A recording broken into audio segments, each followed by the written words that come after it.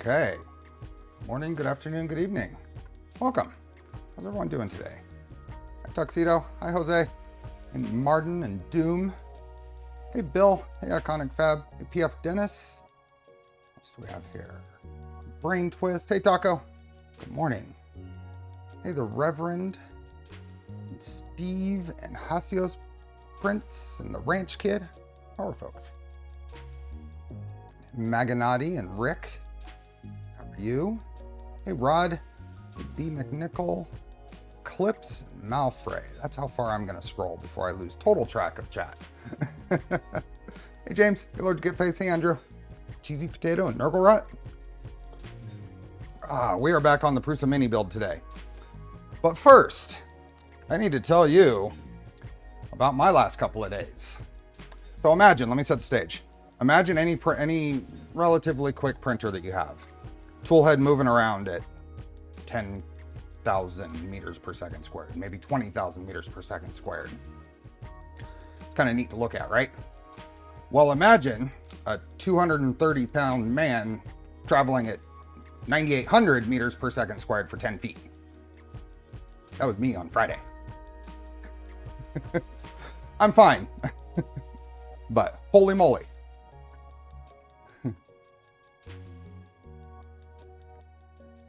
Yeah, I was working on shed wiring and slipped in the attic and found the absolute quickest way to my kitchen floor. So, hey, Wick Central. Hey, Leonard. Hey, Viper Fegley. Hey, Derek. Welcome. Hey, Mike. So, yeah. The absolute worst of it. I don't know how, but the absolute worst of it is right there.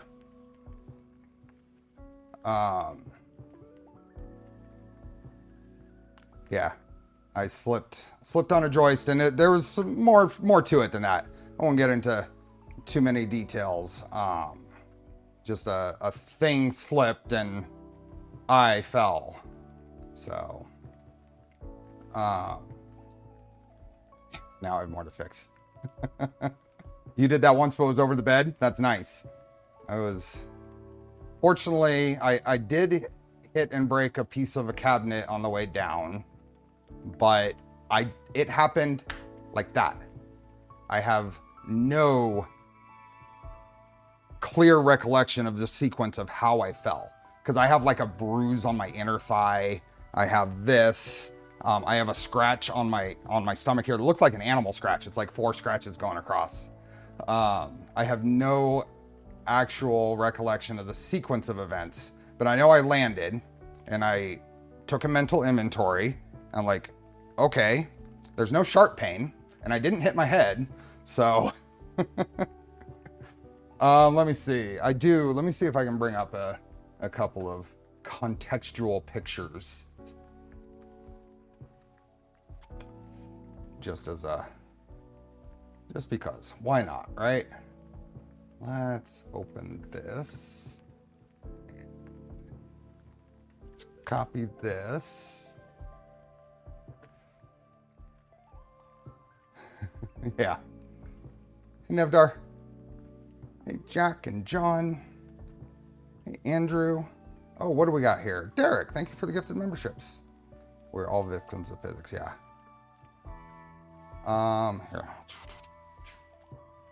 That will work. So this is the exit point. I was running wiring that is going to power the shed, so it had to run through the attic. So let me see. Gotta just check. You're actually okay enough to be. Oh yeah, I'm fine.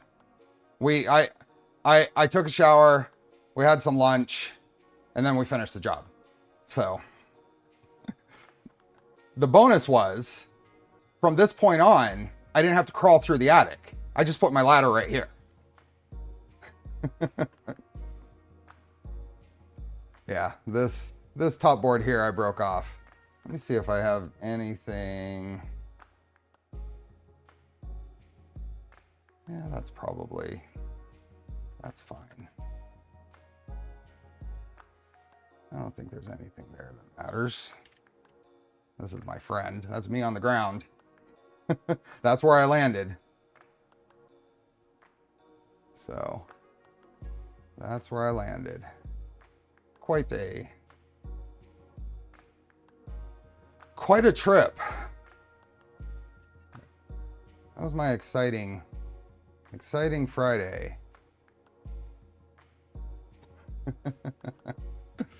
Are you a licensed electrician and or drywaller? Neither. I will be having the electrical work inspected per regulations, but it's not required that a licensed electrician do the work. And a drywaller for this case, I have a couple of areas that could be fixed. I think I'm going to end up hiring someone because this is right in the middle of the kitchen. If I do it, you're going to know. I'll have someone else do it.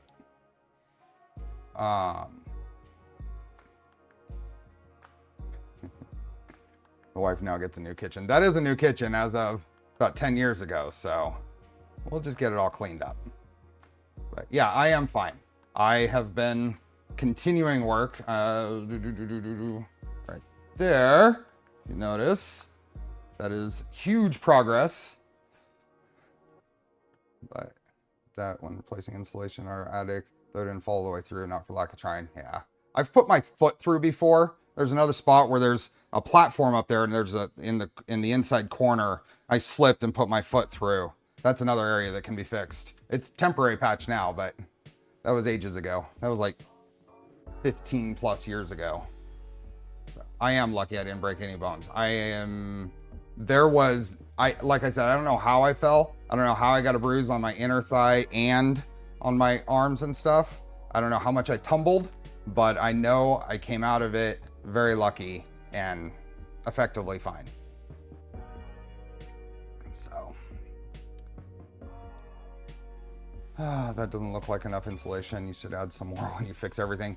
At some point, I probably need to just have the insulation redone on the whole house because I've been up there so much running network cable and other things, and other people have been up there installing solar and all that. So yeah. Had it all up for the drywall guy. Yeah, exactly. There is a walkway up there, but it doesn't extend everywhere. What is this? Holy moly, Timor. 85. Happy birthday, Timor. Everybody say happy birthday, Timor. You know how you fell? Sounds like you had a good night. Yeah. Fell through a roof years ago and rod and beam gave way. Fortunately, just straddled a joist. Ooh, that can still be not pleasant. Happy birthday, Timor. 85. Congratulations. The runs pretty scraped up, but no worse for wear. Okay, so let me put this over here. Let me get this going. Yeah, Cascade I'm very pleased with the progress. It will be, at this point, it will certainly be at Rocky Mountain. Even if I make no more progress, it's enough to see a lot of it. So if you're going to be at Rocky Mountain, I'll have that and then a whole bunch of other printers there. Okay. Oh, there's another thing we're doing today. I almost forgot. We are going to, let's go back here. We're gonna do a little thing. See if Felix is gonna have a little fun. Felix is obsessed with these little felt pom-poms. He discovered these in my wife's craft room, and he will come in and snag one and go run away with it. It's very cute. It's gotten to the point where April will set them around just so he can do that. I'm gonna see if he will come up here and take the bait throughout the string. So we'll see if that works. But I want to start by bringing him up here and letting him know they're there. What do you think?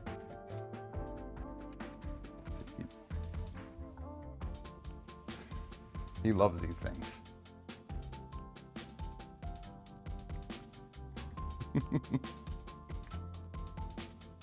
Hey, Morden.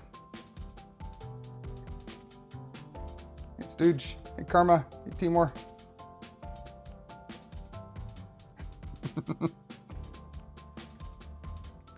So he knows they're there now.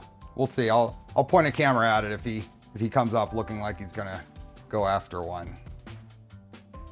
Oh, there we go.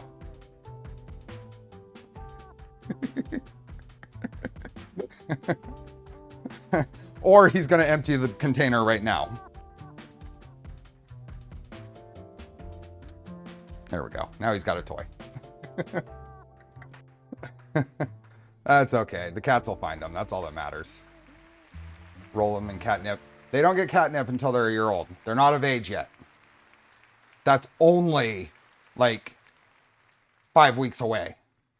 They will be a year old in 5 weeks.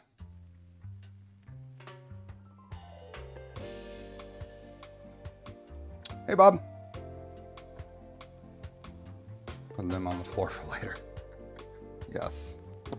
So, let's see. He will remember. In the meantime, we can do that because they are deciding to settle in early today.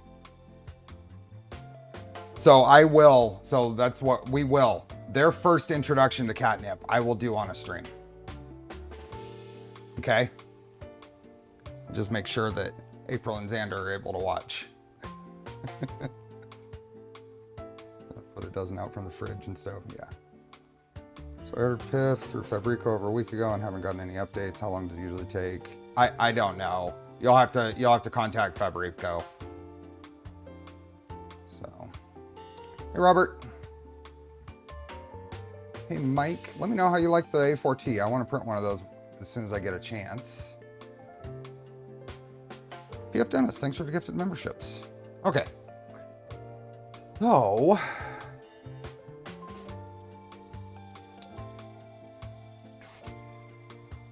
hey Laura, hey Sean. I need to find the instructions, the assembly manual again. And we need to work through something I discovered.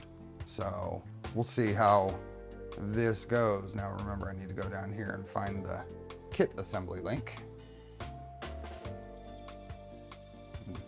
Here, and we're all the way down to, we were here at the extruder and x-axis.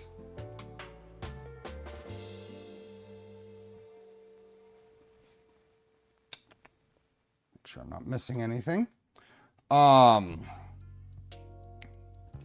So what I found out, and we're going to need to do a little bit of disassembly to investigate, but let's go here. Stuff out. What I have found out is it appears that this side of the gantry is closer to the bed frame than this side. It was 2 millimeters, and I kind of pushed to make sure things were in all the way. And it's down to about 1 millimeter out. So I want to see if what I suspect is there's probably something in the where the rods go in, maybe at the end, maybe something gathered at the end, even though we can see the ends and see that it appears to have gone the whole way. I feel like it's probably something that's just a very tiny bit of something in there. So that is what we're going to start with today, is investigating that, because if we don't pay attention to those little details as we go through, then we're going to end up finishing the build and wondering why the mesh is weird or something like that. So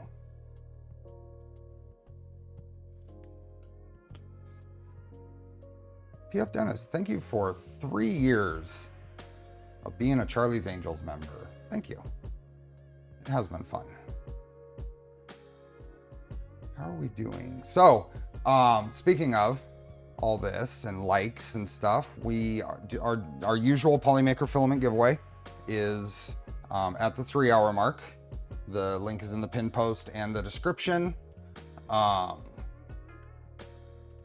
We try to maintain at least a 50% like to viewers ratio. So do what you can there.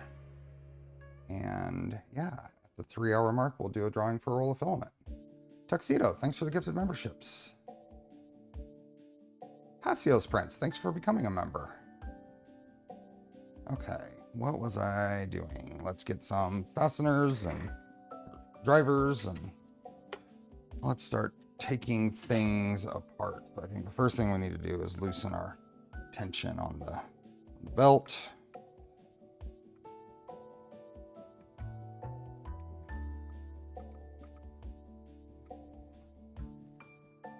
Let's see if I can push that all the way in. Just loosen these quite a bit. There's a way to get YouTube to default to live chat. Yeah, I agree. Oh yeah, it's May the 4th. Happy Star Wars Day. I seriously contemplated wearing my Star Trek shirt just for the fun of it. But then I thought about it too much and kept thinking about it and then decided not to. I decided to play it straight. I like this shirt though. This is a very subtle Star Wars shirt.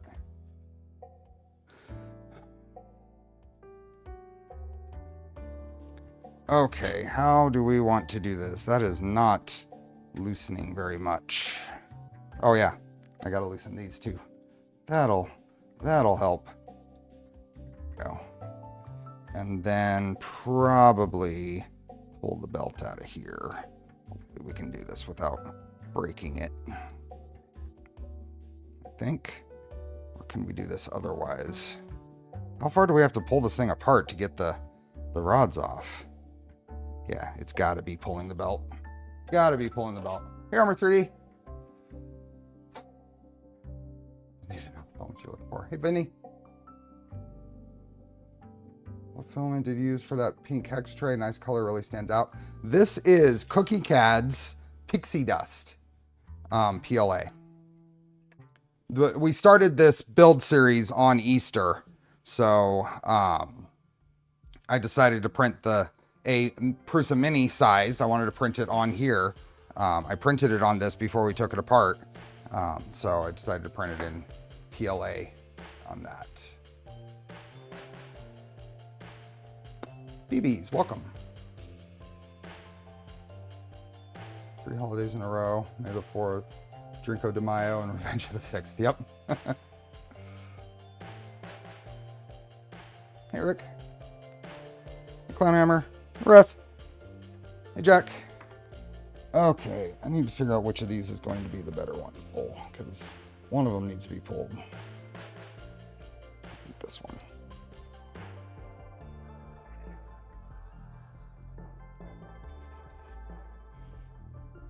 I want to break it. I want to break the printed part.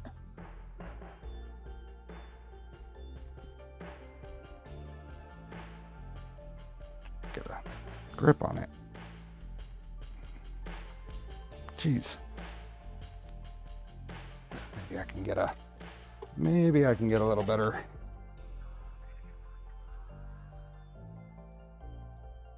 Oop.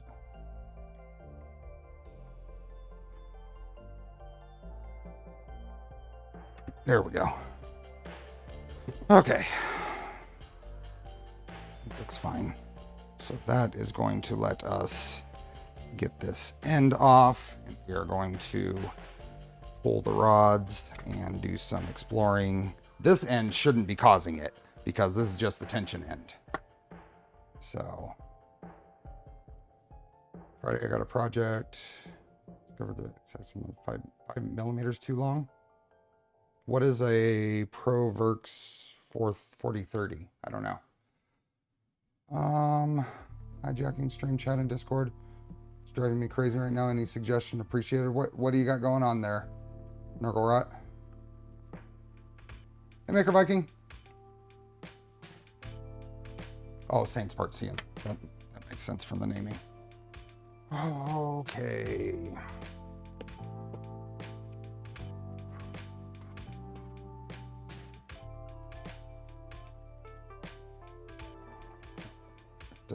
Loosen these.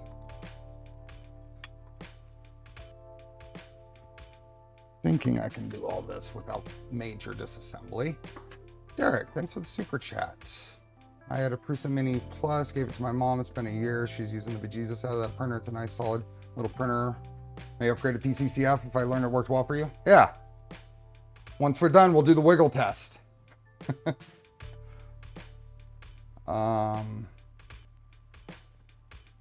on a second. Let me keep wanting to. There we are. Okay, so you posted in the stream chat on Discord. If you don't get an answer, let me know and I'll look at it after stream.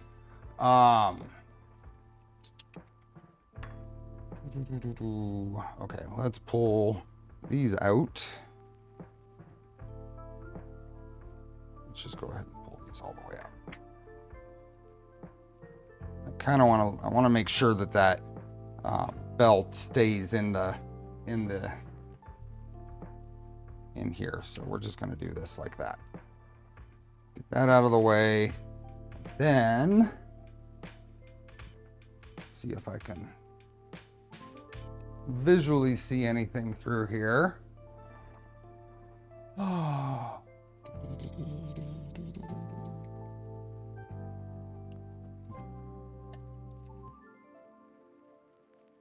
Not really, but what we can do is take a 8mm reamer, make sure it's clean. Used it just the other day. Run this through. Really, we care about the end. Make sure there's nothing in there.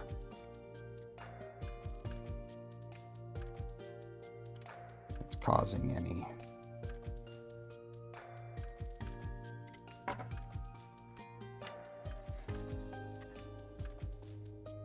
There's something on there. There we go. There was something on the end there.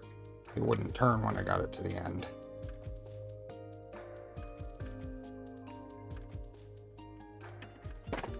Oop. Bye-bye.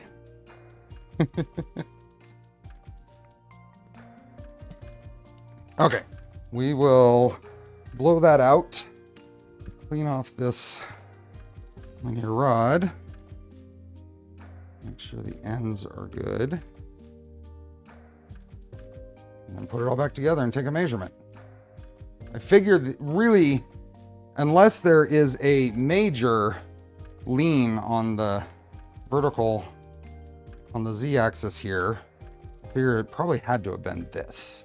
So I'm gonna blow these out just by blowing into them, but to save your ears.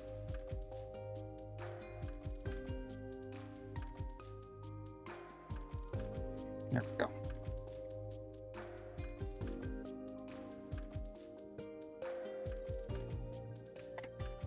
Let's put it back together.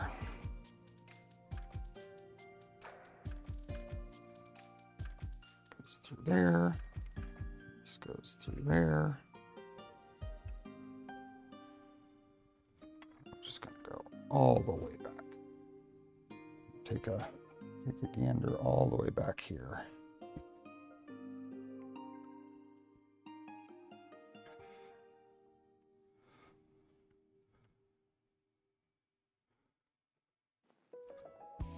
Oh. Anybody else working on projects, gearing up for Rocky Mountain? Murph?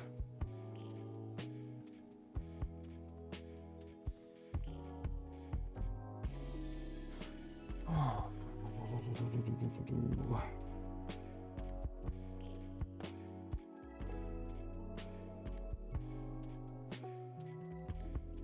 Okay, through here. All the way. So.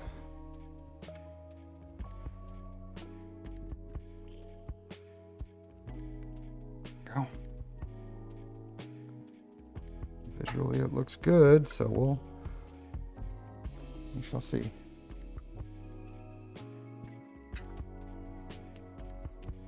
I don't know if that would actually cause it, but thinking about it a couple more seconds, thinks it might not. Trying to get my project backlog to stop growing, so I'm going to travel light this time around. That's what you say. That's what you say, but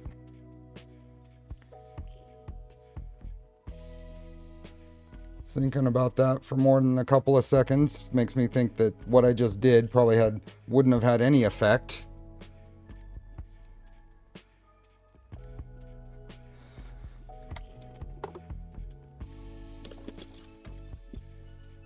So we will be checking the column next.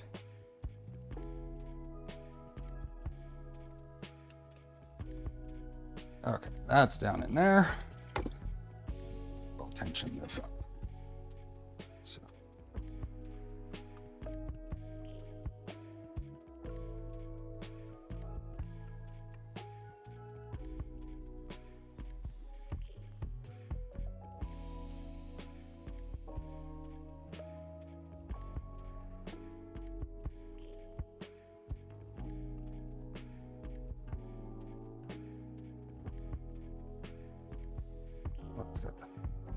Touch first. There we go.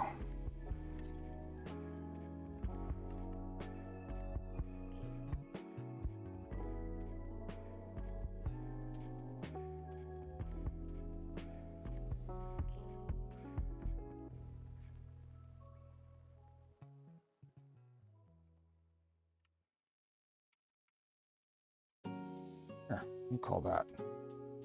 Okay. Hey, John. So let's set this here. Let's see if we can get a view on what I'm seeing. Ooh. That'll work. Now, and this is just, I mean, I'm using a ruler here, but it was pretty obvious when I was looking at this before. So straight, so we're moving the carriage until I can make this straight up against the, so perfectly vertical. We're at like 186 to the top of the, 186 to the top of the extrusion, or to the rail.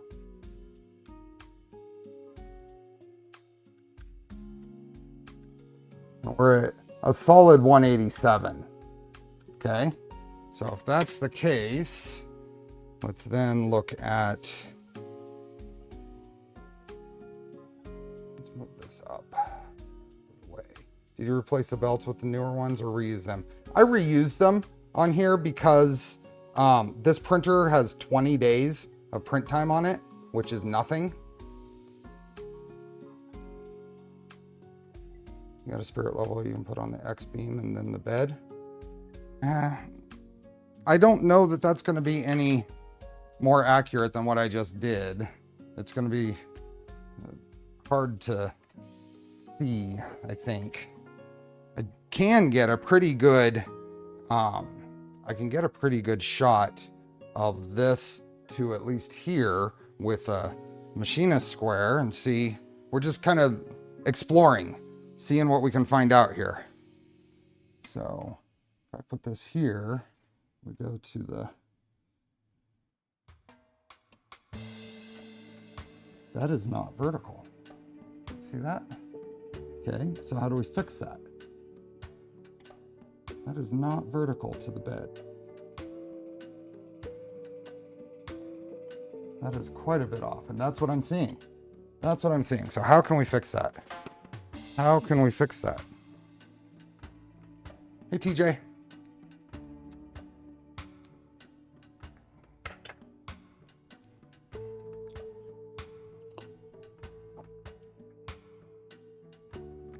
What would cause that? But what are we shimming? But what are we shimming? Hey, Keith, welcome. Just kind of thinking about this. So we have, so if we look at here, we have, actually, let's see. We have the attachment points down here, and we have up here. this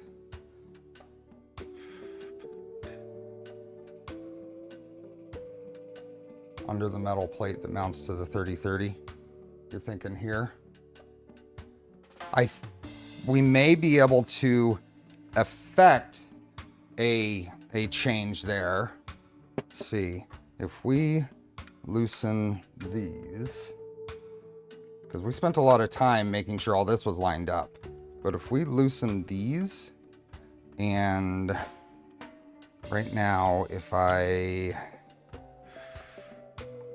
want to loosen the rods just so they can move around, just so things can move around. I know a bed mesh will come for it, but this whole build is extra. We're replacing the parts on a Prusa Mini with polycarbonate carbon fiber parts.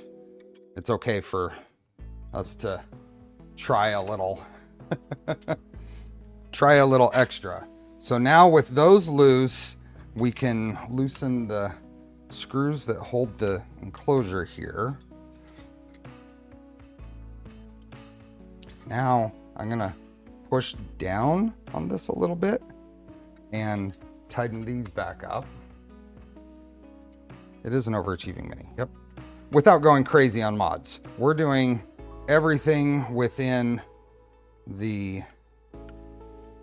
now I'm gonna tighten this down. So if this came down any amount, tightening this down should lean the whole thing over just a little bit, right?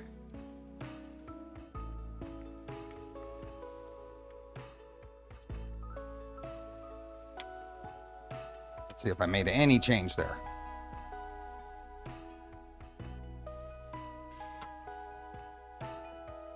Problem with bed mesh, it builds in a warp. Yeah, it does.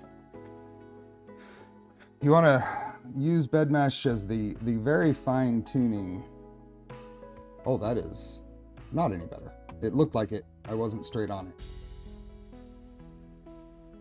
Why is that so far off? Aha, I got an idea. This is all reliant on this extrusion right here being parallel to the bed. It is on separate pieces. I bet you if I loosen these screws and twist that whole thing, will affect a change. That extrusion right there being bolted in the front and back is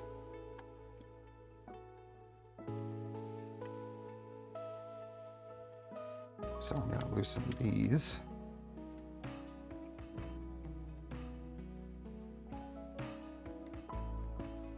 We're gonna, oh yeah, look at how much I can bend that. We are going to guess, so I'm just gonna use the weight of the bed carriage there to see where we end up. We're looking for change here, not necessarily the final. Same thing. Just let the weight. Derek, thank you for the super chat.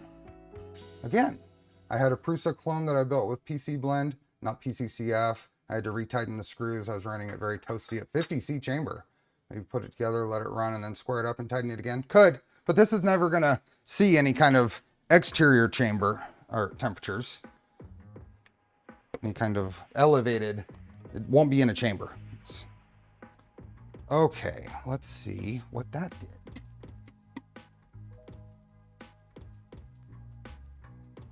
Oh yeah, look at that. If anything, it's a little bit the other way. So that is where our change is. That's where all of that is. That actually went, see, slightly the other way. So maybe, can I clamp this here and kind of use that as a, maybe clamp this to the bed? Let's see if I can clamp the square to the bed and use it as the gauge when I'm, let me get a little C-clamp.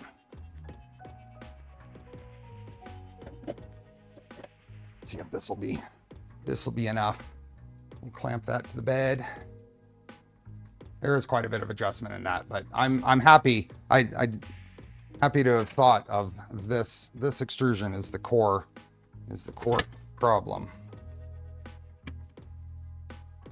So I think. And there's a screw here you got to be careful of, because there's a screw that interferes. You have to make sure you're on the flat part of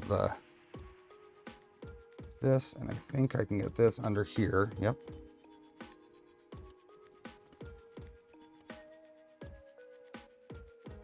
You know, we talked, or at least I talked last week, about working on this cascade has really got me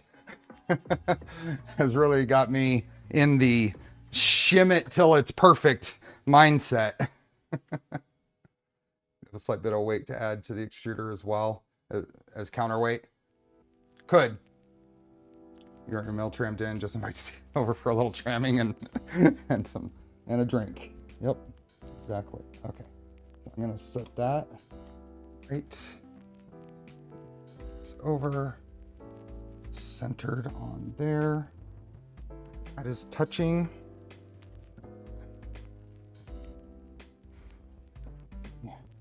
Centered. Should at least be able to even see that. Okay, so now we can see a little bit. You can see my finger through there. That's the gap we're working to correct. I think what I want to try is eliminate these foam feet as so I'm not fighting with those. I'm going to lift this thing up onto my 1, 2, 3 blocks. Make sure we're on.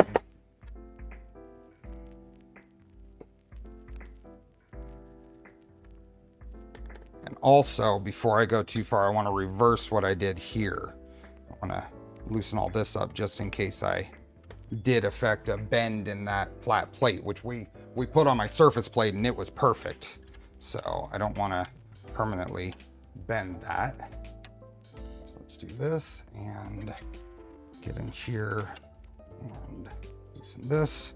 So all of that should, and then we'll tighten the top to bring that up. Brings the electronics bay up to that level. Put rails on it. Bolt it to the fixture plate. There. There. Look at this. We still have a little bit of a bend there. Let's see if I can shift this around.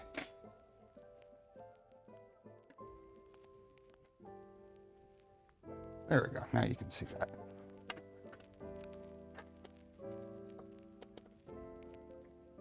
Okay. We're going to loosen these up.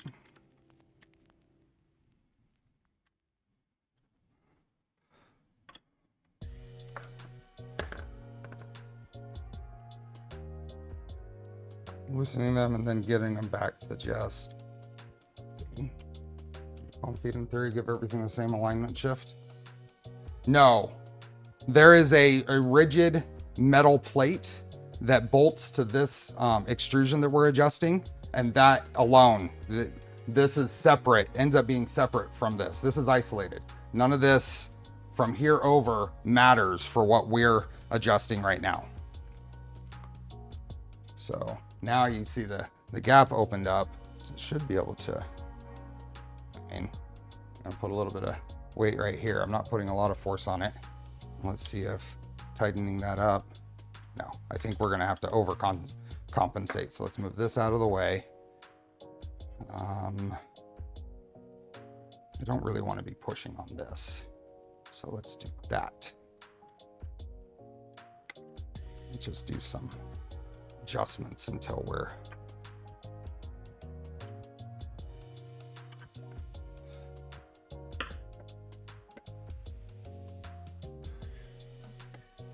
we went too far. So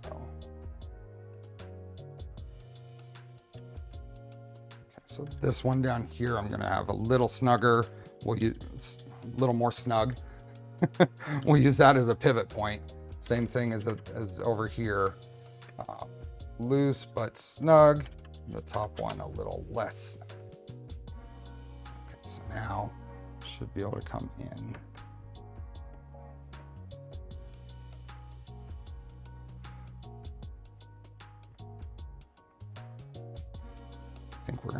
to also readjust my, I'm gonna have to loosen this and actually check because we're changing that distance every time we do this. So I can't rely on that being.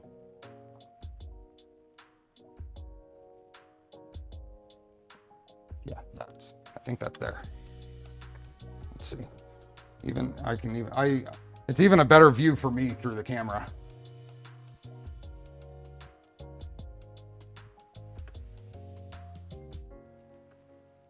There's a little bit lean in, so I need to take the top out just a little bit.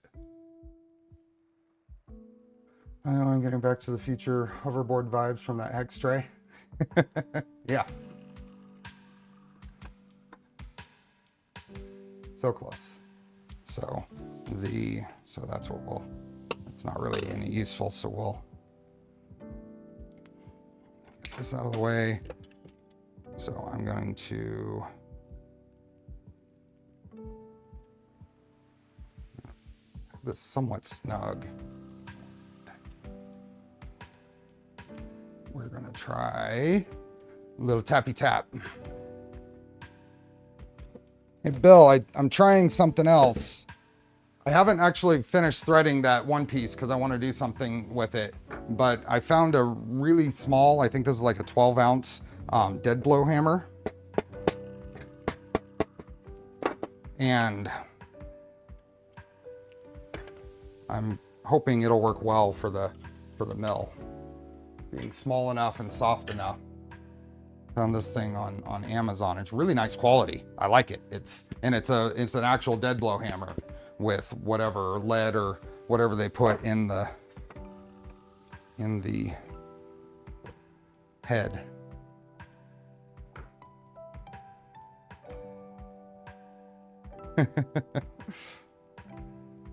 It's pretty small. It's pretty small. At the very least, it's going to be useful other places too.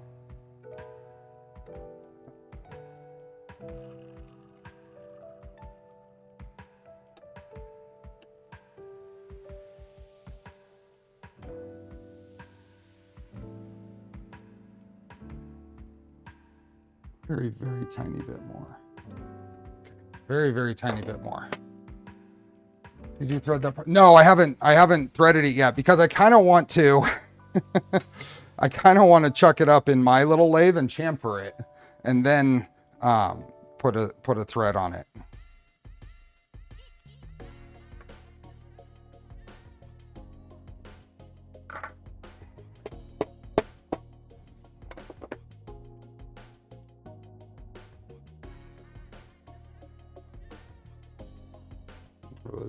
Beat it to fit, paint to match. Okay, let's try this again.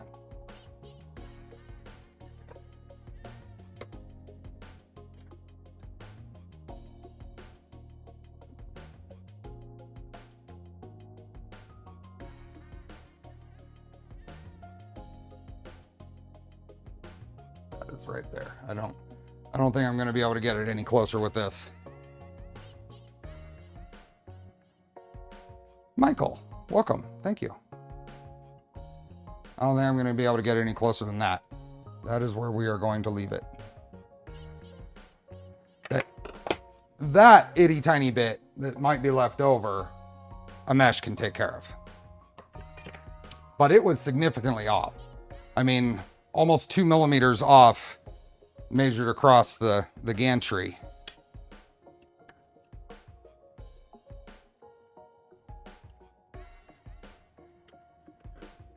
Almost as good as a unicorn there. I'm effectively chasing unicorns, right? Is Rhett still here?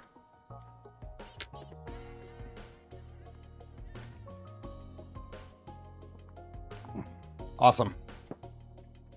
Okay, mystery solved. I went on the wrong direction with the rods. I should have thought about that a little more. It would have been obvious that that wasn't going to change it.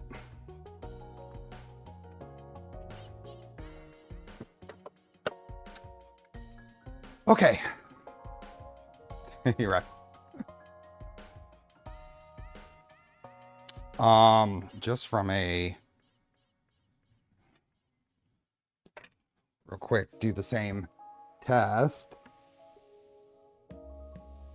We are at, let's go, right at 240.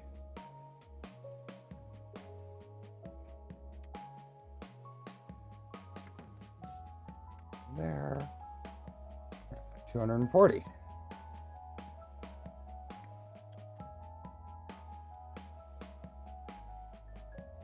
Mentioned in sheet metal design. I've touched a little bit on sheet metal design in Fusion. It can be a, I have to look up tutorials for anything I want to do in there, but it's fun. It's a cool thing.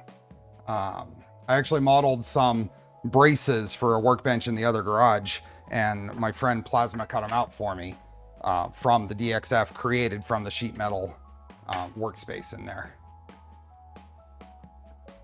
Okay, let's continue the build. We were at, let's see, we're no more bearings to install. We're done with bearings. So are we past this? Extruder assembly. Oh, that piece.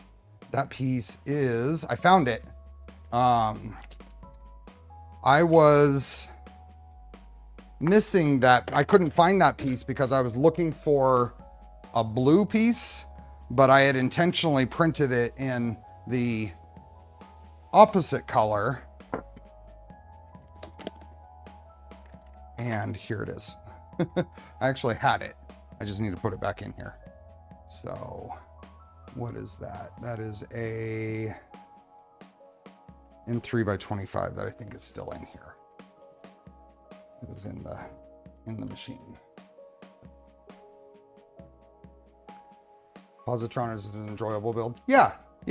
Taylor and I had a good time building that. We did the Positron collab stream quite a while ago. Now to get out the surface plate and height gauges.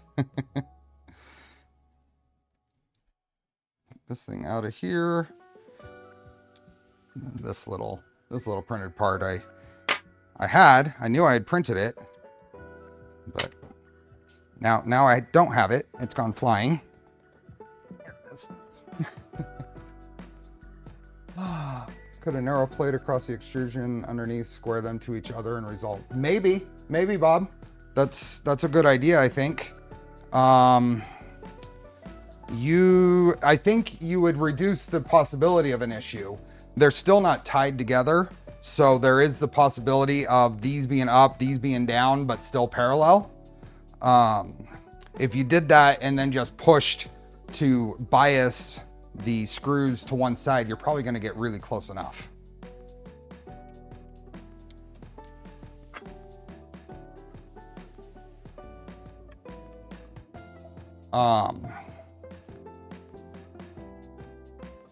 Maybe not even necessarily dealing with a narrow plate, but maybe building this on top of something flat that just touches the extrusions, like a couple of 1, 2, 3 blocks under there, and pushing down to tighten things up. You're probably going to get close enough.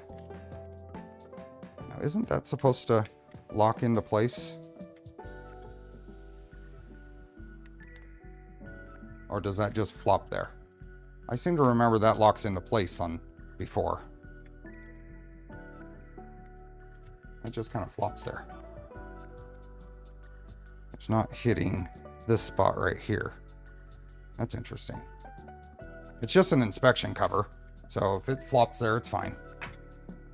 Maybe not ideal, or intended, but I was thinking an expensive part to suggest for V2.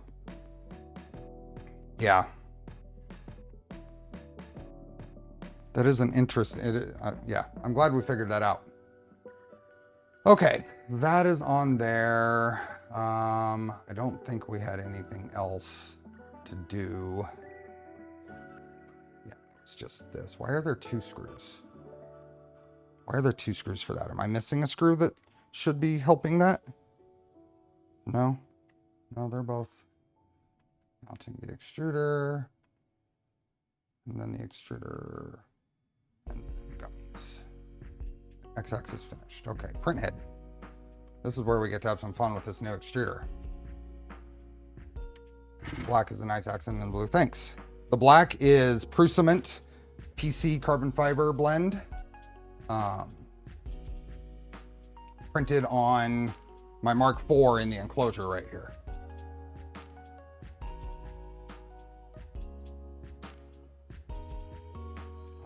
Okay, so we are into, yep, tools, and we got the hot end. This is going to be fun because we need to, so here's what we have. Let's go to this camera. So this is what we are putting in. So let's talk about this a little more now that we're at that point. So this is a hot end that was given to me by Lionel at Swiss 3DC. Is that right? Link is in the description. I met him at Rocky Mountain Rep Festival last year and was introduced to this hot end, clever hot end that he's developed, and ran into him again at Formnext in Germany this last fall, and he asked if I wanted to try one out. So I said sure, and he had a selection of them there. So what I walked away with was the Prusa Mini assembly here, which is already on a Prusa Mini heatsink. This will bolt right in. We'll have to deal with some wiring. But I also have all the parts to take the heater side off and put it on a Revo Voron heatsink. It's all pretty modular. And if we look at their website, you can see that they have a really cool configuration utility here I was looking through. And it will give you, let's go custom. If we go, oh, well, let's look at Voron. Let's see what it says for Voron. So we can use a Bamboo Lab with different melt zones. So there are configurable melt zone lengths for different amounts of flow, and you can see that over here. Claim 22.5 millimeters cubed per second, 24, 27.5, and 33, depending on how long you go. Bearded Printer, thanks for gifted memberships. I have one, it's so cool, and love to just change the nozzle for the fun of it. Awesome. Hey, John, welcome. Go with any V6 type heatsink, E3D Revo Voron heatsink. So if we go here, this is basically the parts, and I have those in a box around here. But the rest of it is all, I'll just show you on camera here. So the way this works is the silicone sock here has a little spring, metal spring in there, spring steel clip that holds this spring-loaded heater blocks closed around your actual nozzle. So that's all there is to it. There's two ceramic style heaters here. Put this thing in here, close that up, and then throw your silicone sock with spring clip over it.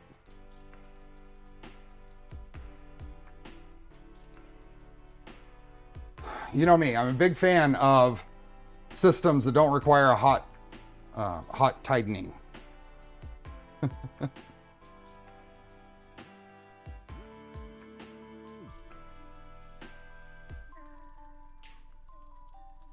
So this is what we will be installing. Now these are 30-watt heaters each. The combined draw on this is going to be more than that, but Lionel said he's had it installed in a Prusa Mini. It worked just fine, so we're gonna go with that. And we're gonna hope that the thermistor, that the Prusa firmware is happy with the thermistor. But Swiss 3DC. So the link is in the description there, John. It's swiss3dc.com.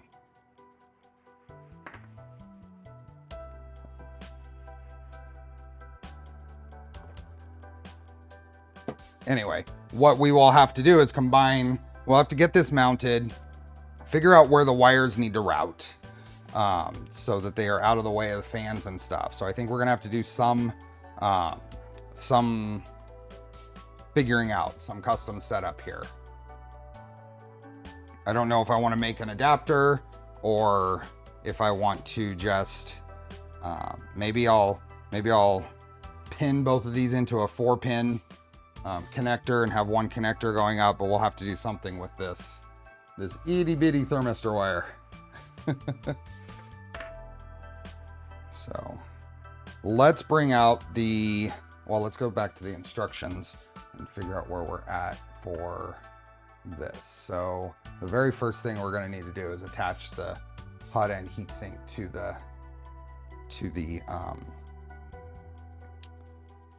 the carriage. So, yeah, they will be in parallel, Bob. So it will be does the math work to where it'll effectively be a 60-watt heater as far as the board's concerned? It's 230 watts. They are fairly isolated, 2 different pieces here. So Lionel suggested not to just run one heater. So, but they are only 30 watts. So, where is let me bring out the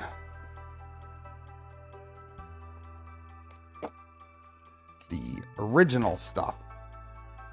So we have a bundle of the original stuff here, and that's the switch for inside.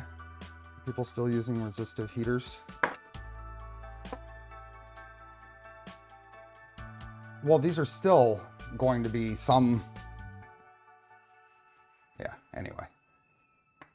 Revo high flow works fine on the Mini as well. That is what does that end up being? A 60 watt? Is that right? Is that a 60 watt heater and the regular one is 40? So.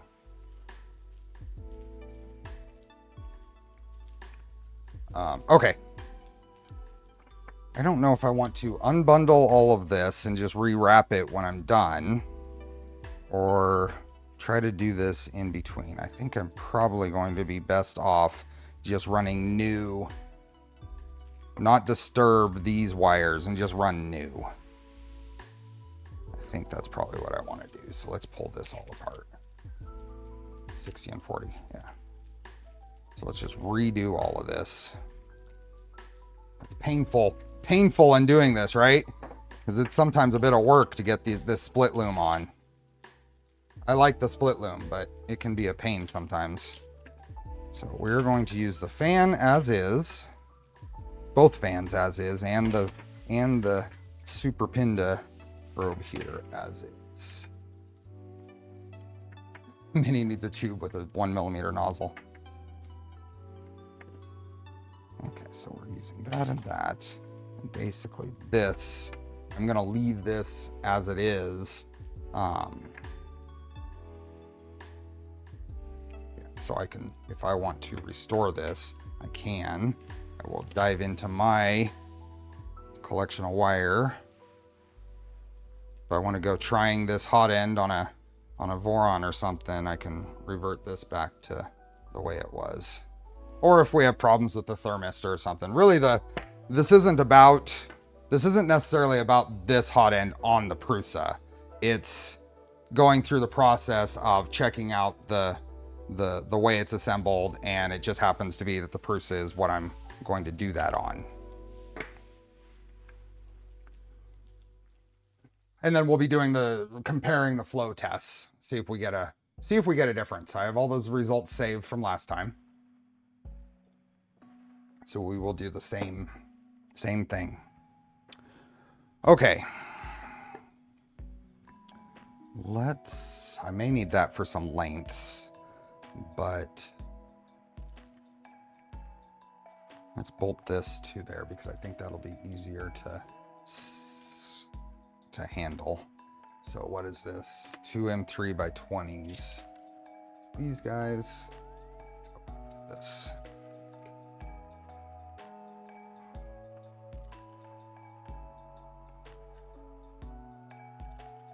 There and there. Here. Down here.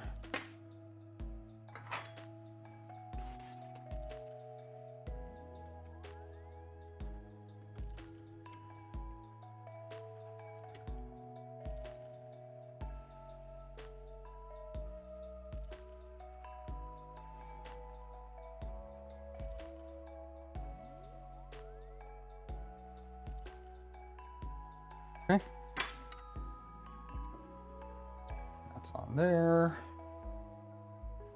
Through, we can put the fan on. I guess all these wires will give us the lengths that we need. What do we have?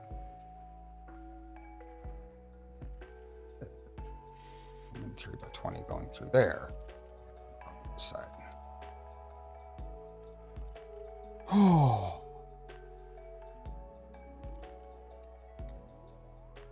This is going here and in.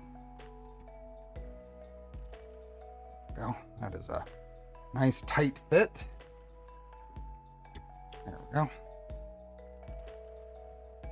We're almost out of screws, so we got to be awfully close to having this part assembled.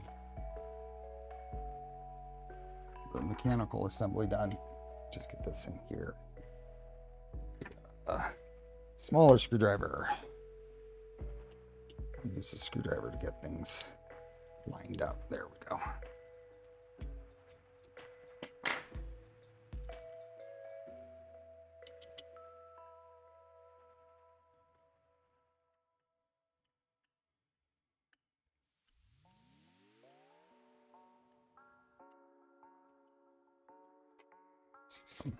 Some dust down in here. There we go. Can't be putting this thing back together dusty. Okay, then fan. It's gonna go in there. Goes on there. Okay, so this is where we're really going to be seeing how the setup goes as far as grab these wires and leaving that fan mounting tab on. Yeah, why not? It comes that way. We can hang a streamer back here and watch it fly in the wind as it's printing at ludicrous speed.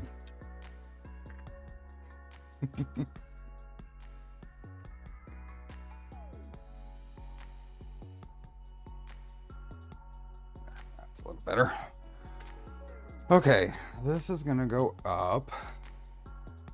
This has a, this goes here. Is that what that's saying? That goes on, that goes on. And then we're using an M3 by 30 or 20. 20 through there. Now, this wire is what I'm really gotta figure out what we're doing with. That's gonna go in there. That can't go right there. Is there enough room for it to, can we bend this back here and down and straight up kind of the side here? I think.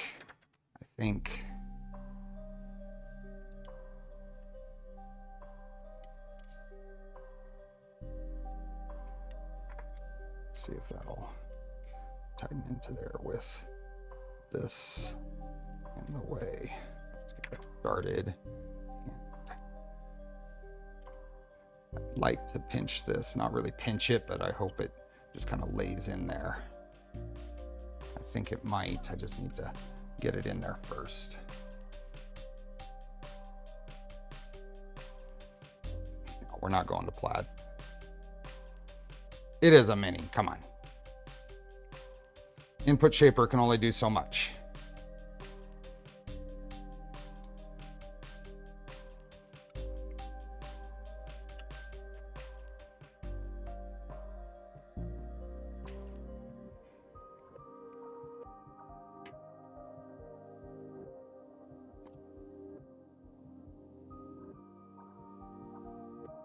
There's just enough room here if it doesn't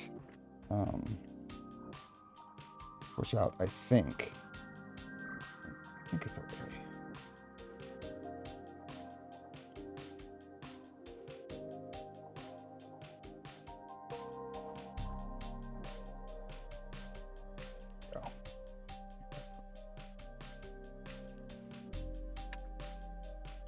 don't want it squeezing out otherwise.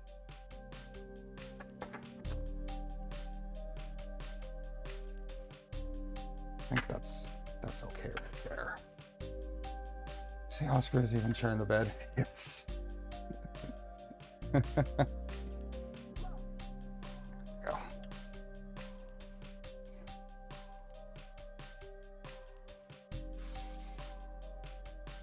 Okay. Then we got this thing. There's a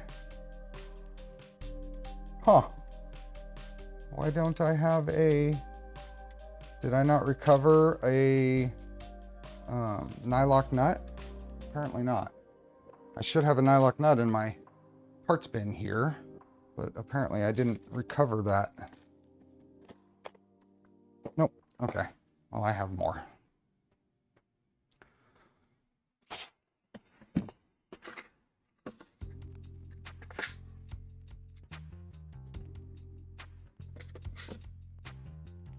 I have more. Let me check on my print here. Yay. Print is doing good. It's Cascade parts. Printing an Ambrosia PC CF red for the Cascade here. Oh no, stop the stream. What? Oh, I have the part. We're good. And that and that.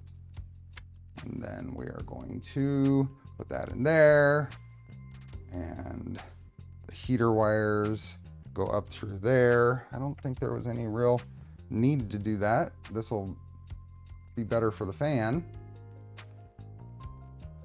Okay, that works. Oh, that's thermistor. They're gonna go up the other side. They're going up the other side now.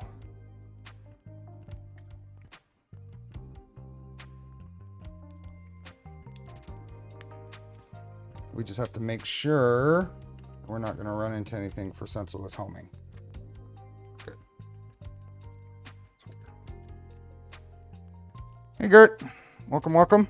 Oh, I owe you a response.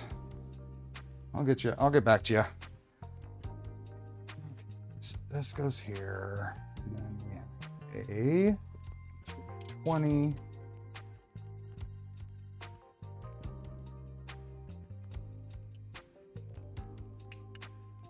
This guy goes in here, and then the one goes in the back here. So lock in there.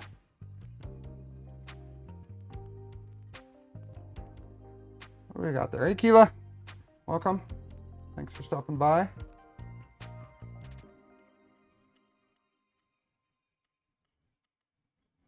Oh, that did not. I wasn't paying attention. I was paying attention to chat. Prusa Mini is a prize win for the trivia at Rocky Mountain. Nice. Let's see. I'm gonna squeeze this in. Where are you? Maybe. Oh, that's because I was squeezing too much. Okay. Goes back here. This should go in. Yep, there we go. Free shipping for the next 12 hours if you want to get it on Cinco de Mayo sale. Pexpeppers.com. Cinco de Mayo sale. Free shipping. Nice. Ron Hot Sauce Spencer win.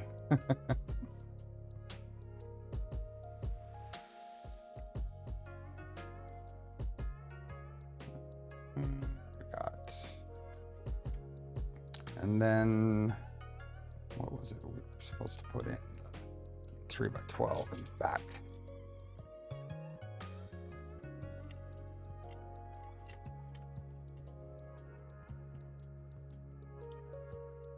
Go.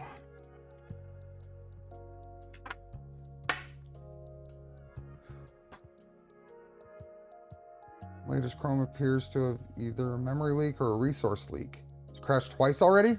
Ouch. And then we'll put the pin to probe in. So that goes there, that goes there. That comes around and goes here. I think this, yeah, this has to come up like that, probably.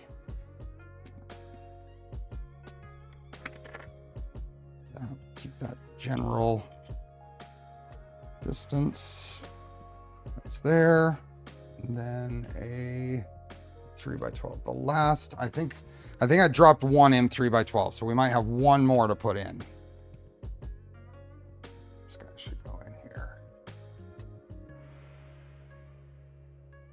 Caramel apple jalapeno sauce. What is the heat rating on that one?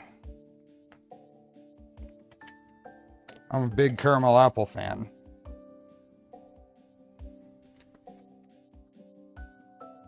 I'm just getting this somewhat close.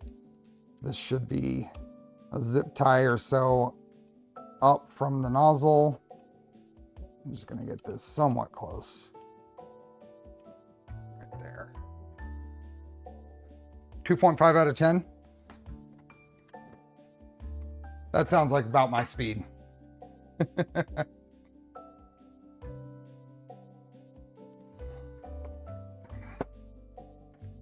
Okay, so that is the Pinda.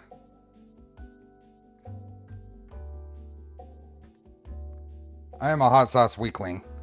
Although I can surprise myself sometimes. Occasionally, I'll have something, like when I was in China, the Szechuan hot pot we went to would normally, I would think, would be outside of my comfort zone, but it was good.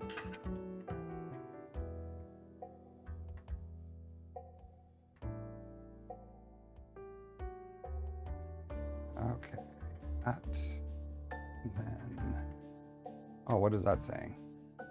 Should be about 4 to 5 threads below. Yeah, that's about right. Maybe an extra thread. Tighten that up.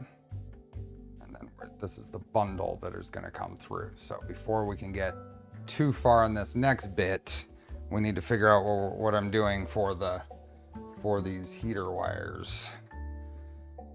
I am getting the notifications. My comfort zone with spice is no spice. Can't do spicy at all. Yeah. Szechuan hot pots also have Szechuan peppers for heat, but that's not capsaicin. Ah, okay. Yeah. So this would normally go around all the stuff, all the wires, and it would attach right here. That's where our last of those screws go. Now, all of these and this need to go do the same thing. I have a mind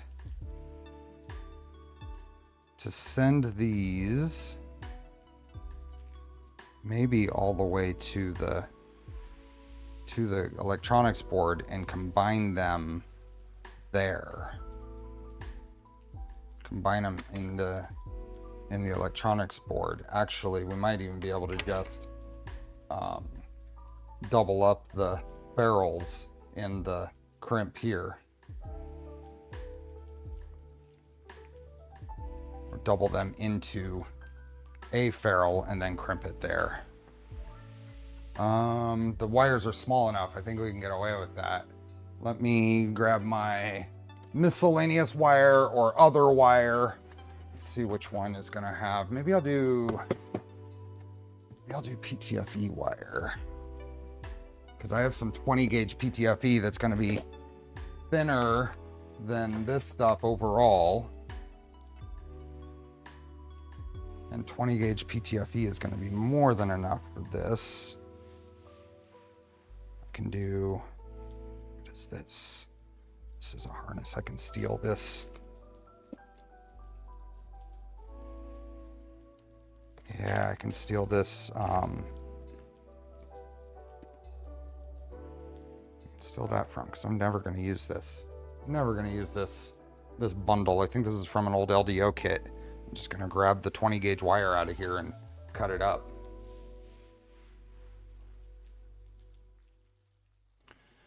Happy May the 4th. Y'all had to correct Jeremy. You tried May the 1st be with you. Nope, it doesn't work. Jeremy, you're wrong. Yeah, this is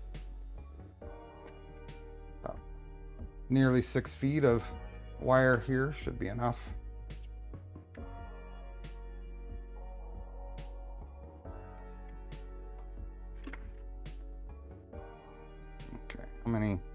There's only one.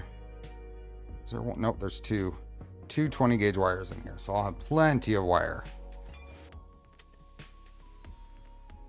Let's take an opportunity to play with the magical microfit pin removal tool.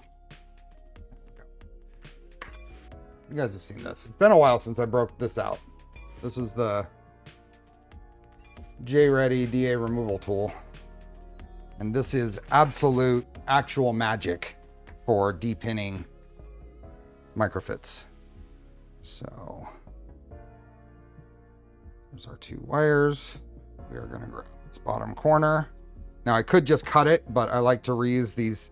I'll have this connector later, but this just goes in like that and doop. And that is out. Hey, Luke. No special. No, I need to print one. I know people have pointed me to stuff to print. I haven't printed one. I'm sorry. And there's the other heavy gauge wire. So we will go there and doop. See? Magic. Magic. I mean, honestly, this 24 gauge is going to be enough for the 30 watt heaters here. I wonder if I should just run some 24 gauge. This is, what is this? Oh, that's 18 gauge. What's this other stuff? Is it labeled? That's 18 gauge. I don't need 18 gauge for that.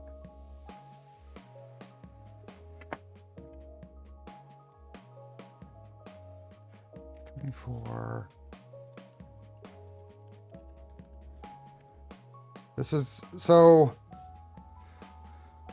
24 gauge copper wire is typical rating of about 3.5 amps, and we're going to run barely over an amp on this. I'm going to use the 24 gauge wires here just to keep the harness slim and thin.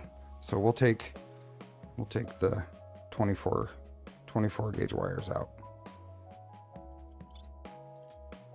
So 30 watts, 24 volts is just over an amp.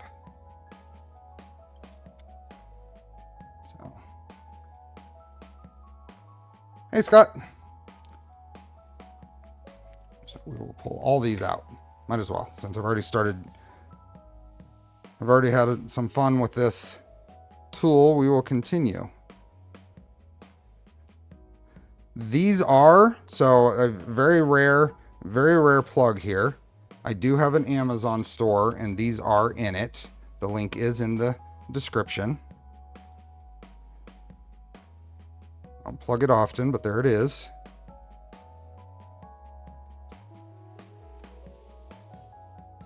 But if you're doing any of this work,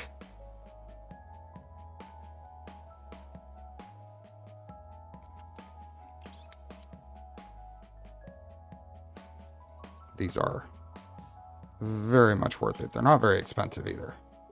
Or at least they didn't used to be. Nadir, thank you for becoming a member. Let's see. Make sure I didn't miss anything. And to find explode. Happy Sunday. Happy May the 4th. Late stream of building my R2 kit while I watch. I saw a picture of that. I was very tempted, but I resisted. Apparently you did not resist. For the same pusher, the Apollo. They're a lot easier than trying to stuff staples into those connectors. It's away. Needed, it's hugely appreciated. And the root of the tool addiction problem might be since he ordered a mill after playing with mine, I did. Although I think it goes both ways there, Bill, but the balance is greatly in your favor at this point. Dollar-wise anyway.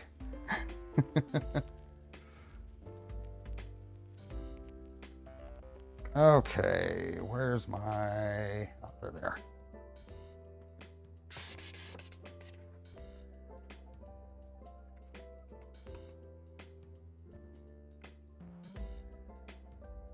Pull these out.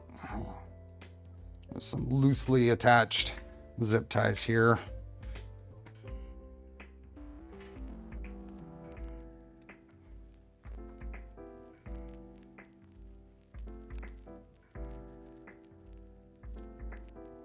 Don't forget to put your mayonnaise in the sink tomorrow.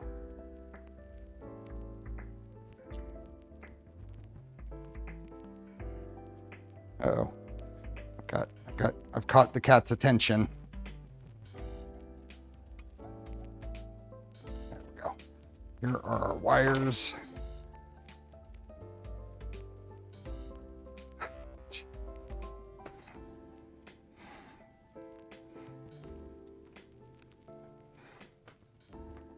That's bad, Scott.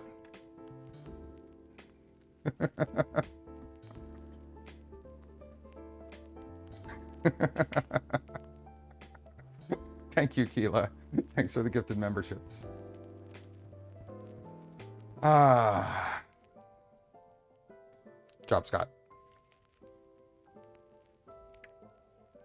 If I count your printers and multiply it by some value, I'm not sure where the balance lies. Nadir, thanks for the gifted memberships. Okay. Let's see here. I don't want to use the 18 gauge. I'm going to save this. This is really nice, thin 18 gauge wire. I'll keep that. I need to organize my wires better, I think. This will work for this 24 gauge stuff will work for these heaters, especially since we're going to run them all the way back. So we'll effectively have two parallel 24 gauge wires for 60 watts worth of heaters. So now, how do I want to do this? I think what I'm going to do is run these. I don't want the wires to rub on the rail, but I don't know that I want to. Maybe I do. I'm just gonna cut them. I'm gonna depin those and just solder extensions on, and I will make sure that the solder joint is on this side of the strain gauge or the strain point.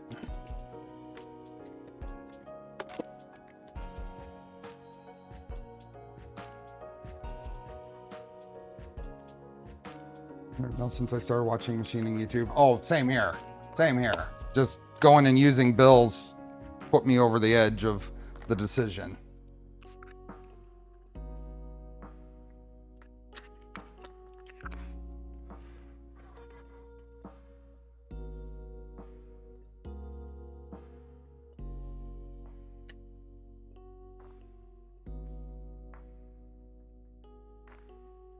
John, now I see you were trying to get that across and I didn't read it all earlier.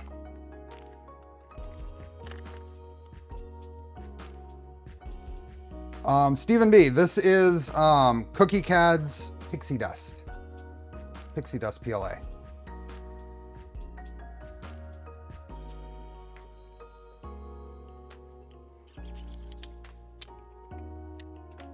Okay, let's deepen these.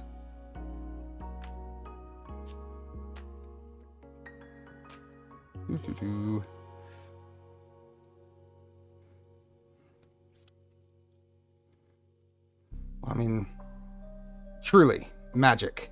If anybody has tried to deepin Microfit 3s otherwise,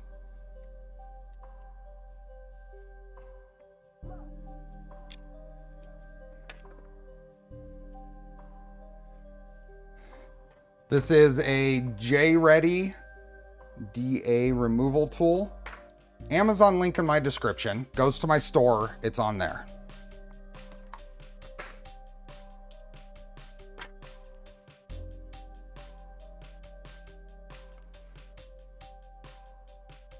I just cut the ends off and throw them away. I can't do that. I don't have to buy very many connectors because I recycle them. And I think that's a good thing. So we're going to keep most of this, and what we'll end up doing is make a little coil here or something, and then the solder joint will hang out here before it goes up into the strain relief.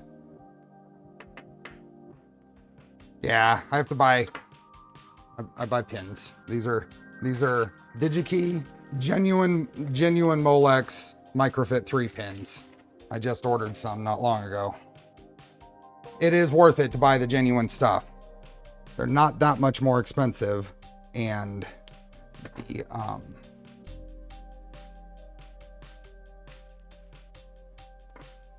the crimp success rate is higher.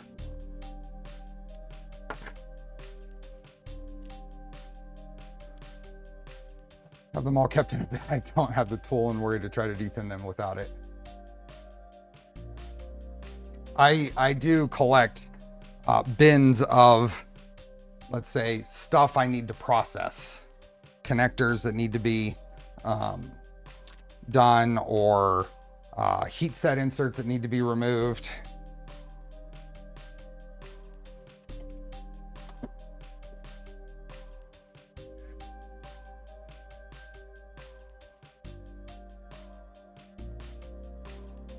Okay, so a little bit of stripping and crimping.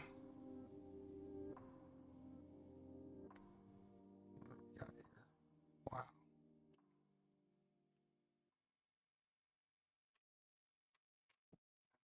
I'm not pulling. And this little silicone wire here, or this insulation, is on a solid core, which even makes me more want to make sure the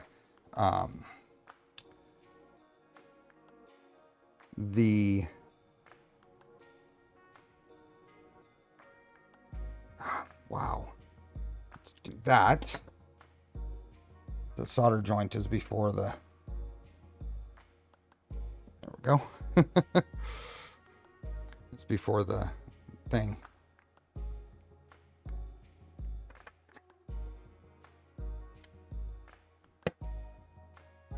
Okay.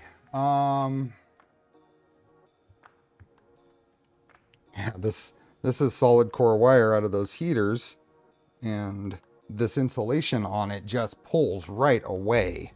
In fact, I think because it's solid core, I might have a little better luck actually just cutting, making sure I get all the way through the insulation.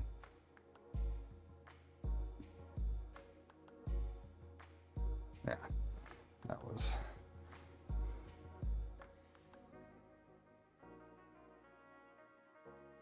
Because any little bit left from the wire stripper is just pulling that insulation away from the.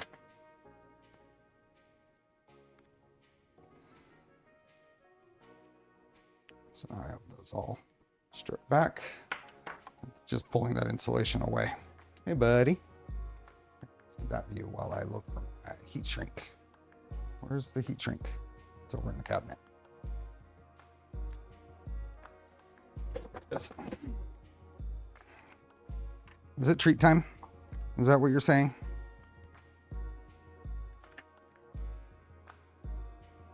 Oh, hey, Lano. Welcome, welcome. We are in the process of wiring up your hot end.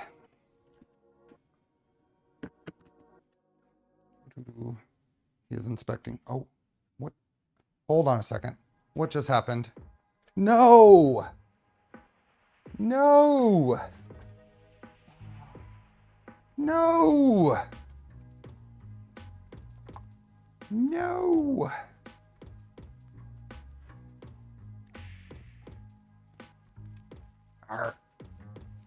Got wires all over that are hitting here.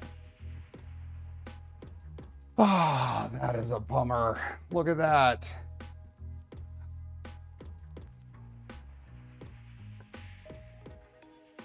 Fail. Fail. What was the T word? The toolboard. The toolboard. Toolboard's at nearly 100C. Bummer. Bummer. Oh, I said treats. That's it. This is printing parts for Cascade. I've got towels over this printer to keep the temperature up in there for this PCCF. What is our, do I have an orbital? Don't save. Orbital config. What is our, what? Oh, Oscar. He's sitting there. Don't save. Okay, let's go back in. He was sitting on the tilde key. What is our max temp set? Probably 100. Max temp on the toolboard. There should be a, where is that? Here it is. Yep. It's set to 100. Fix that.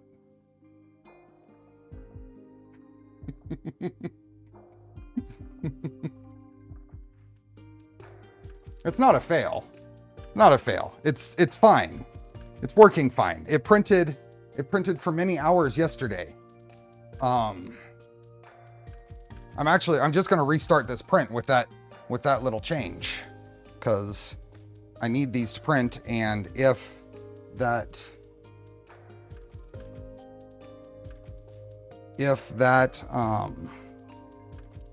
ends up failing, then oh well. But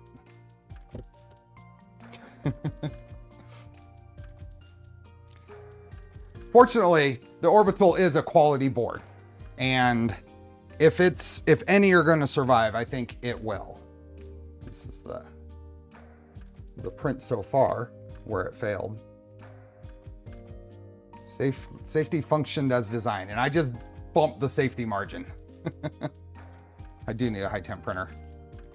The print was not finished. It was only this far. I had started it about an hour before stream, and it was about probably a 4 or 5 hour print. So.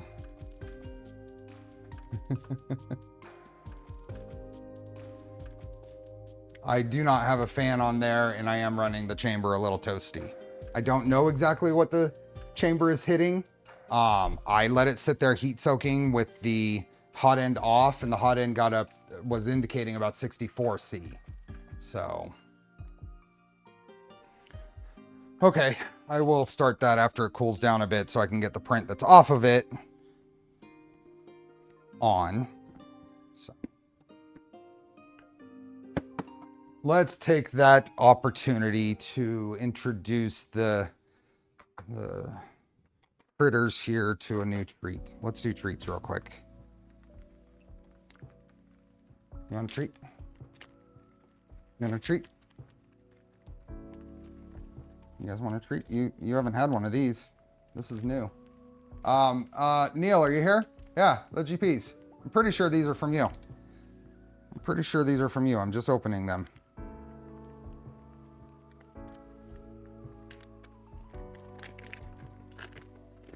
Yeah, what do you think? You can take it?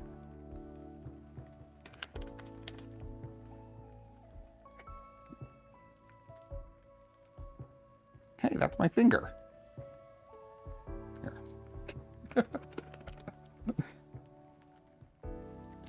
Hey, that's his. I'll give you another one. Those are pretty good, huh? Yep, you like that. Where's that? Over here. Here, one more.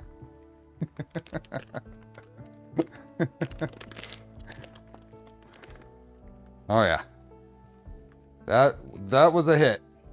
So we'll keep those over there. Keep them motivated to hang out with me out here. Cat crack. Yep. Coffee's gone. Switching to water.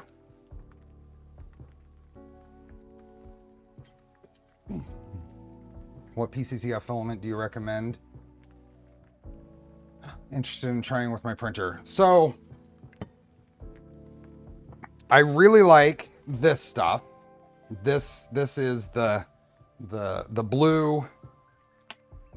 This is the red, and this is the black. The only problem with it is extremely brittle. I've been able to print it on my Tridents just fine. I cannot get this to print on my Core 1. What did print, the few layers that did print, looked like it was going to print great, but that tight bend into the tool head on the Core 1, I think it broke 3 times in the first like 3 layers. So that was not going to work. I've not had major breaking issues on the Trident. It's a gradual enough bend that it seems to be okay. So.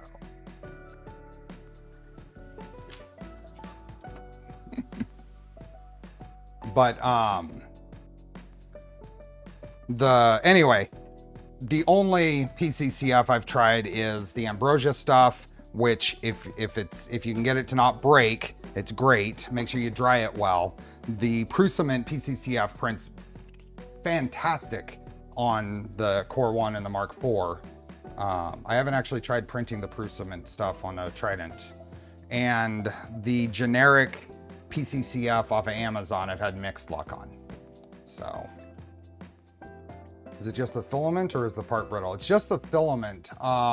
In general, the parts will be relatively brittle, but not, I mean, I dropped a major piece on the Cascade here. The Z stepper mount is a pretty large piece. That got dropped and broke, not along layer lines, it broke across layer lines. I glued it for this because it's a big piece and I didn't want to reprint it. But it can be brittle, but it's CF. It's carbon fiber filled. Okay.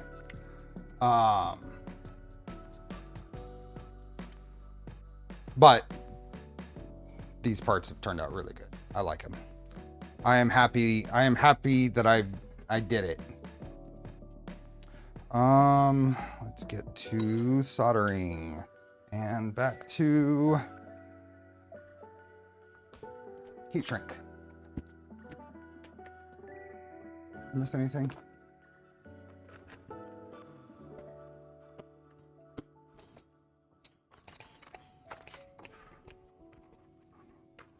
I think these are going to be pretty small. I think I can get away with pretty small heat shrink here. Currently printing the parts for 3 microns and a 2.4. Convince a few colleagues to get into the hobby. Awesome.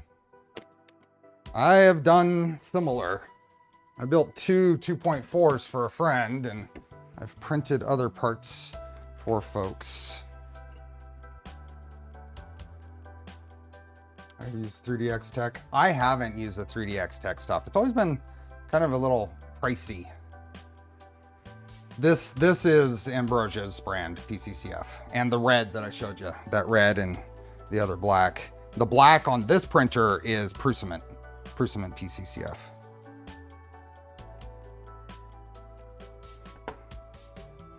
Okay, let's get to it. I want a decent amount of heat shrink here. Okay.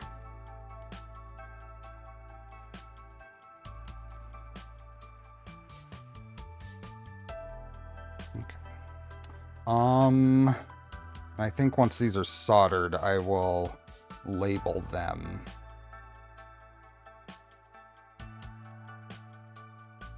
Yeah, I think so. Let's get in here. I still cannot, I need to just order some solder. I hate to, but I cannot find my spool of solder. I don't know what the cats did with it, but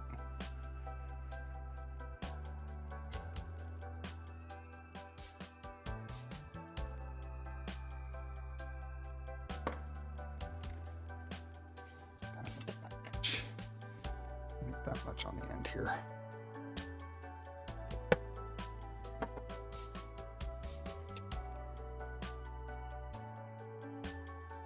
Oh, you know what? You know what? We're going to do something here. We're going to do something here. Dunk. And Dunk. There we go. Give a little bit more stability to that. OmniFixos, you can go outside the base. Think outside the base.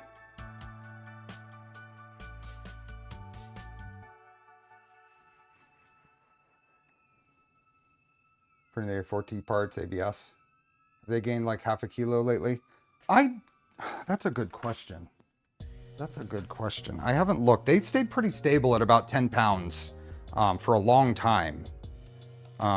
We can find out. Let's see what they weigh now. As of today, Oscar is 10.5 pounds and Felix is 9.5 pounds. So they're full grown at this point. They have not been growing more. They've been that weight for a long time. Oh, I see where you're going with that. You can't really see anything of what I'm doing here.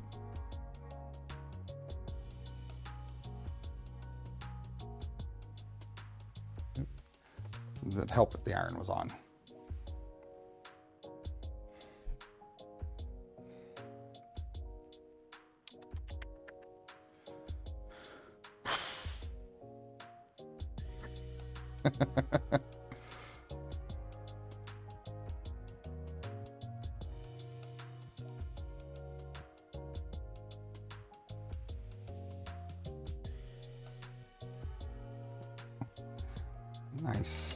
Nice full bit of solder on there.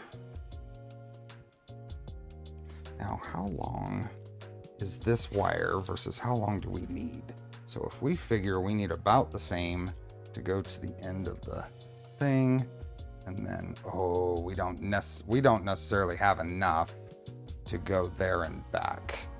So I'm gonna need to have an individual one of these wires per heater, and I'll just have some extra at the end. So that.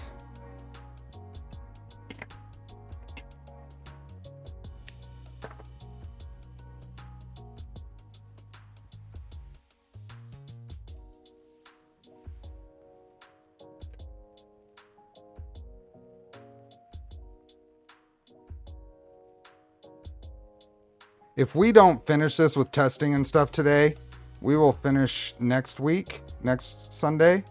And why are you? There it goes. It wasn't. My muscle memory hits that power switch on the iron every time my hand gets over there. If we don't, I actually don't think we're going to finish this in time to actually do the testing we want to do, the flow testing. So we will finish this next week, but we'll probably do something else, a miscellaneous something, hang out and further testing or print or something to fill the pre-Rocky Mountain stream. Maybe get another printer ready for the trip next weekend. Beyond that, I'm really close to having the Core 1 conversion kit. So converting one of my Mark IVs to a Core 1. And that will somehow my order on that, even though it was within the first 36 minutes of orders opening, I ended up in batch 3. So shipping on that may not be until the end of this month.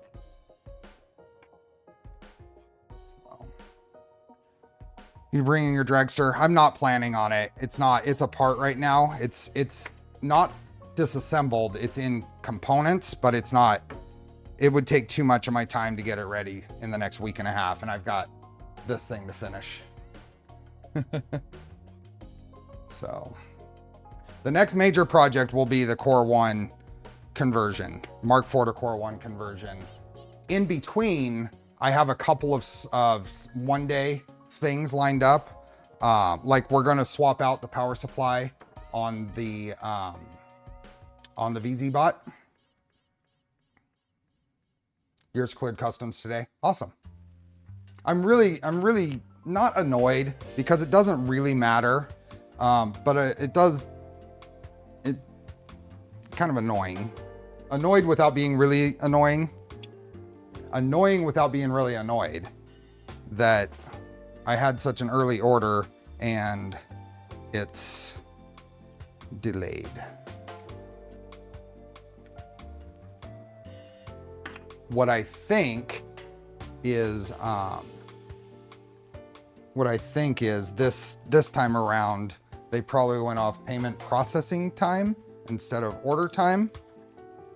And that's probably what happened.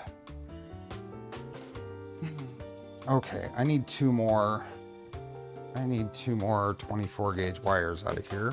So let's grab that. Saw people have added a nozzle scrubber to the Core 1.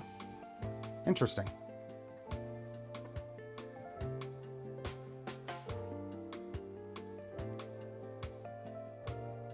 What's your take on the inverted electronics mod for the Trident? Worth the effort or not? I don't get into my printers often enough. In considering what I do here, I think the drawbacks of you're going to inevitably leave it open. Things are going to fall into it. I'm not 100% opposed to the idea of the mod, but I don't necessarily feel like I need to do it. It's not something I would run out to do.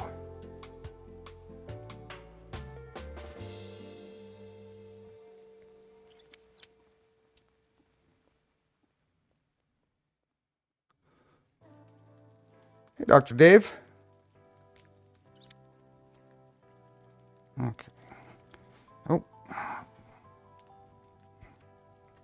Apparently the best cat toy there is, a dangly wire.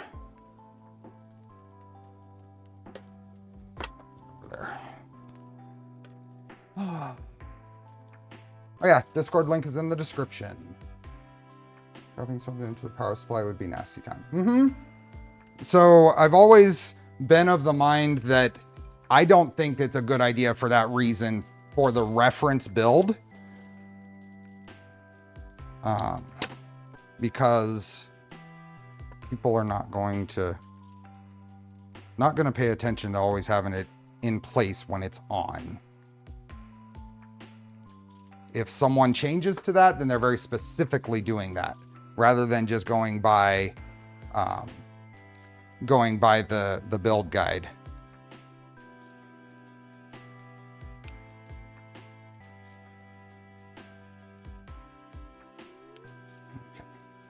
Heat shrink. Speaking of cat toys, I miss Felix's stealthy thief video.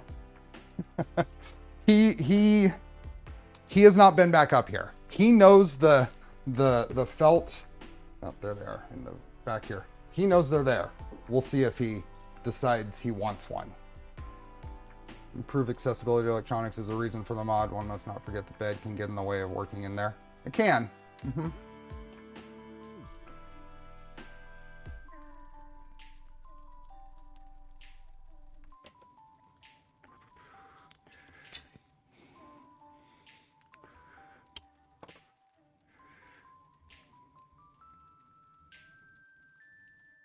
See if I can just get two for. Okay.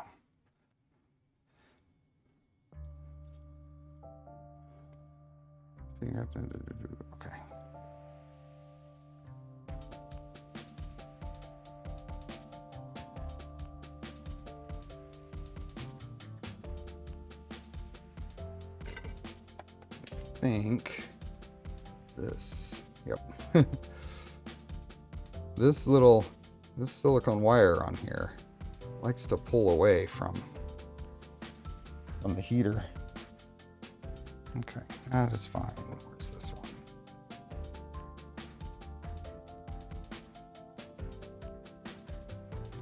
Trying to headache is the bed being in the way of the internal spool holder when I switch filaments.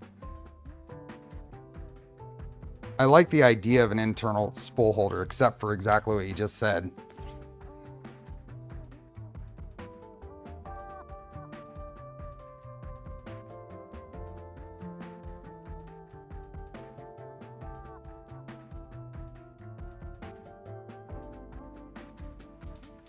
I do like what, really like what Prusa's done with the Core 1, as far as the side spool holder with a routing. What's the internal routing? There it is.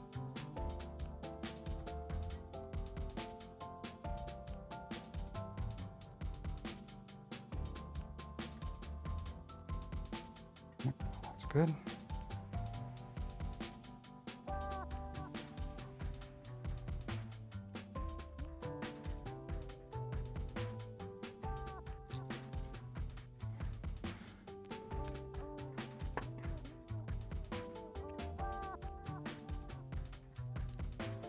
What are you into?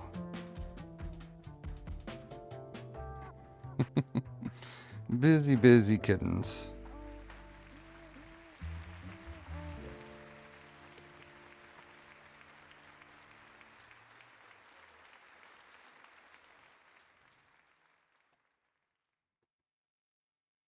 It's already there.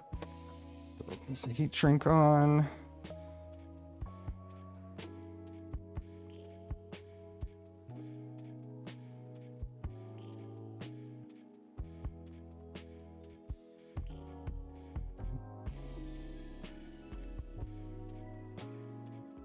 Go. When I'm doing these joints like this, they are just kind of lap soldered together, but I'm looking around to make sure I have a solid fillet of solder all the way around. And once again, I'm going to keep all those joints on this side of the strain relief.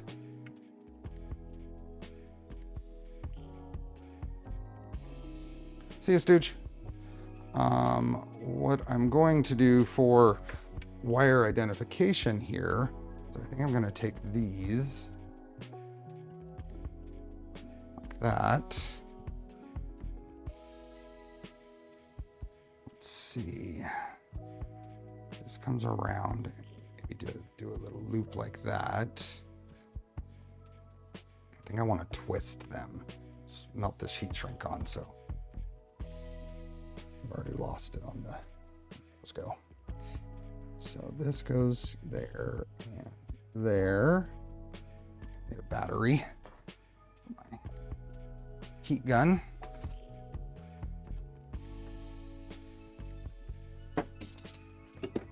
I was thinking I was going to twist them so that I know which are the pairs at the other end.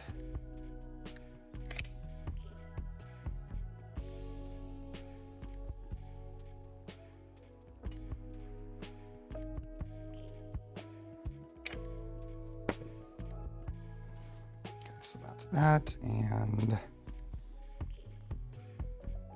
there's one, and there's one, okay.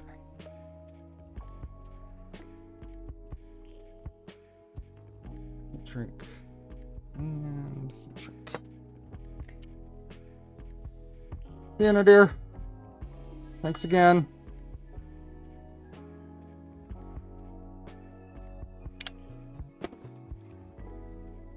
See you, Stooge. Let's see.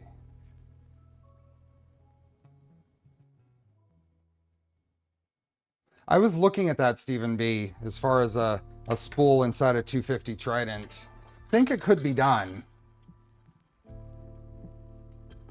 I think it could be done. It's tight though. Okay, so these as pairs. Ew.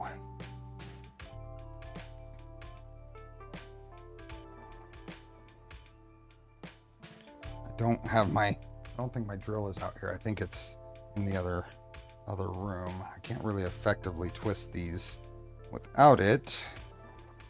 So just do it by hand here. Just get a loose twist on it, and then maybe I'll put a piece of heat shrink around it near the end.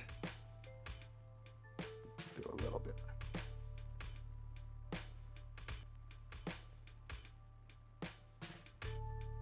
Hey, Michael, welcome. Yeah, that's not gonna work. That's just going to twist and tangle.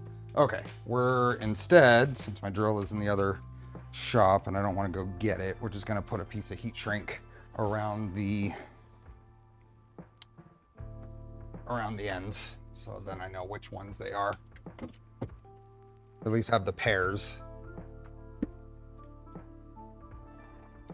Obi-Wan Kenobi, hello there.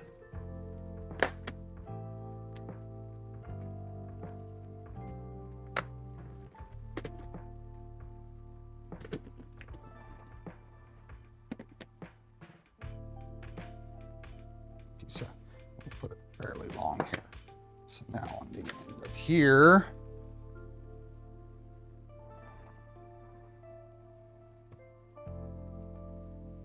put this, and I'm guessing we're going to be probably right around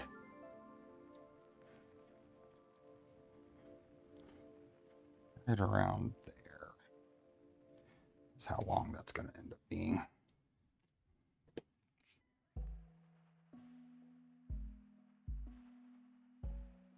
Hey, Jeremy.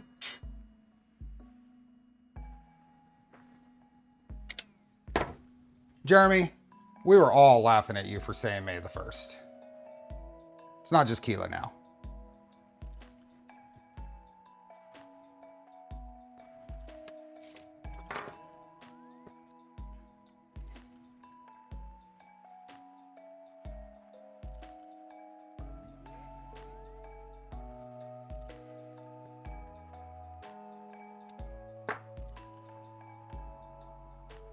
Hey, Phil.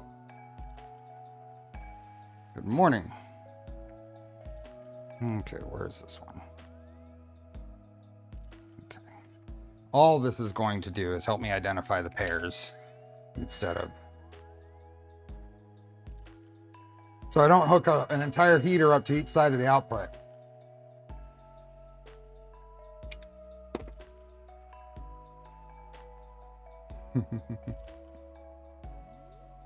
Okay. Well, that's just those. Now we have a thermistor to hit.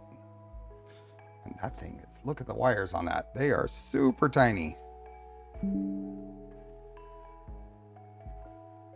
How do I want to do this? Those are super thin. I think I'll just solder to the same spot they're soldered now. There's no reason to double joint that. Which means I need another pair of wires from that harness. I'm gonna end up with a lot of just like almost long enough sections. Oh well, that's fine. This harness is coming in handy. Let's do it again. Magic tool.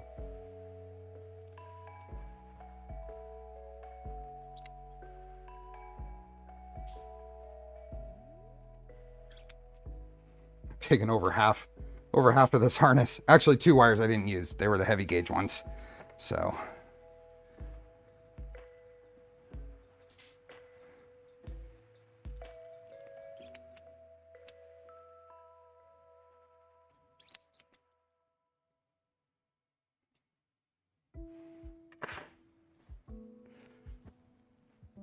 uh 47.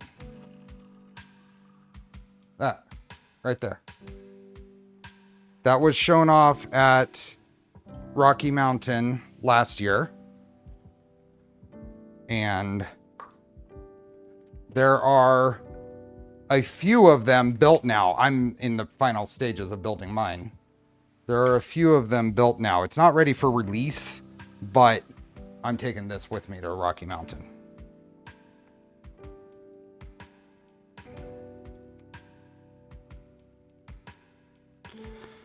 Okay. This is heavier gauge wire than I need, but I don't have anything smaller, so this is what we're going to do. And we're probably going to throw some extra heat shrink in areas to hopefully strain relief a little bit. Okay, those are there. Now we need to get this apart. So let's see. I think what I'm just going to do is cut this right where the existing joint is. Slip these off the end. Yeah.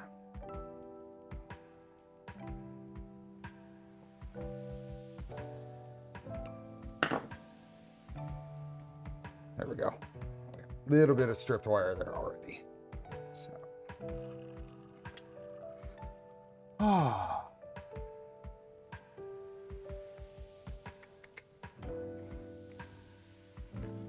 Do. Itty bitty.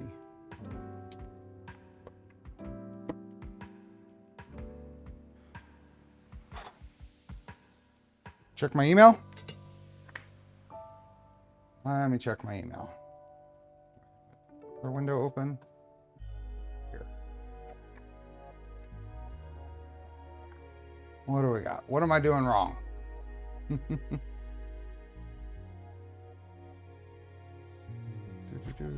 That.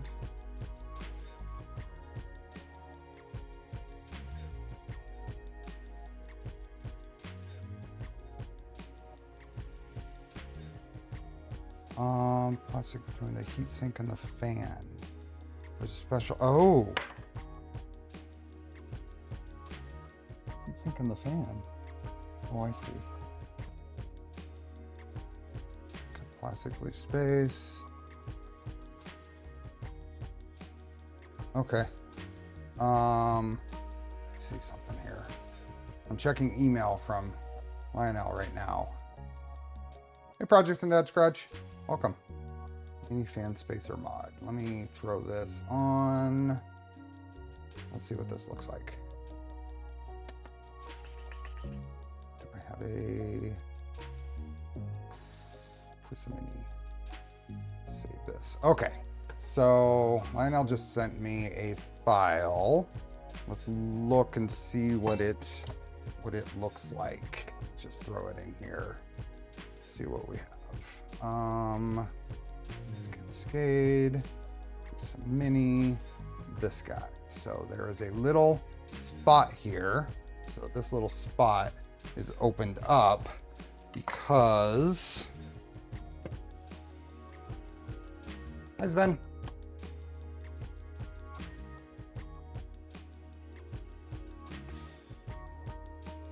Because you pop this off. See the spot in that fan adapter. I think if we pop this off, that can't move. You see, we can't actually change the nozzle because it can't move out of the way. Well, we can kind of push it.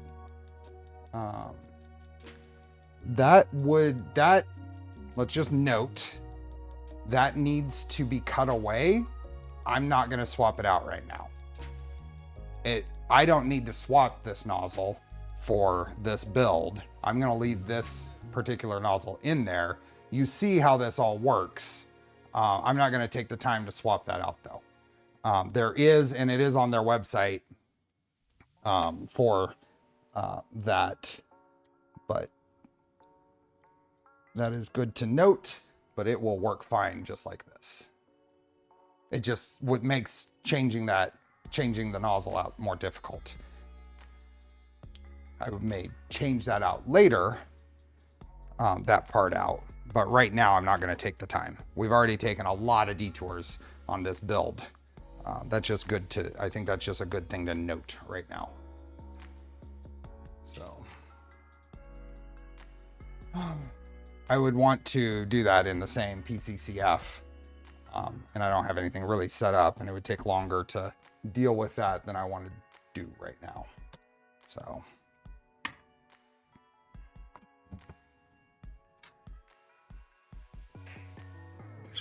But thanks for the heads up on that, Lionel.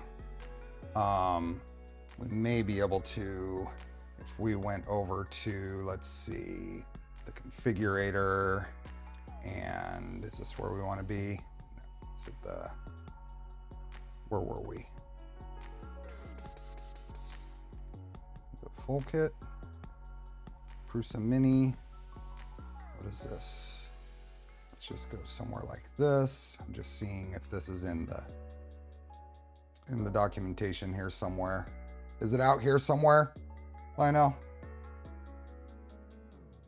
Where would I go? I think it was Hotends.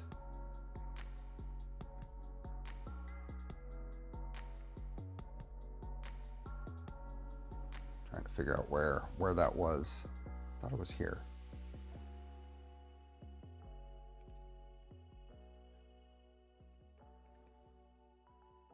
Section. I thought there was a thing specifically. We were just there earlier. Was it brands? Oh, there we go. Brands and Prusa and Prusa Mini. Our shop proposed a 4-pin connector to adapt your actual wires.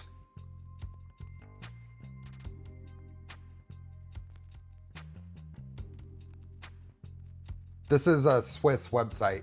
So what is that? Swedish krones? I don't know what CH. Ah, there it is. So if you're shopping for Prusa Mini, there's the little spacer mod. I just wanted to see that. Wanted to make sure it was out there in some way. Swiss francs. What is the krones? What currency is that?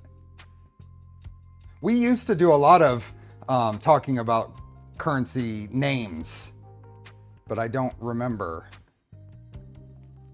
It's been too long. Okay, where were we? Back here? No, we're back here. Okay, turn my iron back on. Crowns? I thought it was Crone. Yeah. Raid, Maurice, Luke. Welcome. Welcome, welcome. Hey, Don. Hey, Grant. Thanks for raiding in. Let's see here. Is there a crack on the X motor mount near the bottom rod? No? I think that's just lighting. Nope. Hey, 47. Hey, Derek. Oh, there. Where are we? Hey, Relians and Jimmy. Hey, Deech and MLV, Klaus, Net. Welcome, guys and gals and people and maybe non-people. Are there pets watching? Yes. Are you going to be there, Luke? Hey, Matrix. Is the caps lock still stuck from Kickstarter? Caps lock still stuck from Kickstarter. I don't get that. Not intended for me.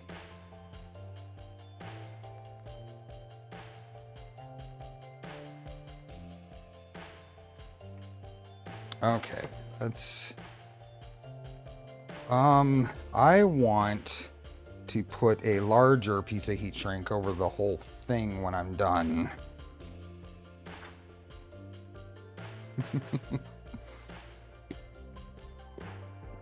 Pets are not people, but pets are family.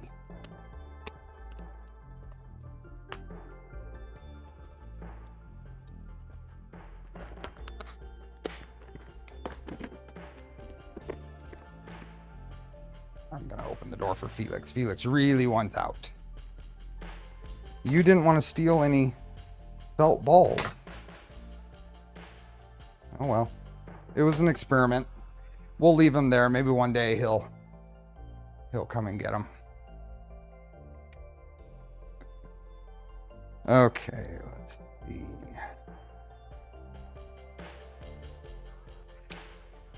So we have this and this. This heat shrink kind of gather everything up. And 2 shorter pieces.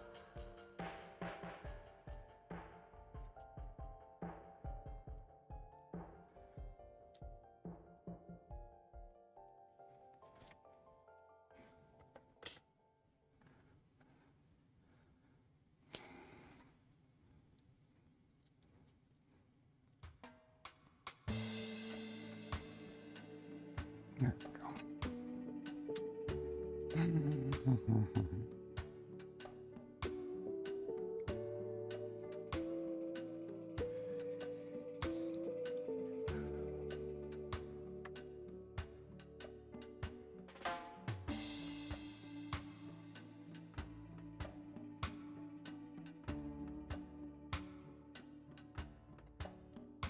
Okay, and then how can we do this?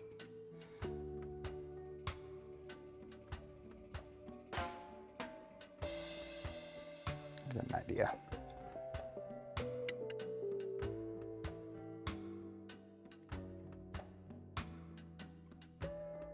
There we go.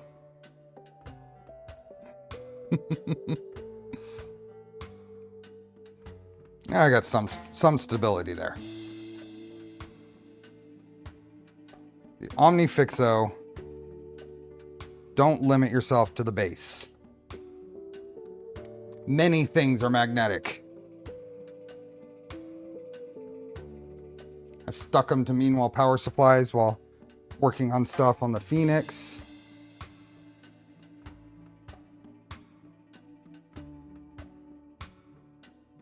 There we go. One.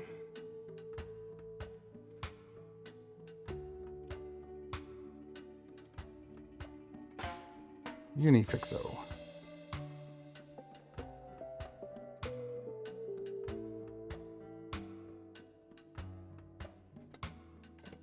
Okay, be careful. These are really thin wires. So let's get our smaller pieces of heat shrink on here.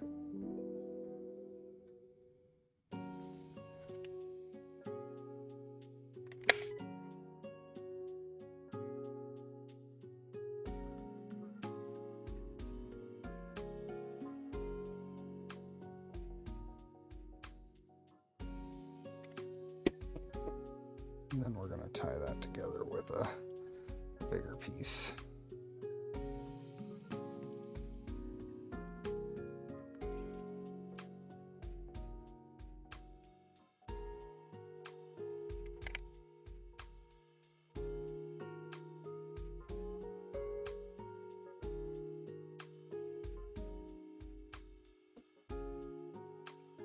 There we go.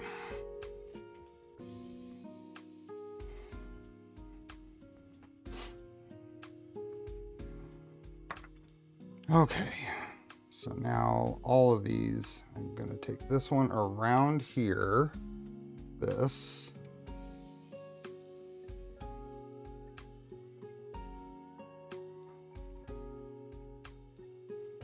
This one, let's take this. Actually, I need to label this one. I'm going to just color code it.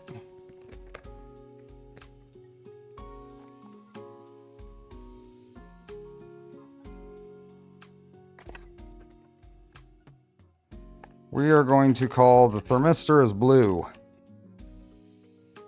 Thermistors are blue, right?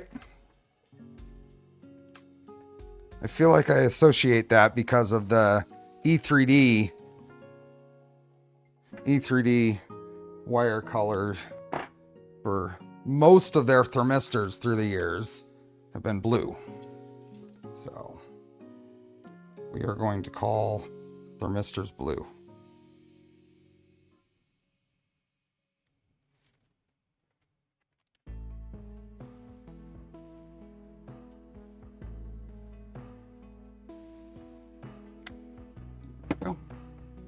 Well-known fact, yep.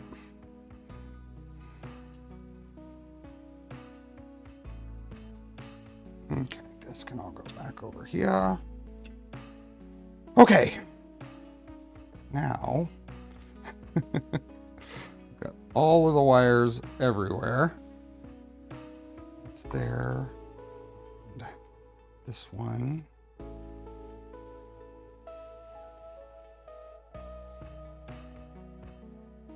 Am I able to get 20/20 and 30/30 in steel rather than aluminum? That's a good question. Do they make... Luke might know. Luke, are you still here, Luke? They make similar profiles in steel?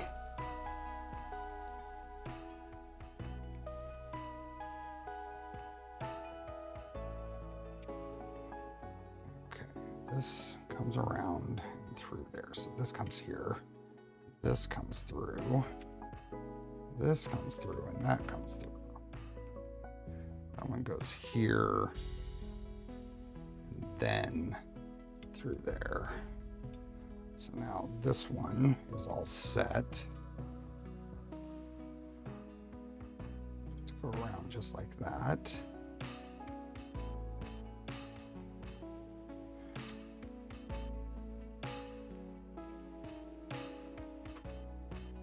Just like that. This one is going to come around and that can just sit. I'll probably lightly zip tie those there, but that's already of a good length to come up through here.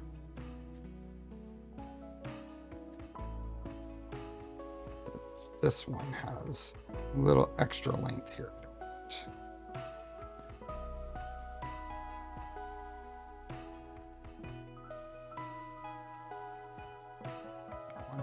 Let's get a little zip tie on there right now to help contain what's going on.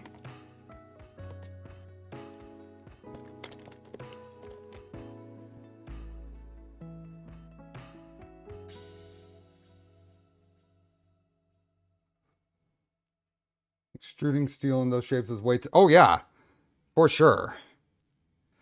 That's why I was wondering if they even made it.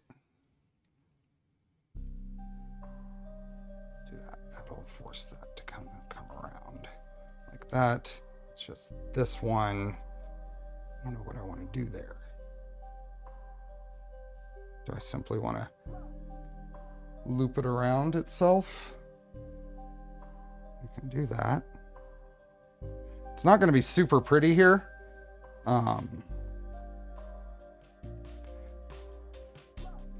If I knew this was going to be permanent, then I would have done these wires shorter.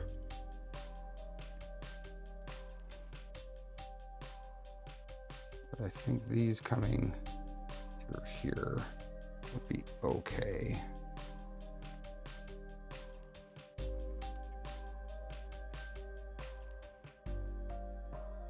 Box section, just use corner brackets.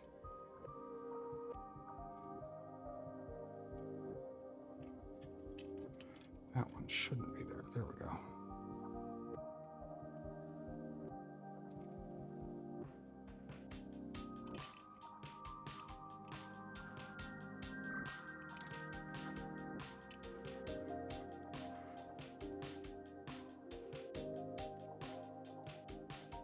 Give me a minute.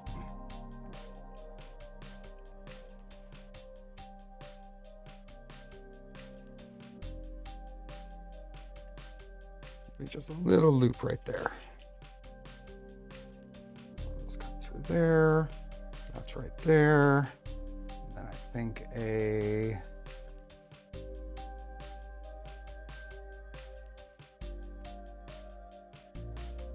3x20 through here. Steel is normally stamped in a press because of various factors, including hardness issues.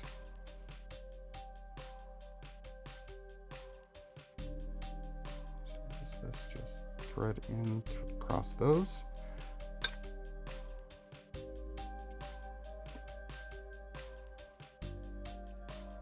This needs to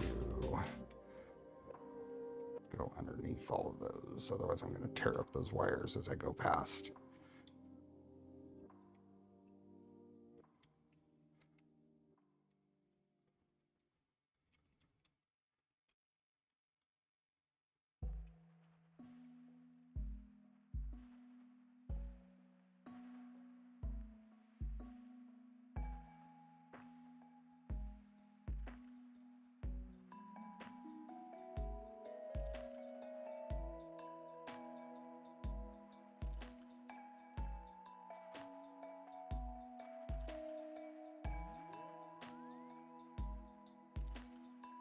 Is that correct?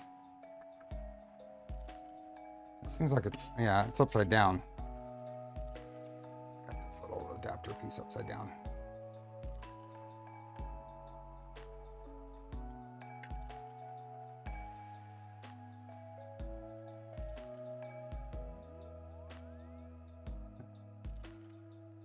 So this is the bundle of wire.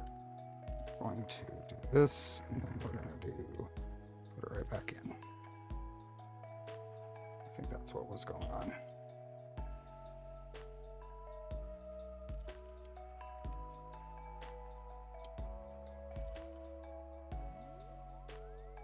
There we go.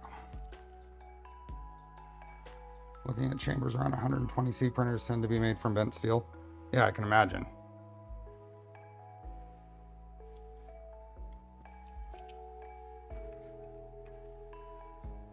Everything else is good. It's out of the way. I'm not running into anything that's going to pinch.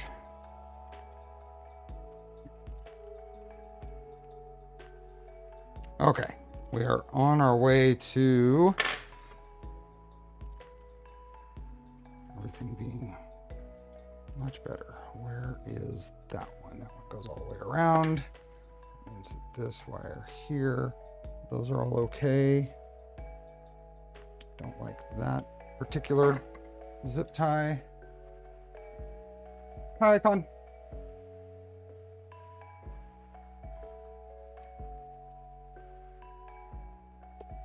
There was a question we were talking about Cascade on a stream earlier, previous stream, where it came up wondering if I would be building one on a stream. And my answer was no at the time, but I might end up changing that. I might do a rebuild on mine, not because of anything necessarily with the build as it is now, but as what I think I might want to try with it. I don't want to pull on those thermistor wires, so make sure that they are okay. And I'm going to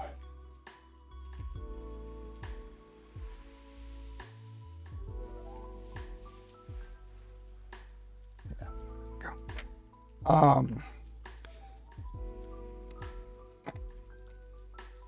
I ordered some high rigidity 3030 extrusions that I might want to play around with and see what how that impacts the frame for that. So high rigidity 3030 extrusions, and then machine all the surfaces flat with my new mill that'll be here hopefully in a week or so, and go from there. So if I do that, then that would be an opportunity to rebuild it on a stream once it's released. Okay, those are all coming through. We're finally past that. So now what do they say? Now we get to put the there, and there, this. And then we get the length going. Okay, we are very close.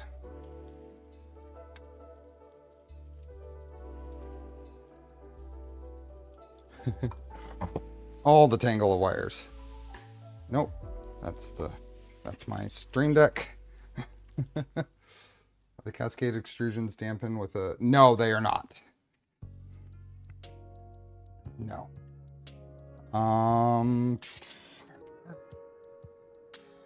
Okay, this, which side, I guess it doesn't really matter. It'll conform to whatever we do. They are not, but we could look at that on a rebuild. Hey, Cookie. Don't know which. I think it was this side. Do I have any of my little printed tools for this? Will they work?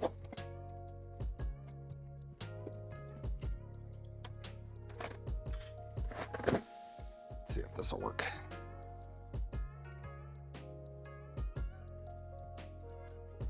All of this in here, right?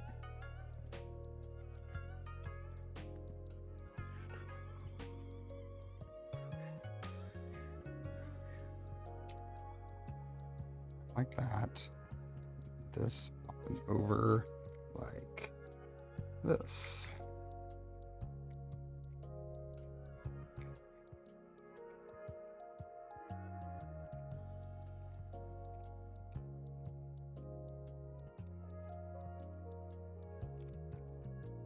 That got most of the way there. I guess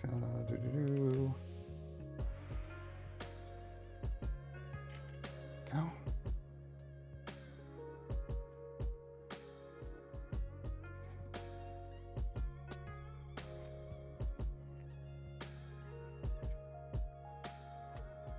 Push this through here.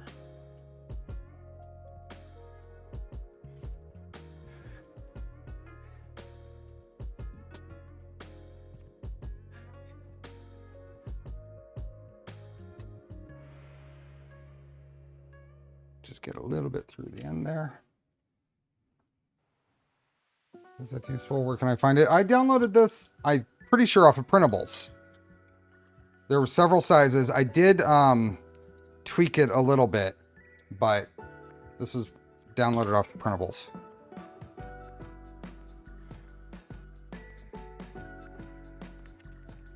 Okay. So this comes through here.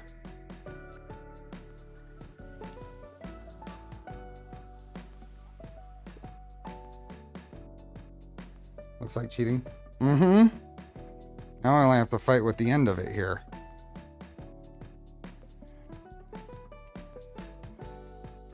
Where are... Oh, I need to... There it is.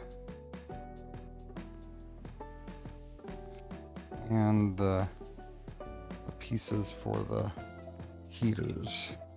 I need to know which are the pairs. So where is that one? There they are. Push the heater one, the heat shrink that I put on as a indicator. Make sure it's out here.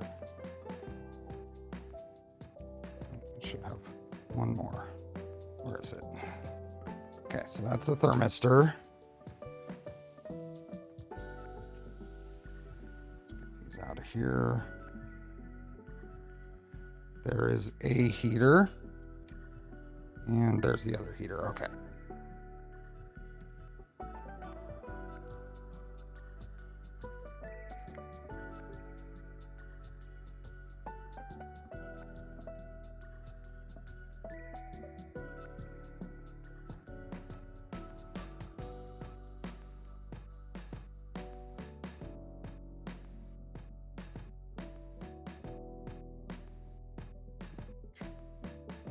That.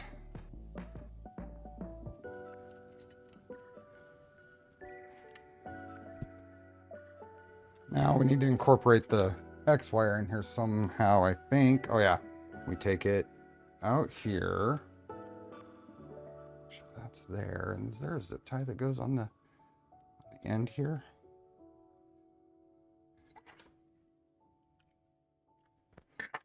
Okay, and then we probably want to put the little bit of a twist in the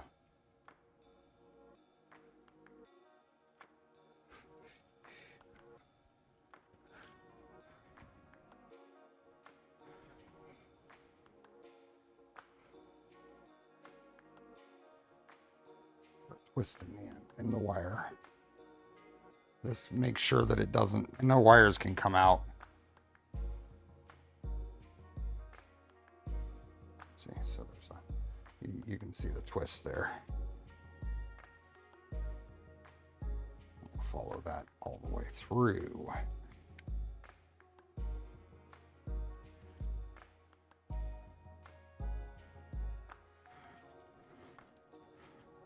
There we go. So now this is going to go here. Make sure that that go across without any issues. So I think about like that. And then I guess this will enter the bundle right about there. Okay.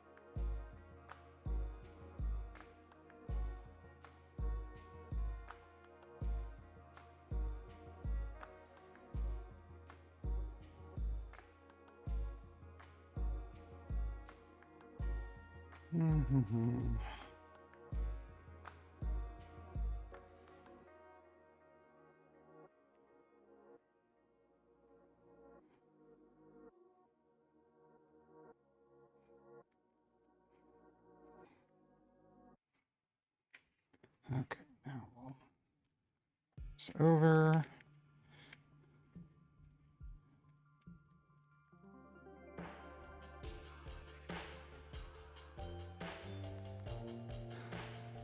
Once all this gets into the electronics compartment is when our hopes and dreams of a clean compartment go bye-bye.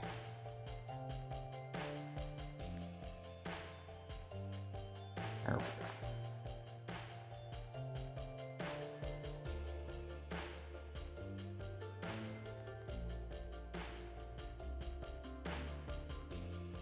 There. Now we do the twist for the end of here. This should go right like that. There we go. And then that enters and go here.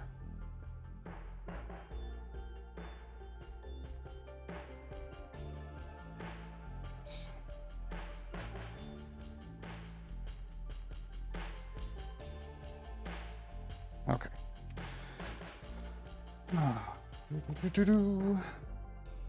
That. And then we're going to grab a couple of zip ties. There we are. A couple of Prusa official zip ties. If you don't use the Prusa official zip ties, it's not guaranteed to work as well.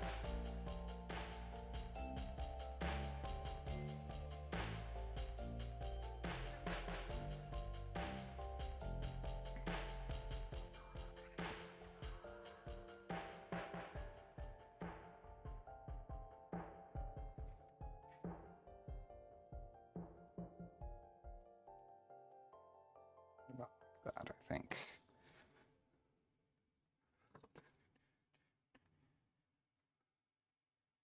Oh, there's one more under there. Okay. I think that'll be fine.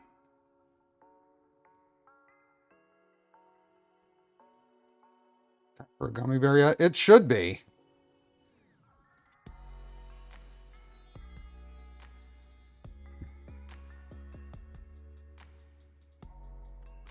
That's about right. I'm not going to fully tighten these.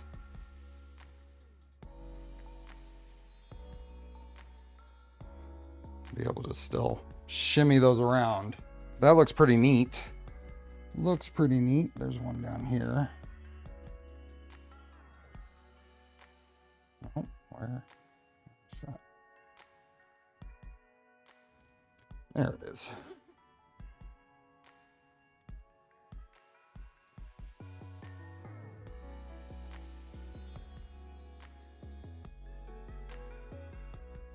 Okay.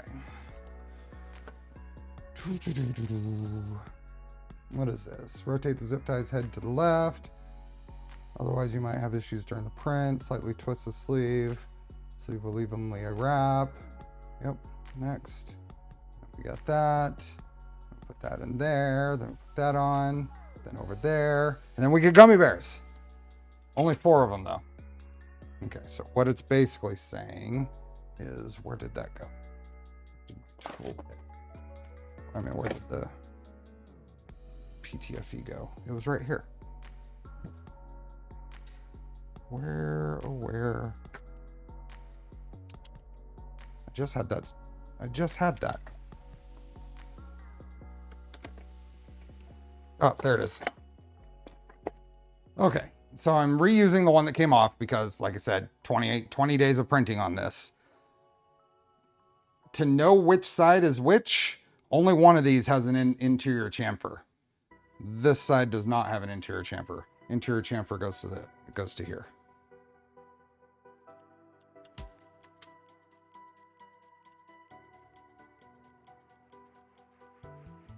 Goes there.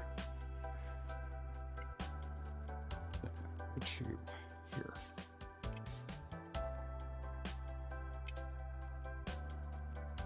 Make sure we're not.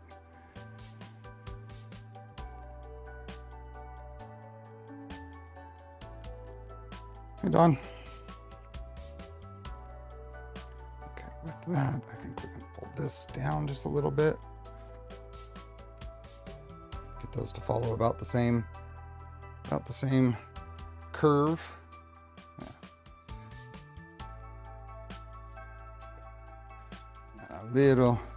Little squeeze to tighten it. Yeah.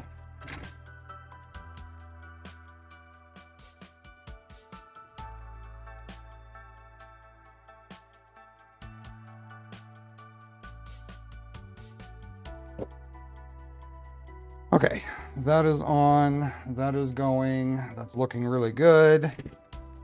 We're gonna be on this side of the printer for the next little while, because this is just gonna go down into the bay, and we're gonna have to figure some of this stuff out. What time is it? 12:39. Wow, wow. Wow, it's already been 2 hours and 40 minutes. I get gummies out.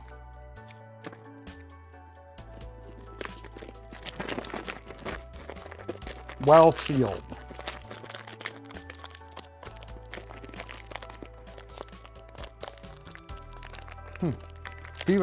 Felix came back. Felix came back. Oscar didn't. John, thanks for the gifted memberships.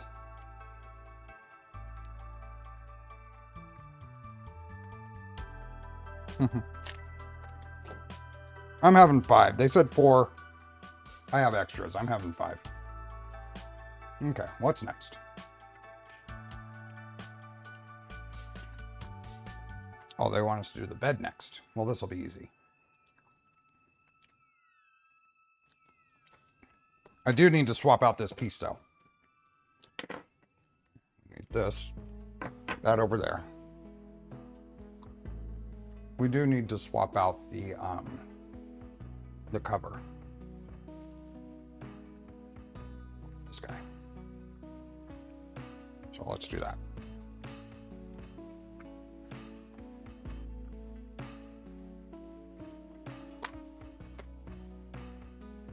Okay, our bed here.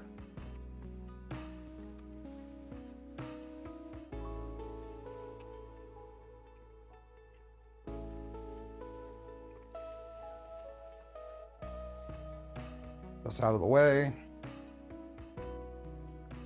And then undo this. I'm eating Haribos. Gummy bears. I get gummy bears at the end of the chapter.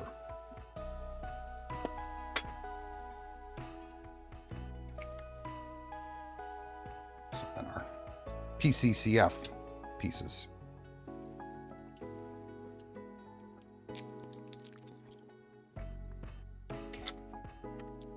So this should come off here.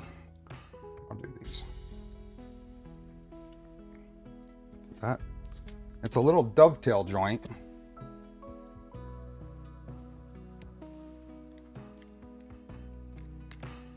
There we go. I want to basically do a direct swap, disturb as little as possible.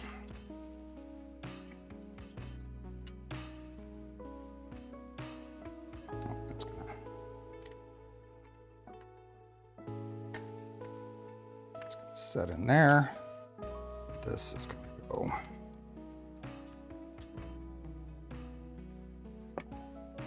like that.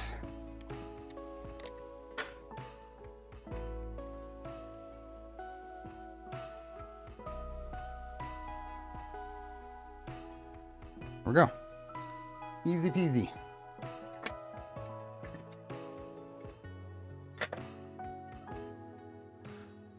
Okay. So next major project is the Mark IV to Core 1 upgrade. And that's a relatively recent Mark IV's I've put together. It's the one that started as a Mark III. And so I was wondering, and I was thinking about, when I do that build, a giveaway I might do for that is the PC CF / Prusament ASA printed parts for a Mark IV's. So any of the printed parts I take off, if anybody wants to enter a giveaway for those that has a Mark IV's, I can send those off to them so those parts don't go in the trash, basically. Does that sound like a good idea? Would there be anybody here that would take advantage of entering that?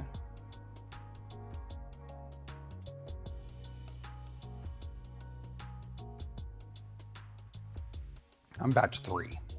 I'm not sour about it at all.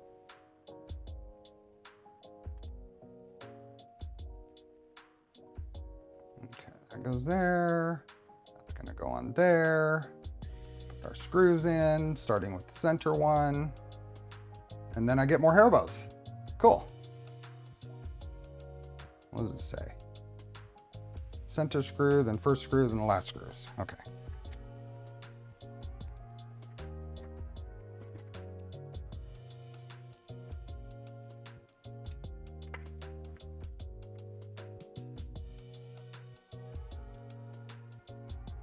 That out of the way. Goes back there, and that goes on like that. These are the little torque screws.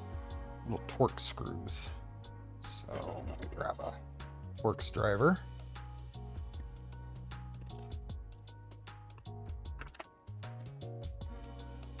If I had a Mark IV, still have the 3S. Much prefer the Mark IV mount for that. Been using it on SwitchWire 2. On the extra month break before starting that project. Yeah. Where did I just set that screw? Underneath the lid. Hey, yeah, picked the right one. Hello, Fox. Thanks for being a member.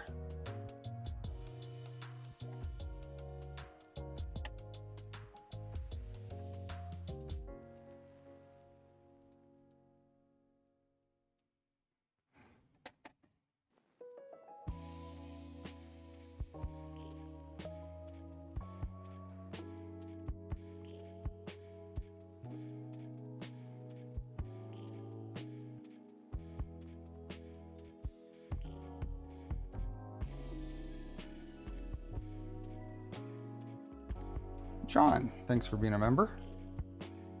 It's not right, folks ordering after you got batch 1 and 2.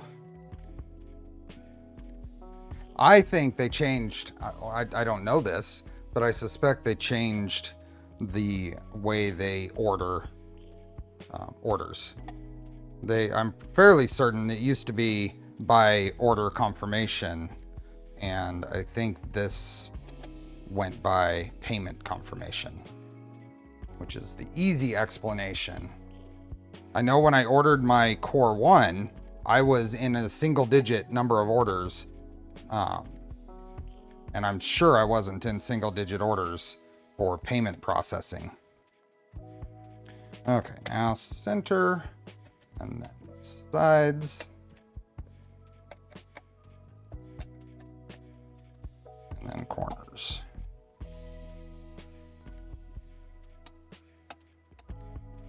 Don't knock it. Thanks for the gift of memberships. Yeah, Poidy was 22 minutes after my order and got batch 1.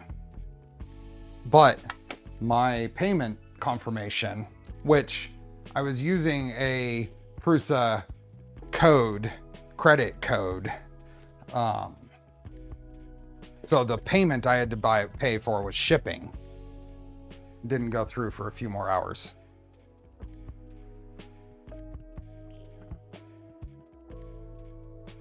It was early in the order, but I forgot. Yeah. Welcome, new members. This month's Charlie's Angel stream is of unknown content and will be later in the month because of Rocky Mountain. Okay, that, and I get more gummy bears. So I will take it. And Oscar is very intent on what I am doing over here with a crinkling bag. Where is my mouse? There it is. Oh yeah, we have 12 minutes. Are we? Oh, we are at over 50%. Awesome. We need to get to 75%. Need to hit 200 likes.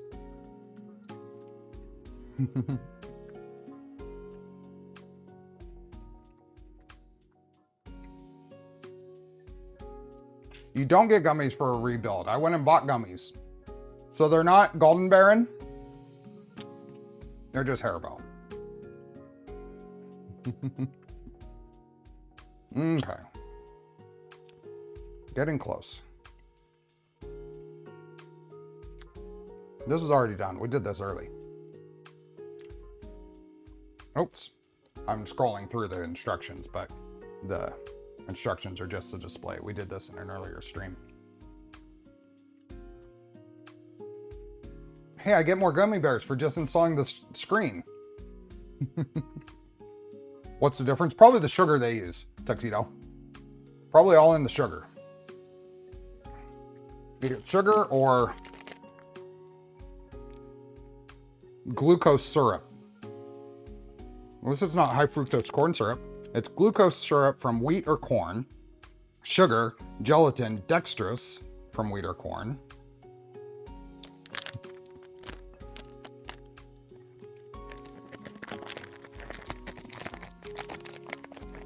You don't get, I get more Haribos, not you. Okay. The Wi-Fi module is probably already in there. Yeah, it's already in there. Maybe colorings too, yeah. No, that's not for you to chew on. Ella Fox, thanks for the gifted memberships. I ordered expensive gummy bears from Prusa and get 3D printed stuff for free. Just the value proposition there is terrible on the upgrade kit. Are you gonna steal a?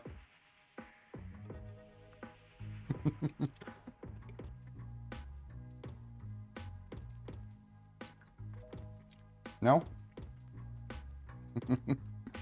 Okay. Wi-Fi module. It's already in there. It's installed.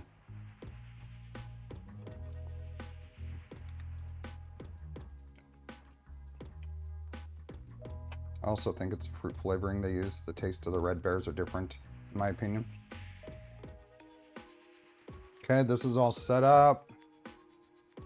It's gonna go in there.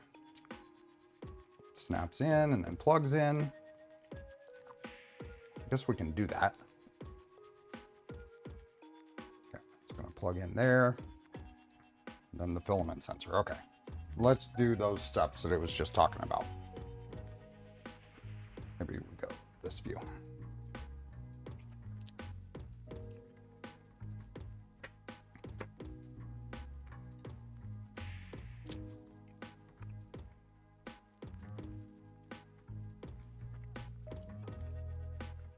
So Wi-Fi module's already in there. This is the older version of the box. The new version doesn't have this bridge over the top. This one's a real pain to get this switch out once it's in. The original one I had to cut out this is already kind of bent into its direction it should go. There we go. Which one doesn't matter, but which one does it? I think that'll be, I think that they actually crossed just based on where they feel like they want to settle.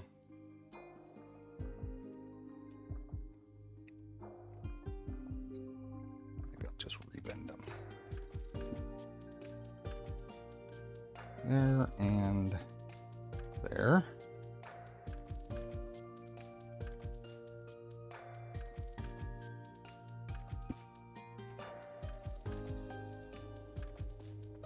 Make sure those are fully seated.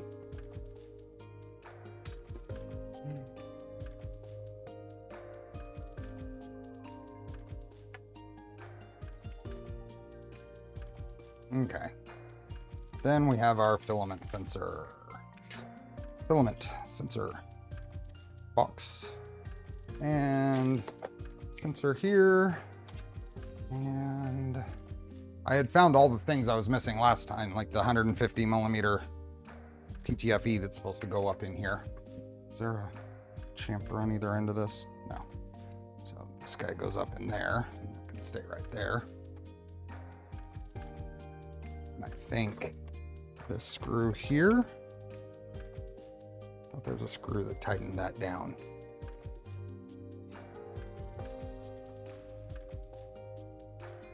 Nope, okay. There's that.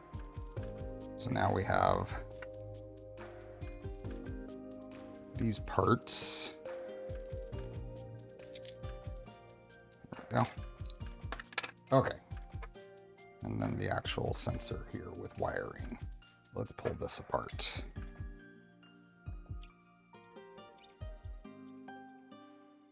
Well, the build will, yeah. I don't know if we'll have time to do the print tuning. We may stick around. I may go a little long today, longer than I have been, just so we could finish this off. If we can finish this off, it would be good. Because then next stream, I would be working on the VZBot, and I need the power supply out of the VZBot for this. So I'm counting on taking the 48 volt power supply out so I can put it in Cascade, because I have a 24 volt that'll go into the VZBot.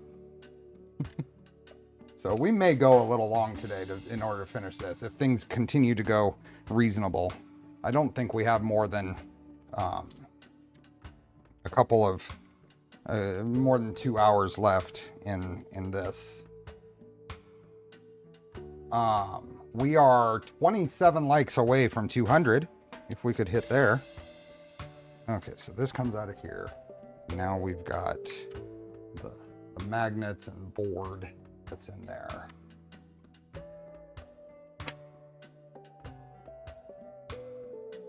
So let's see how this thing goes together. It's a little piece of PTFE I hope I can salvage there, and oh, yep, there. Magnet. Cascade is ready when it will come out. It's still undergoing actual in-use testing, so it is close. Let's see if I can get this out without damaging it. Try.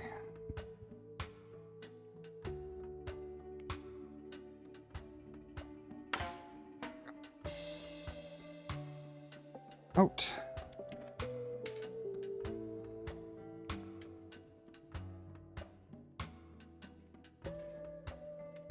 And then there's a connector in there, and it's all just kind of folded back on itself. So we will see what order they tell us.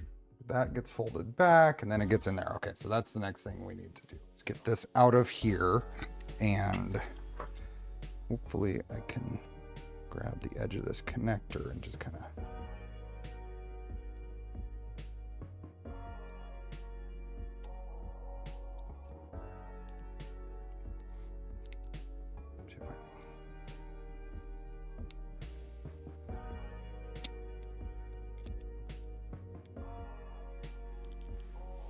pull on any components. It would be smart if I took a screw out before I start prying on it. That would be smarter.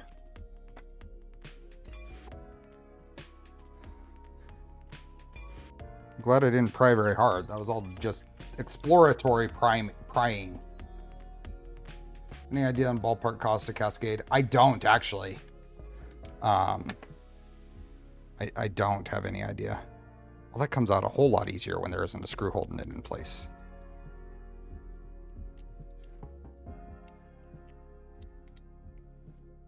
Has the Voron team ever thought of a small cantilever like the Prusa Mini?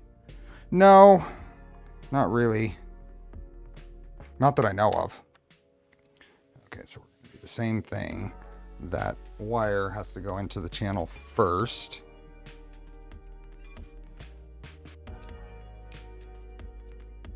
This way.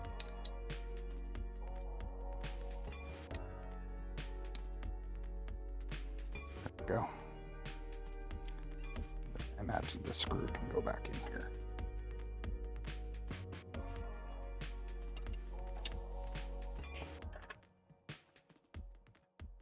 Oh yeah, good point there, Iconic Fab. Any estimates on cost for a build right now? It's just not reasonable to even guess.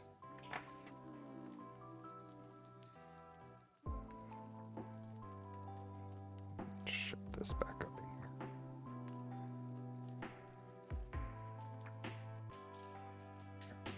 All back in place. Oh, that goes in. Pushed in, that screw goes in, put the ball bearing in there. Just gonna get any dust off of it. And then the magnets, and they need to oppose. The magnets must repel each other. Okay. That is they're all the same size screw.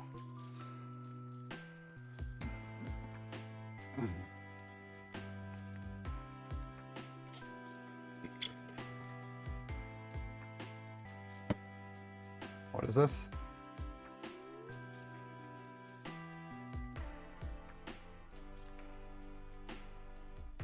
What is Cascade? Cascade is a small mill design that Voron Design will be releasing when it's ready. Coming to my house to mill parts is quite expensive. It is. I spent 12 hours on the road. I spent 12 hours on the road in this adventure. Well worth it, but it was still 12 hours of driving over 3 trips,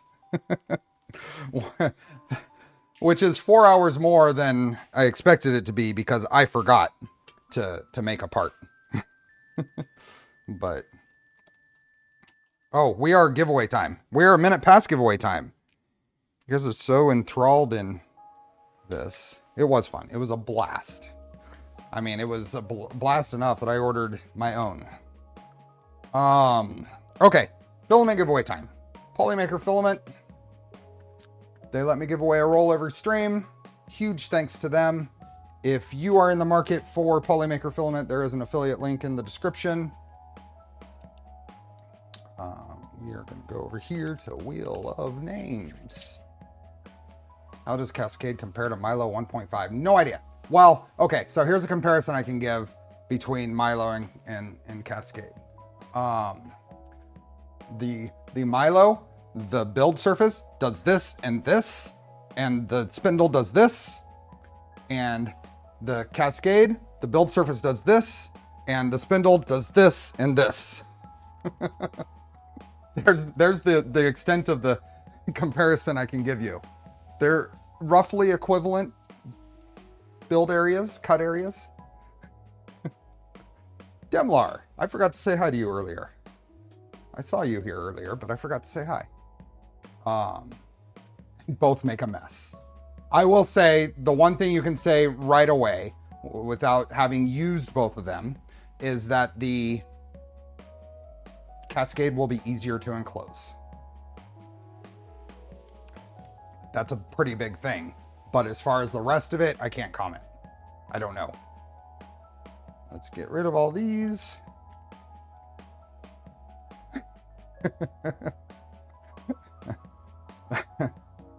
Okay. The link is in the pin post and the description. If you want a chance to win a roll of Polymaker filament, then you have 3 seconds to enter the drawing. I will close the form when we have not had a new entry in 3 seconds. We have nearly 300 people here. We're 6 likes away from 200. But we only have 184 people who actually want filament. In this day and age, free filament for all, right? A chance at free filament for all. So 3. We need a Voron 5-axis printer now. 3, 2, sandwich. 3, 2, 1. Still got that spool. It's a lovely color. What color did you get? We got a new one. 3. Free as in free speech or free as in free filament? Well, if you win, there's a chance. Free filament. You got a couple more. So 3. Are we going to break 200 entries? We have 192 entries right now. We need 8 more entries. Here. I'm going to mix it up a little bit. Unless it takes way too long. I'm going to close the entry form when we've hit 200 entries. Considering we have 286 people here and 203 likes, thank you. We should hit 200 entries. So who can, if anybody's holding off, now's your chance to jump in there, because I'm turning this off at exactly 200 entries, or about a minute or so. Since we're so close, let's try, see how this goes. I can sit here counting down, but let's mix it up a little bit. Metallic blue ABS, nice. I haven't actually tried any of that. I've seen some of it. It looks really good, but I haven't actually owned any. Like, this is the last entry game. This is a different version of the last entry game. You have 6 spots. Will you be able to get in on one of those last 5 spots now? 4 spots. I'll count them down, because I'm gonna close it at exactly 200 entries. So 3 spots. Splurge on LTT screwdriver and precision screwdriver combo. I like my precision screwdriver. It's in my backpack. It's my carry around set. 1 spot. 1 spot. There it is. Closed out. I went for it because not sold at Polymaker resellers in Europe at all. How long is the Steve minute? Well, we're there. Let me link this out. See who got that last spot. Hey Joe, did you get your filament? Joe is a recent winner. Got caught up in my stupid Squarespace. Is that right? Square. Whoever bought Google domains had the email configuration and all my emails was being blocked. Anyway, you got it. Awesome. Viewing sheets. So Lucas was the first person. Who got that last 200th entry? Moo Fishy. Moo Fishy got in last. Okay, let's see here. Oh.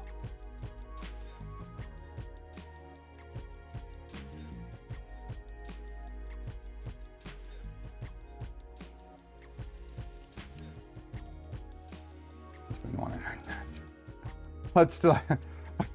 I've used up my creativeness today. Let's do a number between 1 and 10. 1 and 10. Let's do a number between 1 and 10. How many times are we going to shuffle it? That's not between 1 and 10, John. Nice, but not between 1 and 10.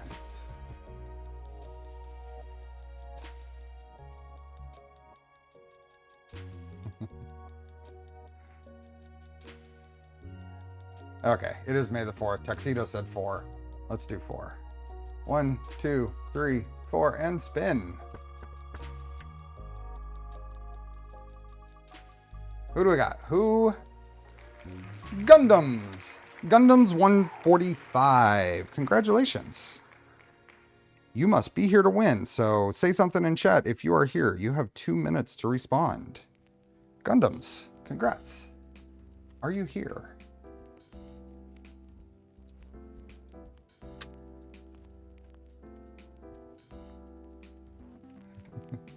Gundams. Gundams, there you are. I see ya. Congrats. Copy this. Copy this, paste it in here. Search, validate the entry. Everything is good. Go over to my email. Go to the pre-setup draft email. Is that all okay? I didn't screw anything up, right? No. Email.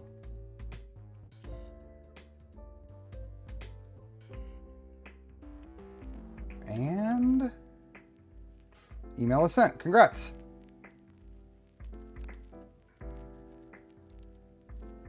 Congrats. Hope they weren't a late entry. Let's see. They were not. They were right in the middle of the pack. Congrats. Do the people where you do IT know you are a printer guru? Celeb.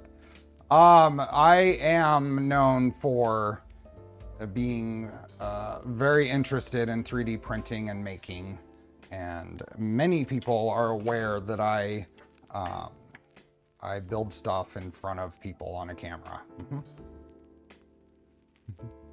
Awesome.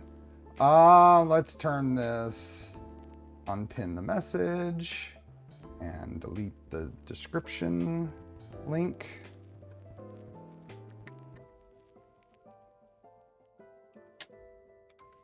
Turn off the alarm and save. Okay, all is right in the world. Isn't everyone in IT a 3D printing streamer? Okay, close this. Hey, what? Oh, imagine that. I cleaned this up before next stream. Let's go back here. See you, Martin. Have a good one. Did not want to click that. What did I click? There we go. Ginger Cat doing Ginger Cat things. He is all over the place. What do you have there?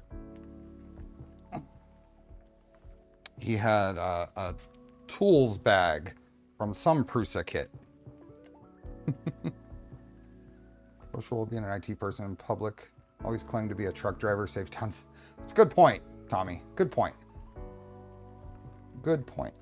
Okay, magnets and a screw and this thing. Where do these all go? Okay, so there we go. This guy goes here. And then, oops, hold on. Shoes came untied. This is actually sore. Okay, those go in there, and then let's just put a magnet in there. Oops, let me get down here. Put a magnet in there, and then what that is opposed exactly as I have it right there. So this goes in here like that. So I think that will do it. There we go. That's what we want. This guy goes in here.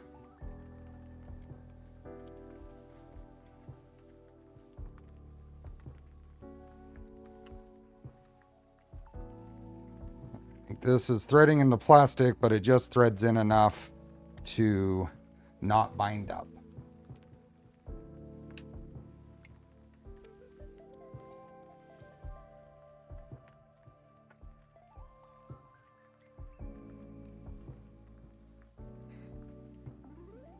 I'm done with coffee for the day. I'm on the water. Appreciate it though.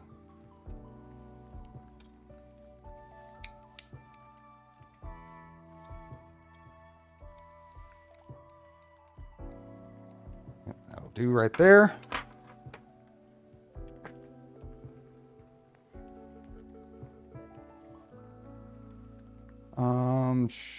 Put the sleeve in. Put the screws in, and then put the PTFE in and close it up. Let's do this one. Okay, so that's through all the way in there. This is going to go on there. And that little tab there, make sure that that stays in place. Ooh, with a donut. Come on, Bill. I want a donut.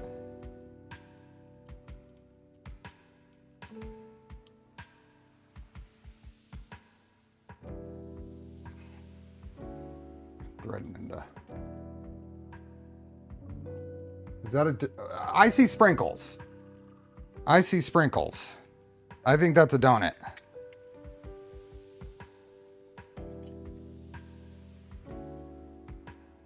Are you taking Tridex to Rocky Mountain this year? I was thinking about it. I mean, Joey's going to be there. Joey can fix it. Are you here, Joey? Actually, there's no fixing. It's just configuring and using.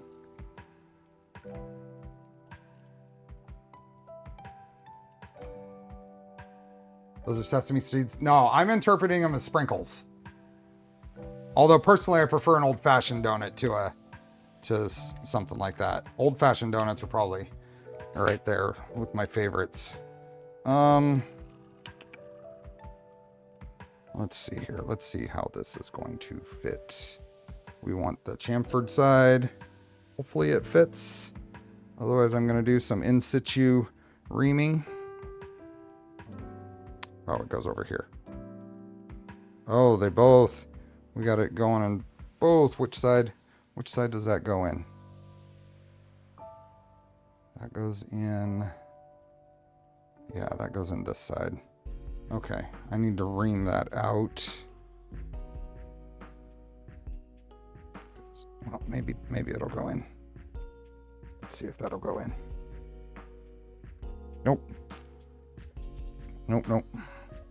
That needs to be reamed out, but I don't want to use a 4mm reamer. I want to use something just under 4, so it's still a friction fit.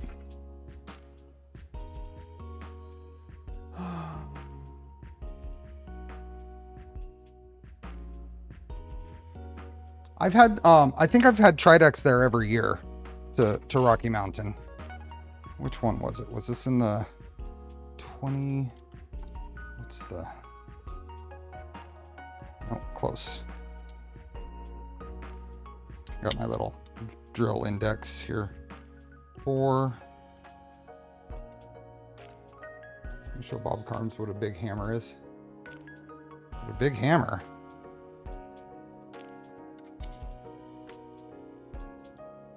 That's 3.87. Let's see if we can. This is gonna. We have to be careful with this. We're gonna NIDEX and have some question on printer config. I don't want to volunteer Joey to answer questions, but I'm sure if you ask them to the air there, if Joey's in earshot, he may have an answer or two.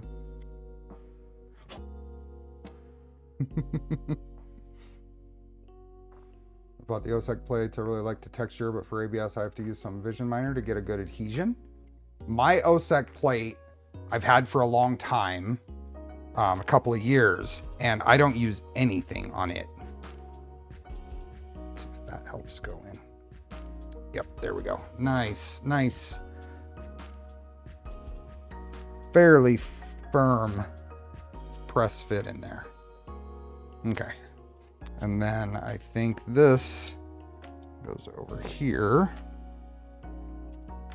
Where does that go in? I think that's it. I think that goes right there like that. You're gonna put the bigger hammer in the tool list. What bigger hammer? What are we talking about on the hammers? Where'd the other hammer go?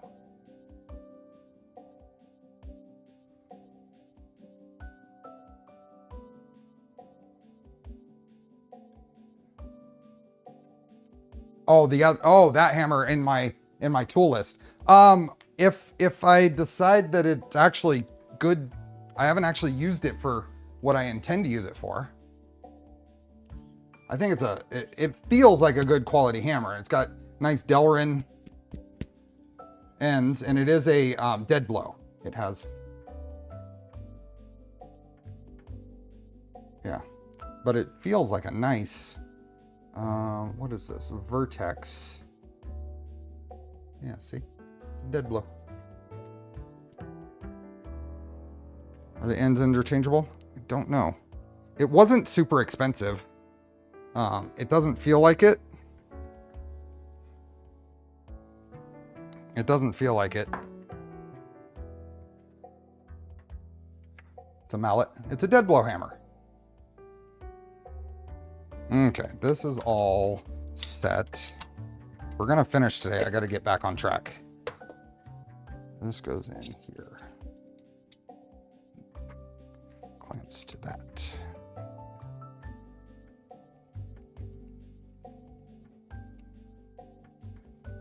And Joey is here. There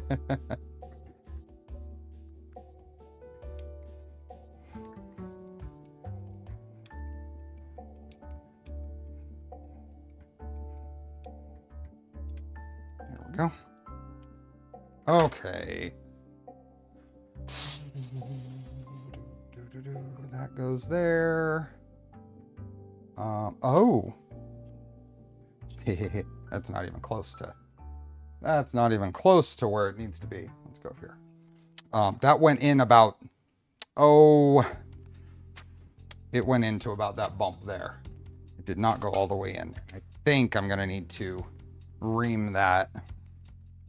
And since this has a,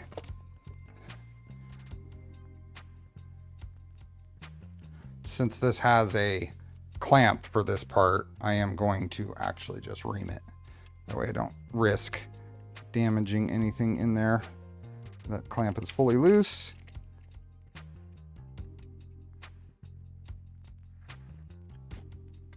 There we go.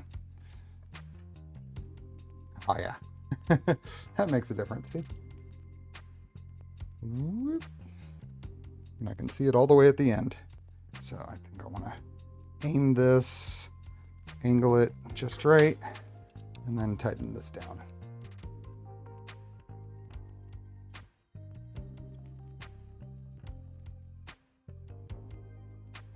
There we go. Okay.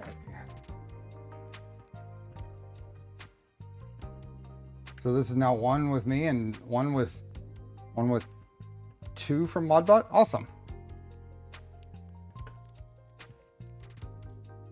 I try not to miss a stream. Well, I appreciate that.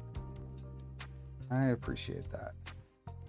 Okay, I think with that, well, what does this say we should be doing? Use the filament and slide it through the filament sensor to ensure the proper, in case of any resistance, release the screw slightly. But what is this? Okay. I think that's all I need to do. And that plugs in there. So that will go into the bay. I'm not using the modded extruder with the built-in filament sensor. Because I already had all of this printed, that's gonna plug in the second one over. So it is because I already had all of this printed. And I've gone through and looked for mini, uh-oh, what happened?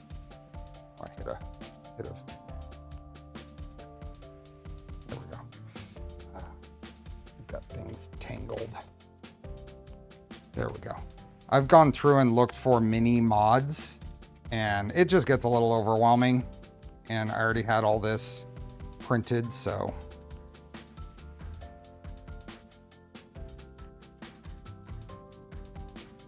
There we go, a lot better. So now this is gonna go down here, and it can just get tucked right back. I think it can just get tucked right back in there. Try to keep everything as clean as possible.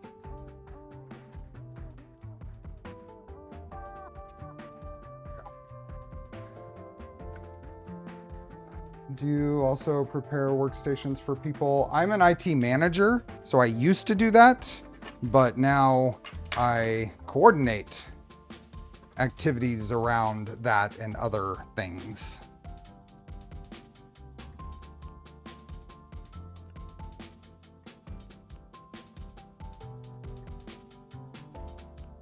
Yeah, let me know what you think of that, Bill.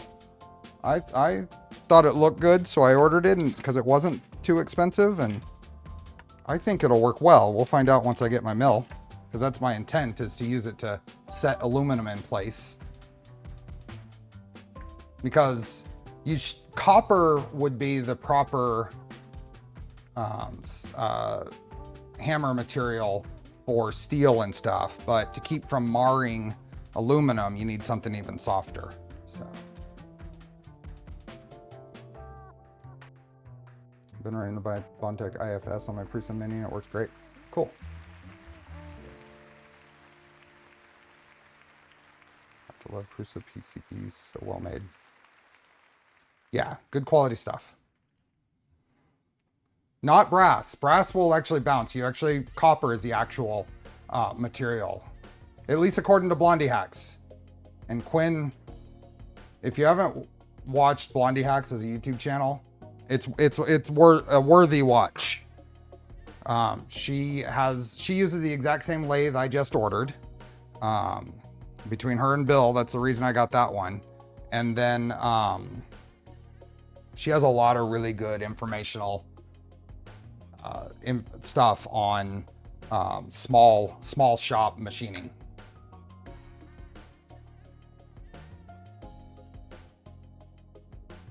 Yeah. Okay, that is in next, and then the rest, I guess it's like, now you do everything else. Yes, literally, this is not quite there, but it's like you put in the filament sensor, and now you're given where everything else plugs in. Usually they would give you a picture that shows the wire path, kind of getting it under the general area it goes, but it's like, here you go. Now it's suddenly all plugged in. So let's make that happen.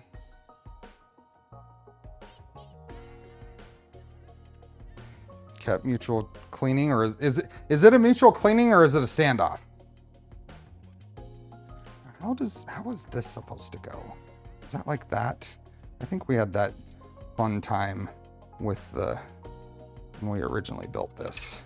So let's see what we have here. Let's do our custom wires last.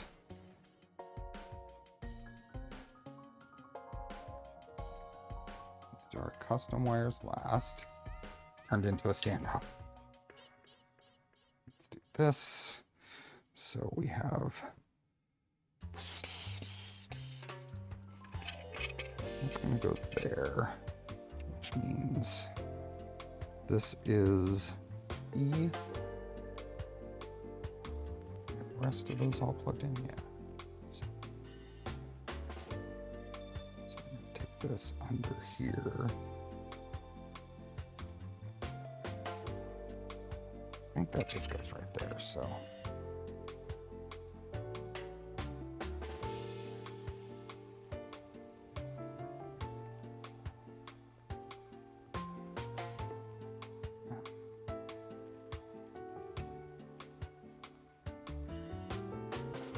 Sorry, I'm going to get my fingers in the way of the view here, but still want to keep this stuff up in the corner there. Maybe this would be generally the better view. Oh yeah. Oh yeah. Okay, so this is all our custom stuff.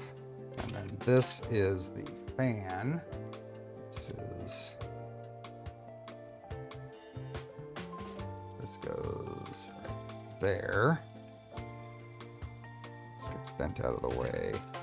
This is gonna go here. Hey, Bellador. That was just a hammer with soft ends, nothing special. A dead blow hammer is designed not to bounce back. This is actually a dead blow hammer that I was showing there. It's no giveaway today. It was 28 minutes ago, accounting for time. 28-ish minutes ago. Okay, it's there. So that is all of that. So then we have, what is this guy? This is the other fan, right? Yeah, it's a part cooling fan.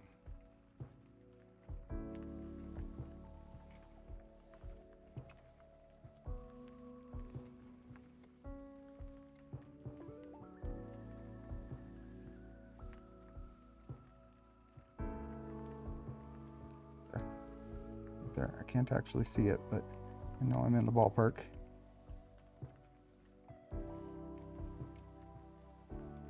Hey Luke, am I gonna see you in a week and a half? Oh, why are you not plugging?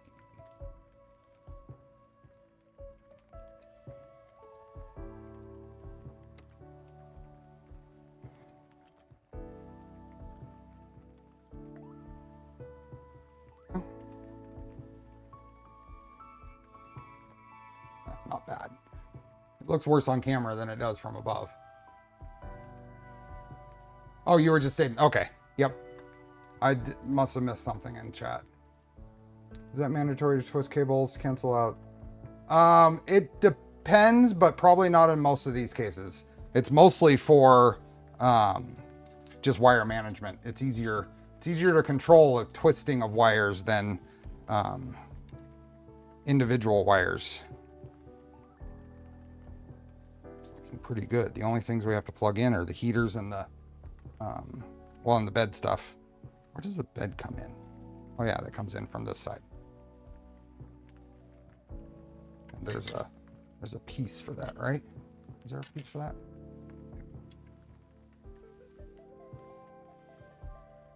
Okay, so we need to actually set up these. So where does that go? That must be one. This is the thermistor. Let's do the thermistor first. Thermistor comes in over here and plugs in there. This is one of their. I have the proper connectors for these, and I may even know where they are. Let me see. I have the proper Molex SL connectors for this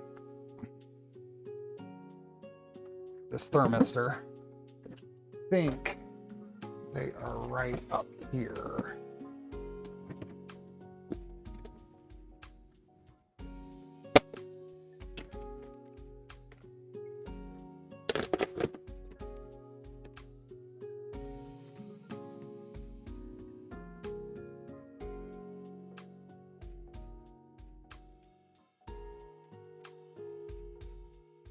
Might be this pin right here.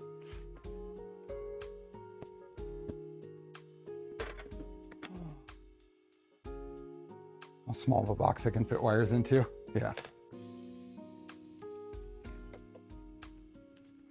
That.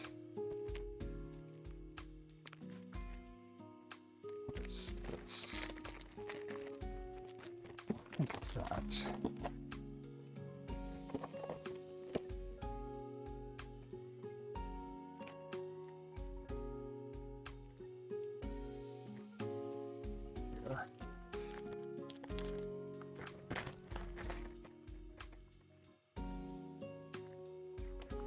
Oh boy, I didn't know I had these. It's all just more microfits and stuff. This is some of those bins I still need to go through and actually organize into spots. I think if I can't find them, then I believe a DuPont will plug in until I can find them. I'm guessing a DuPont will plug in. I know I have them somewhere.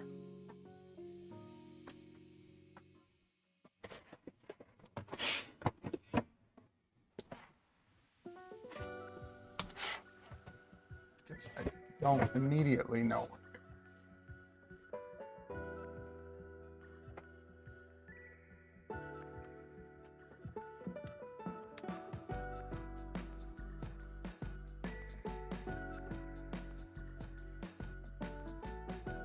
Let's check in a couple more spots.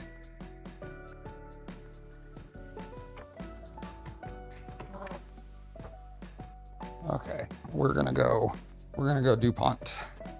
I hate DuPont.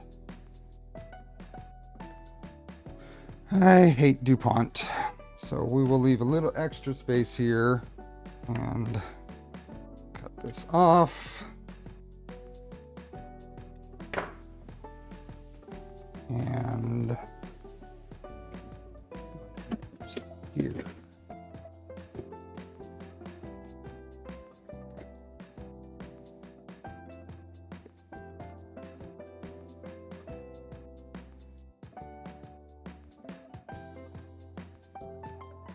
Super quick, just make sure that the thing will plug in. Yep, it'll plug in. Okay.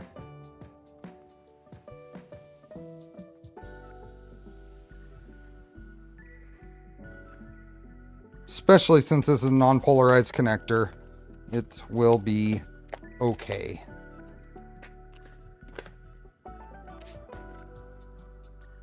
It will be okay.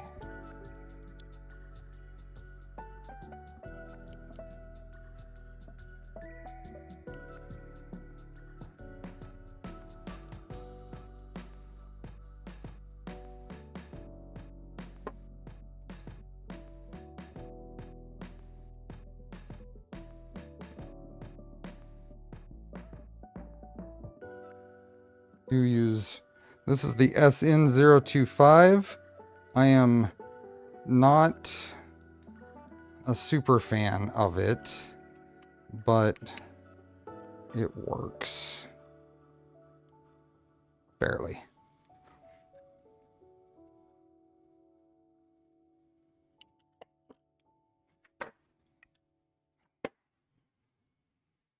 It's a non-polar, that's what I heard.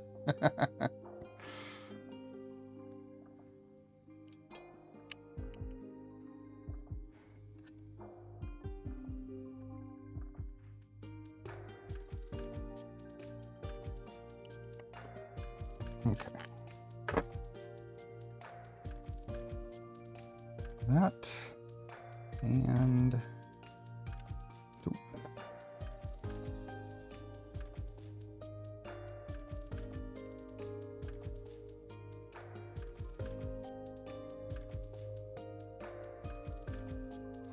go. Like I said, I'm gonna, which one is this? This is the H is heat bed, right? Let's go to this pin. Thermistor heat bed, okay. So it's this one here. Yeah, that closed up pretty good. That goes in there. Now we just have these, the heater, which is Hotend heater is this one.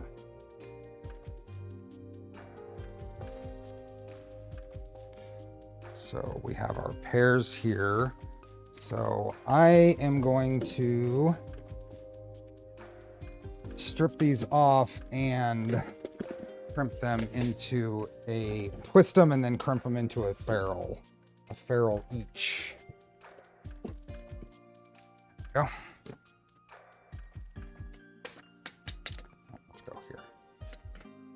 At least DuPont are easy to depin. I had to spend 20 minutes yesterday redoing a Microfit 3 connector on a Revo heater.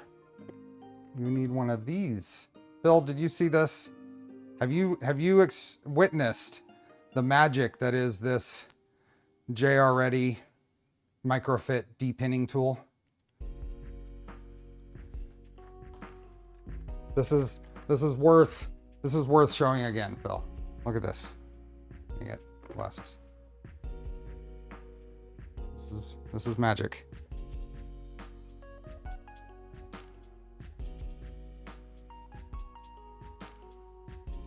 I gotta get it.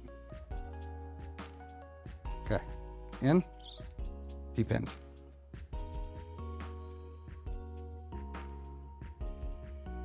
Have you seen that before, Phil?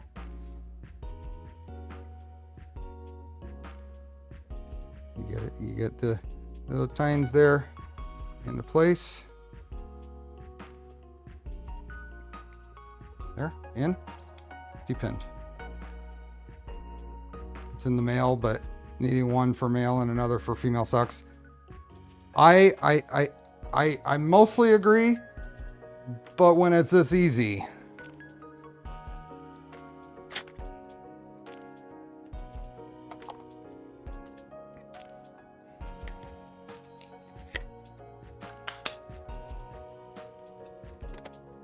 When it's that easy. Okay, what do we got here? Let's see. We need one from each is the thing here. And I'm gonna leave this heat shrink up here to help identify that. We need one from each into each pin. So that's all we need to remember is these, one from each. So, and I'm going to let this be a little longer too.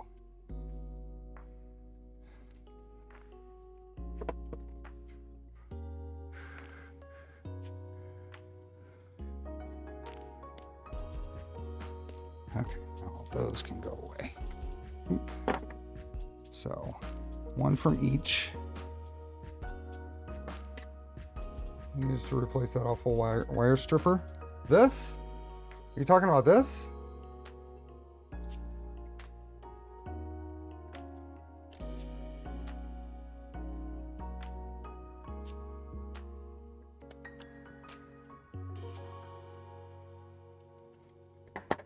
And then we are going to twist those together.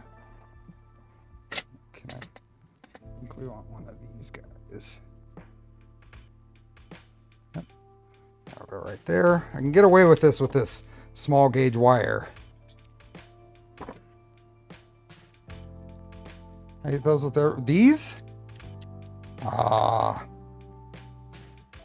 I like them. This proves I don't have a bias against Engineer. I hate their PA09s. I like the PA06s.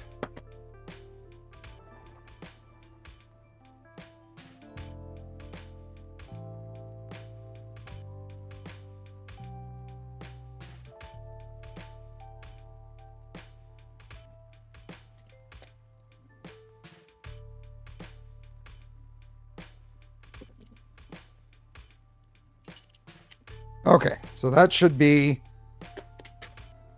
the two heaters on this Hotend, on this Swiss 3DC Hotend in parallel. So I need to take this guy and we can pull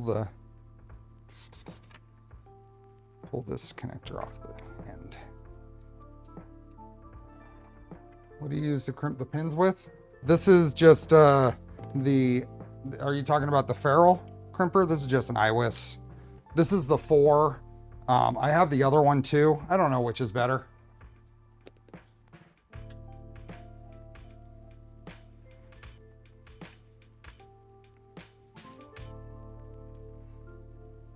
Make sure these are open.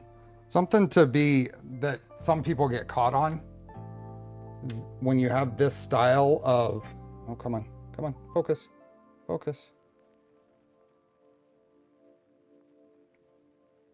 There we go.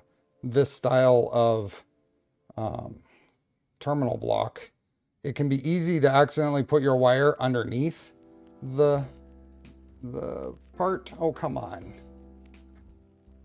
There we go. Because see, as you loosen this, it actually opens up to the actual opening, and then you tighten. Sometimes you can start and get it in the wrong spot. 4 points for square screw downs and hex or octo for round screw downs. Where's a round screw down? I haven't seen a, are there any that are actually round?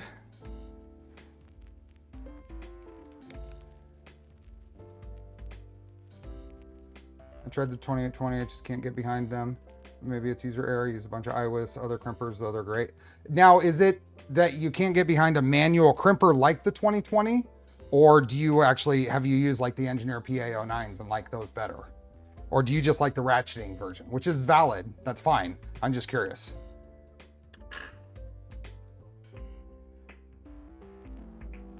Okay, so this can come around here and plug in there. There we go.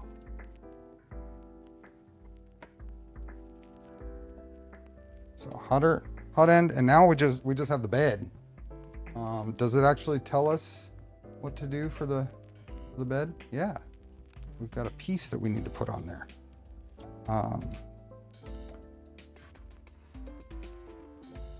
You need to put this piece. Oh, that piece goes there. Never mind. Where does this go? There it is. It goes like that. Round. Think those white nylon strips with screw downs. Okay.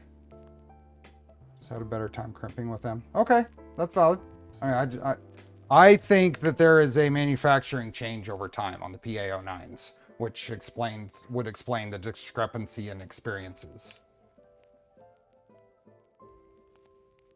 I think there's a manufacturing change, because I have 2 pairs of PA09s from different, one's the Taiwan made and one is Japan.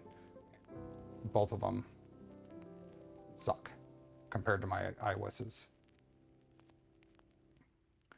Okay, so this is, look at this mess. I think I'm doing pretty good as far as my electronics bay is far less cluttered. And I didn't really change a whole lot as far as the wiring. The power wires are fairly bulky, and that's the biggest thing I changed. Next.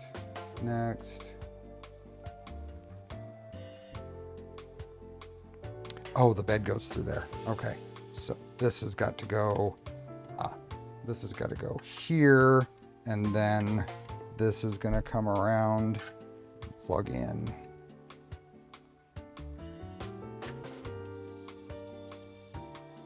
Which way? Is it this way?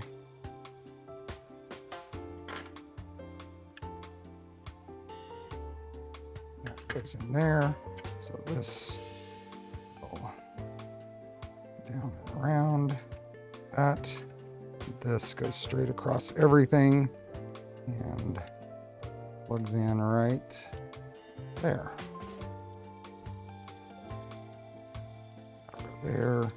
That'll go there. That'll go around that. And then this.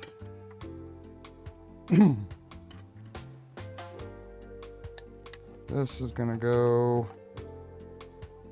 lock in the back, drop down pretty easy. That goes there, and this goes over here.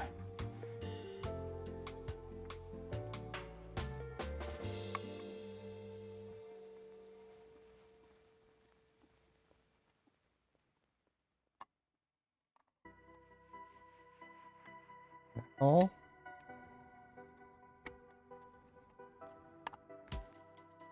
I think that's all. And that is the M3x12 I'm missing. The last screw to put in. 3x12? With this guy? I think so. The one that I dropped somewhere.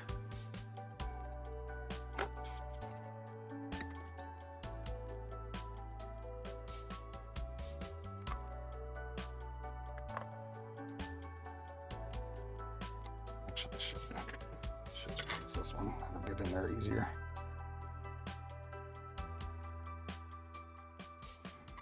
There we go. Okay. That means that we can tighten these up. Goes all the way in. Everything seems to be in a good spot.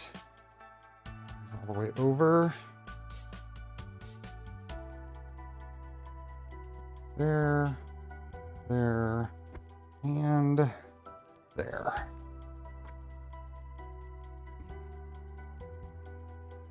There we are. Okay, what a mess. What a mess. All this away. Since I always have extra crayons, use 3 or 4 for practice, and I quickly crimp what I need.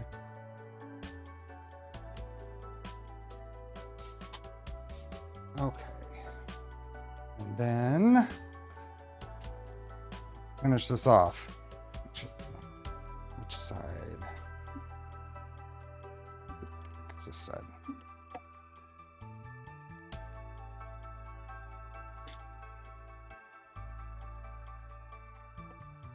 Thought I heard a crunch. Okay. Prusa Mini is reassembled. I think that concludes the rebuild. Now we got to test it.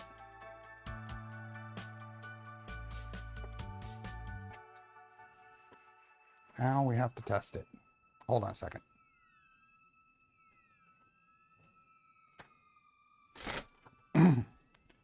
Okay, laundry going.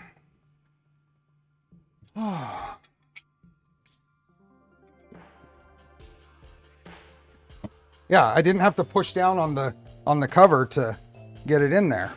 I had to push down where the little end where all the wires come in, but I don't think there's any way around that. Yeah, this is clean. Okay, let's just go through, make sure. So that is that. That tightens down. I get to finish the hair bows. Everything's done. We got a spool holder, but that we don't need. So let's plug it in. Let's get this testing. Let's do it. So,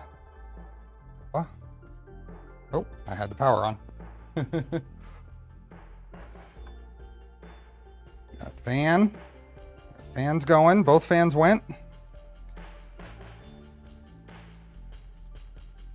Oh, so right now we can do the shake test, and I can tell you it is stiffer. I mean, I don't know if you remember if you were around, but I grabbed this and it is definitely taking more force to move it around. It is a lot stiffer than it was.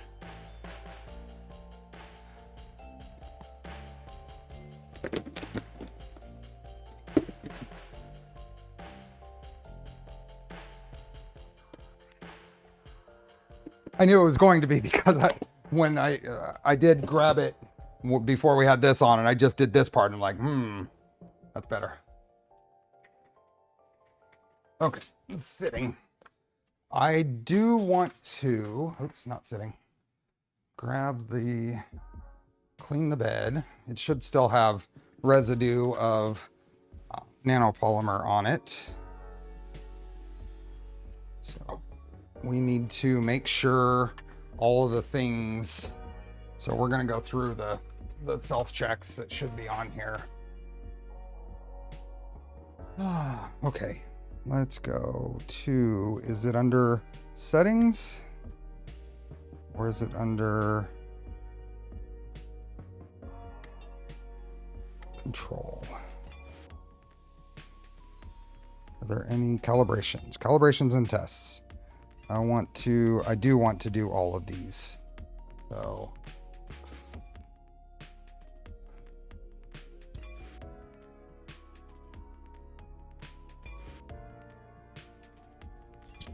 Yeah, if you watch back from the first stream, I think it would be evident how much less this one it wiggles now.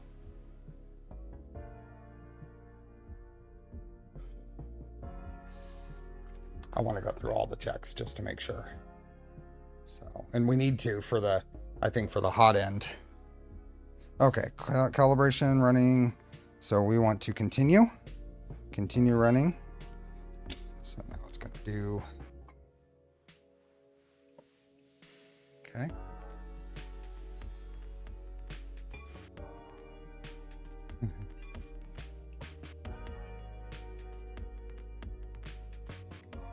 There has been the occasional, very rare smoke. It can happen to anybody. That's actually a good thing. Well, not a good thing, but to show people that can happen to anybody.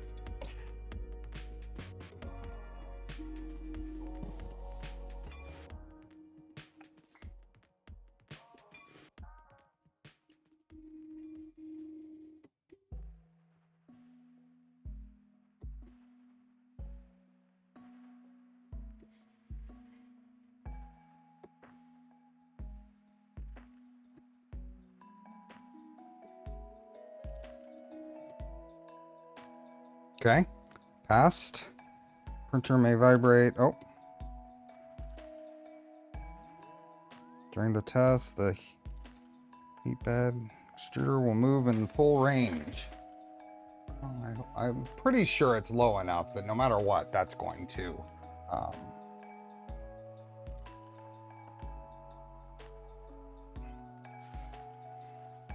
no matter what, it's going to trigger before it crashes the nozzle. It's really low. Yeah. Yep. Perfect.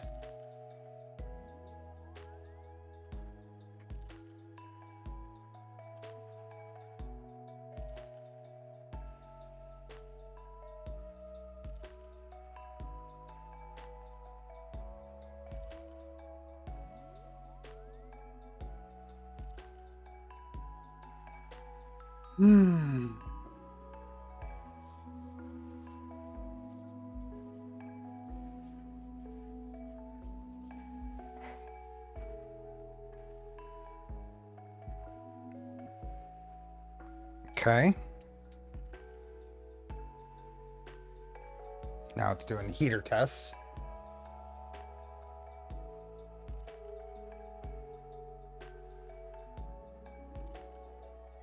It's heating the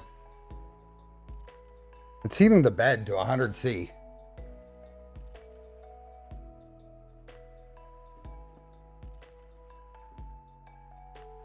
That might take a little bit. It's getting warm. Make sure. I feel like the belts are probably fine.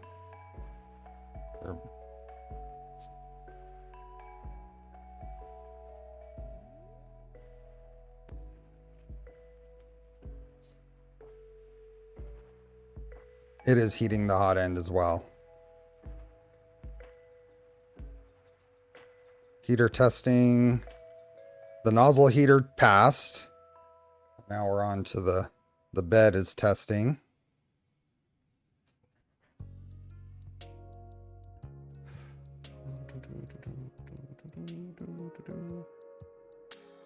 Oh. Still it. What else have I been working on?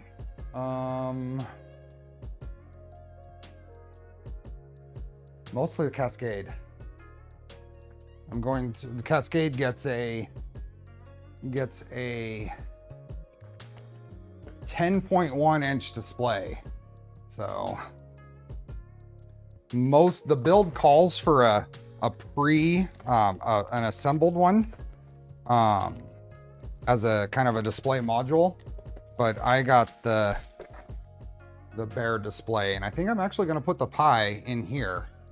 But look at that thing, 10.1.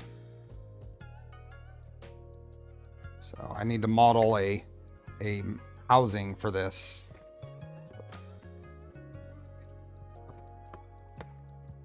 That's a task for for this week. 10.1. That's a big display because the whole interface is right there on device. So being an open source, project. Let's see what this wants. To calibrate with currently loaded filament, press next.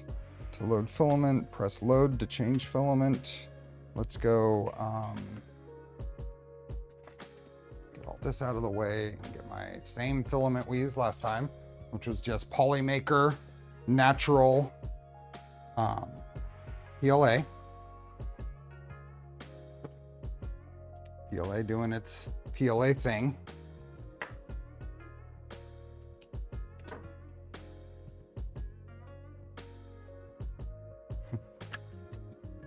So being a, let's go PLA. So 1, 2.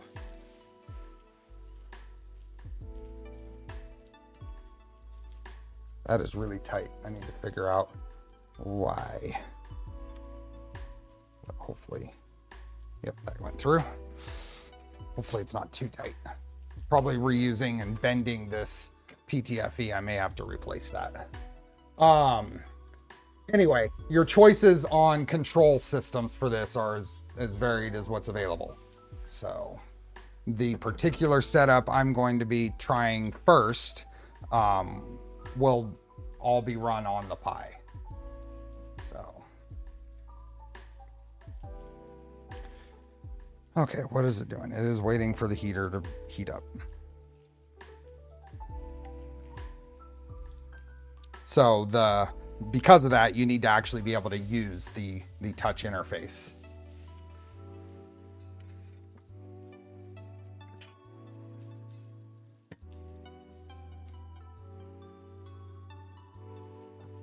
Rep firmware in SBC mode a while back. I think it was on Black Box. We did it on Black Box. We did it on the Solid Fork. So we did it on Black Box with genuine Duet hardware.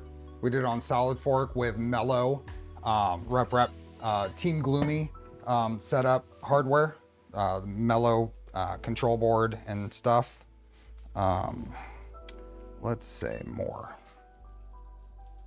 Hey, it's extruding. First plastic out of this nozzle here.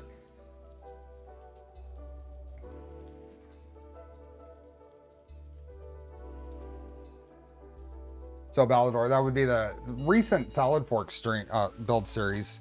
I would look towards the end of the series. Why isn't a dual screen setup the way to go? Then you need next to nothing for a front skirt. This is just, I mean, you can do whatever you want. You don't have to use this display. You can do it headless. Okay, so that did that. Is the color correct? Yes. Now let's calibrate the distance between the tip. Okay, we need to do this anyway because I moved the pin to probe. Do you want to use the current value? No. We are going to start over. The next step, use the nozzle. Okay, next. Where are those projects now? Well, Solid Fork is going to be at Rocky Mountain. Solid Fork will be on the E3D booth. It's sitting right below me right now. Black Box I won't be taking. That thing is heavy and I think it would be very difficult to transport without breaking it.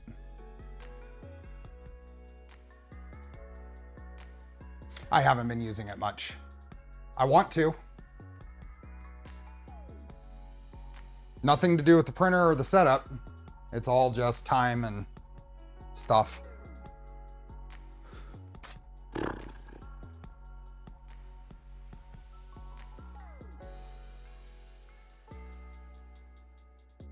Okay, it is heating the bed. Plans to do a stealth fork. I know they're still early in their project. Oh, I had no idea there was a stealth fork. I'd be interested in seeing it. Whether I do it or not is a good question. I think what you're going to see a lot of over the next good while is refreshes on existing projects, tweaks to things, maybe revisits and stuff, just because of the state of cost of things, is potentially going to be out of reason for just being able to do any build. Did you ever make a bottom panel for the black box? No. I mean, that's one of the things. Hopefully the bright side is that it gives me time and opportunity to revisit stuff like that.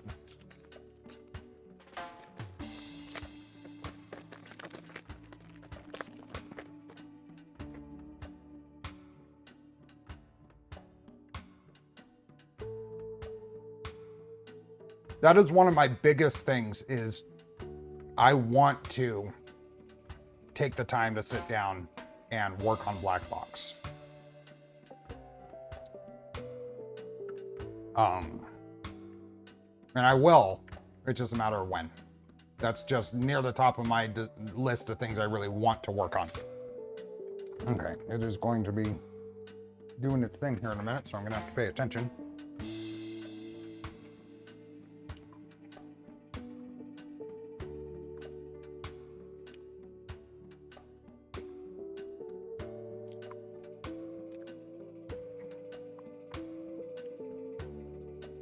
There's a very long list of things we can work on, so I'm not too worried about running out of content. It's just a type of content that we're going to play with.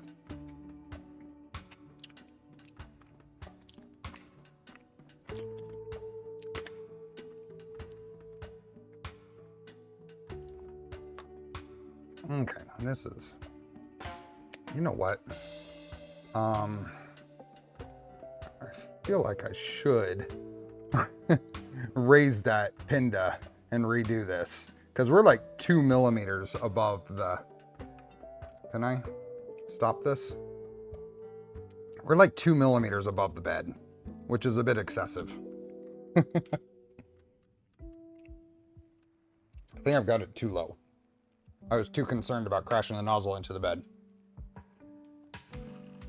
So I'm gonna let this run through its thing. I'm gonna raise that and we'll rerun it.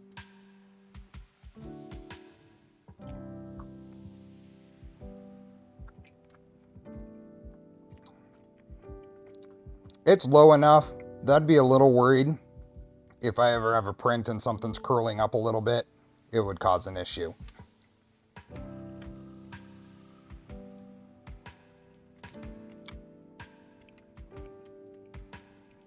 Did you print a pinda guide? No, I just eyeballed it. I held a ruler horizontal and made sure that it wasn't significantly higher than the nozzle. And it ended up being very much not.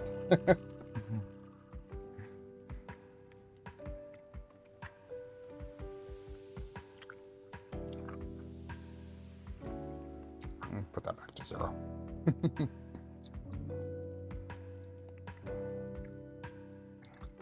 I mean, the instructions only give you the instructions to do like 4 or 5 threads visible, and I have 1, 2, 3, 4, 5. I think that I'm going to go down to like 4, which will be an extra millimeter or so up.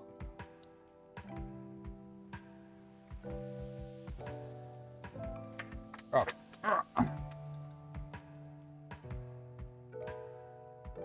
They use a zip tie for the Mark III, but I don't know.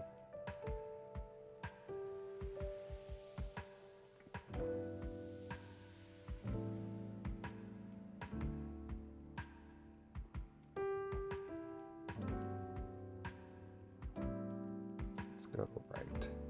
Let's try that. No! Shifted before I could tighten it. 1, 2, 3, 4. 2, 3, 4. Maybe one more up.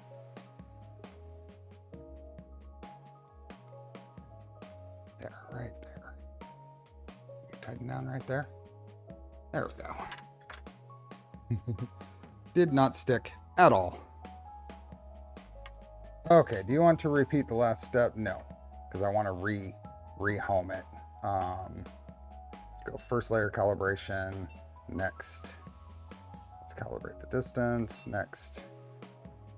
It's not next. It should do a rehome and mesh, which it'll need. That probing was slow. Is it due to being old hardware or something? I mean, it's an old, yes, probably. The short answer is yes.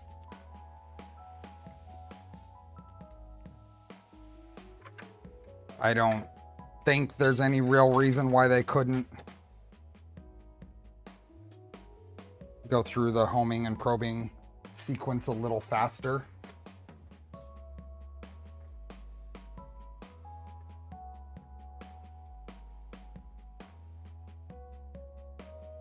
Did my post about EXP get blocked?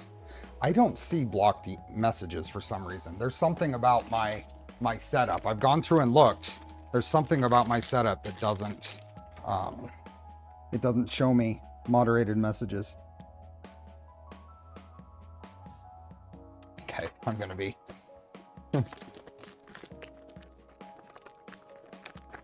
If there was a link, it'll block it. There's no, and Bill might not even see that. Or Poity if he's here, or any moderator.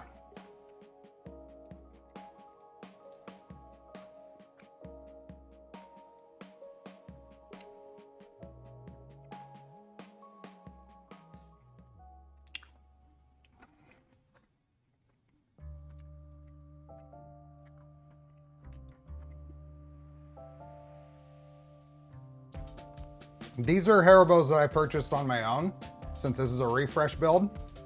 I forgot them the first stream and was very lucky that everything went okay. I made sure to purchase a package so that the rest of the build would go okay. How you doing, Turtle? This is pretty much all I use right now. That's all I've been using. I am annoyed at this iron though. It doesn't stay active. It's supposed to stay active if you move it. It doesn't stay active. The little motion sensitivity doesn't seem to affect it.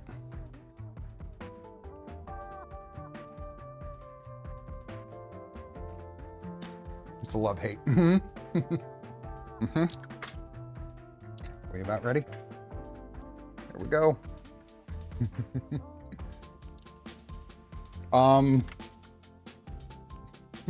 It might even be a little squished. I might have been better off going I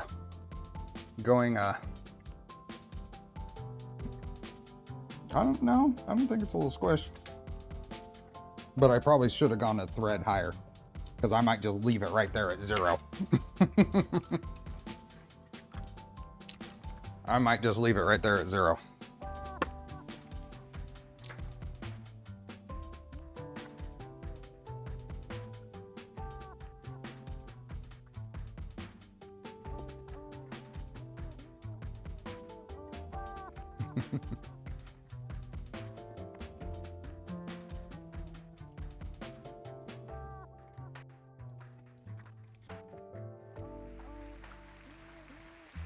AliExpress might be reading my chat data and sent me a 3rd off coupon code for tools, so the other J ready is in the mail now. Nice. Oh, it didn't come as a set when you got the first one, huh? Solid fork homing, almost ready to melt plastic. Awesome. What controller did you use in that one, Turtle? I'm gonna leave it right here. Let's transition to doing the flow testing. We are, yeah, we're doing pretty good on time. We're 4 hours in. It might be a hair squished. I don't often have to go into the positive into the positive numbers on the Z height. Stealth Octopus Pro 1.1. Stealth fork skirts, awesome. Yeah, it worked out pretty good. Later, I'm gonna lower that by just a touch, so it doesn't basically touch the board on homing. But I think that will do for our next task. Like I said, I adjusted that up just a little bit. This filament is pretty clear. You can disable standby. You can. I don't want to, Balador. I want it to have I have it set for a 30-second standby because I set it out of the to the side, and I don't want the cats to go over and sniff it. I want it to be cooling down as soon as possible. But I want the movement, yeah, wake on movement to work. And we're using Iron OS. Turtle and I are using Iron OS on those. Do you want to repeat the last step and read? No, we are done. So now this is working. Okay.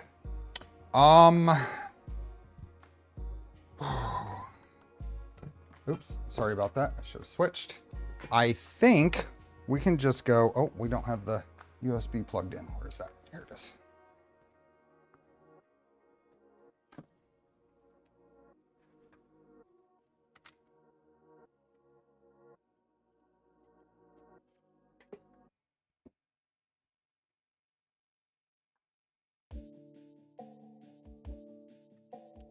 Okay, we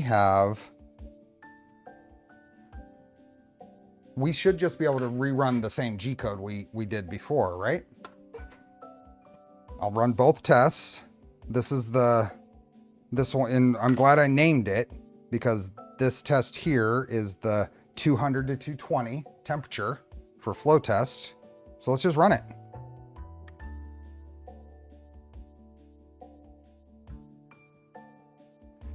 I did change the sensitivity to the most sensitive, and it doesn't appear to be working.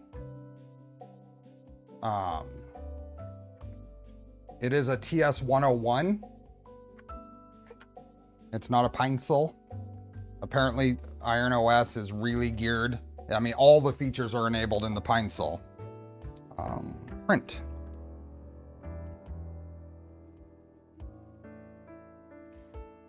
Hey, Steven. Hey, Joe Nitta. Welcome to near the end of the stream, but this is the good part, the results. I shouldn't say the good part because the good part is the build, but this is the fruit of our build.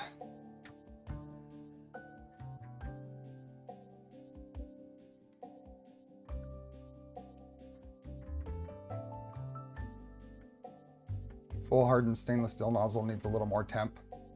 That's okay. We will get the results, and if it's, and you're right, it is a different nozzle in here. That's a good point. It is the hardened nozzle and not the brass. Do I have a brass?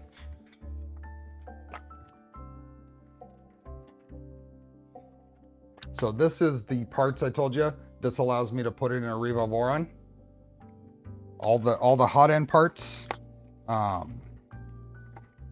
Oh, and there's a little splitter if I had wanted to use that, but I wanted to do it all at the tool head.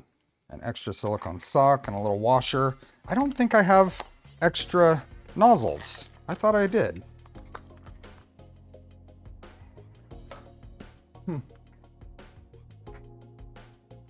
So we will just keep that in mind. So if we look at the graphs, if it's shifted 5 or 10C, we'll see what the results look like.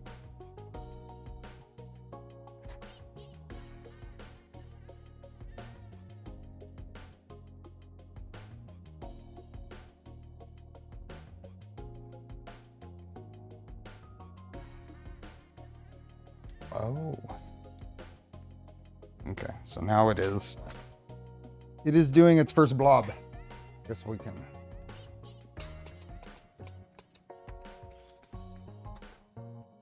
These first ones are going to be slow.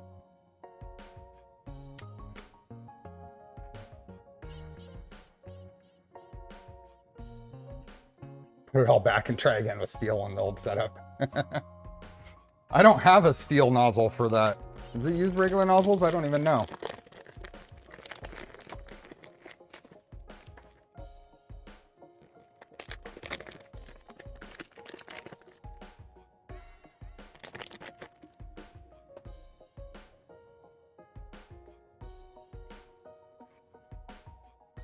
The brass were not available in 3mm diameter at that time.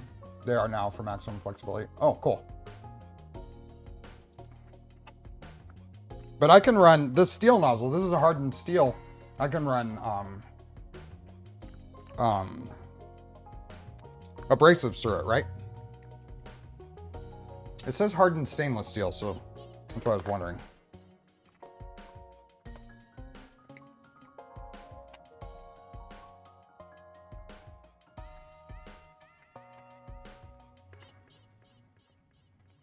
Almost done.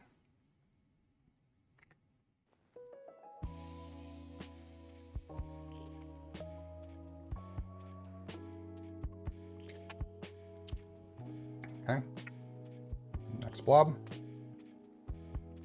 Yeah.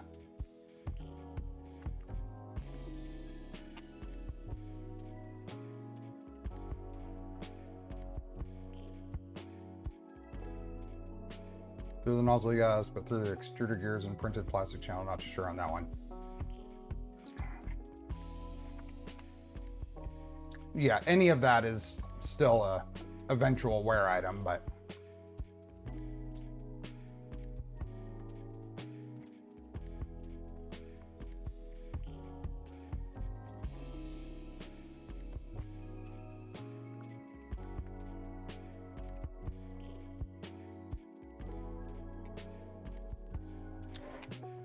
Turtle, did you see my project?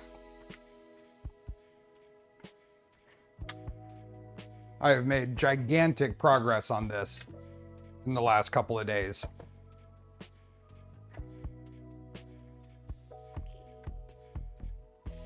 Mm-hmm.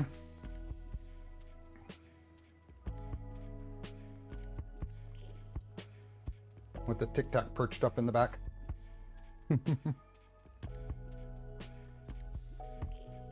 I also realized I can optimize my storage in here, or my layout. My toolbox there, my tool chest, fits over here where my drill press currently is.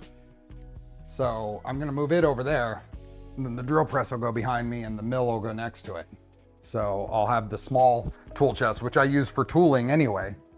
It has like taps and files and that kind of stuff in it anyway. So I should be able to fit the drill press and the mill in the space that's currently occupied by the tool chest and the wheel and tire stack that I need to sell.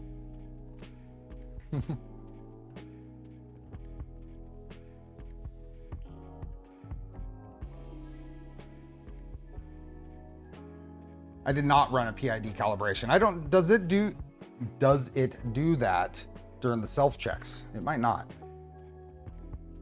It might be something we need to, if we get weird results, it might be something we want to look at. You know, let Taylor store his venture there. I don't know what he's gonna do with that. The Used test is not only for Prusa printers. This is from CNC Kitchen. I'm pretty sure I have a link in the description to info on it. But that's where I do not. Why do I not? I don't. Why? I need to put one. Hold on. Let me put one. Extrusion system. I think this is the. Here, this'll be a good link. We're basically following this. Hey, out of Adam.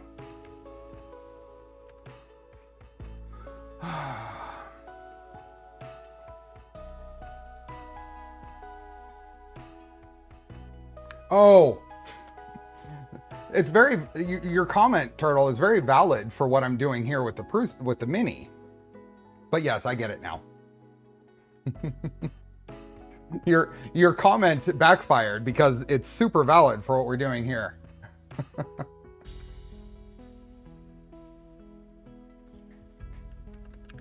I'll put this.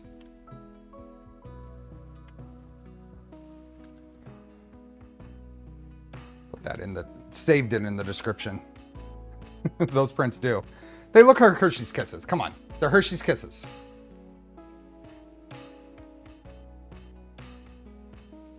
They're clear, break your teeth, Hershey's Kisses, but they're Hershey's Kisses.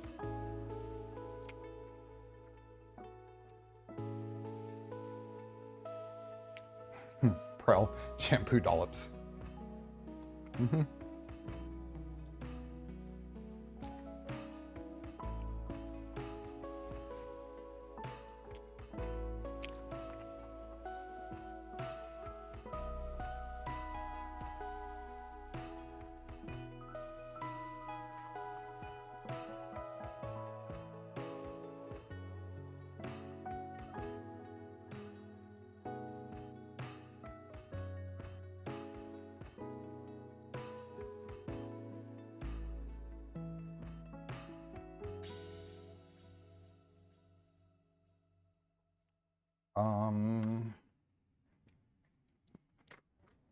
I had a thought. What was it? The thought left.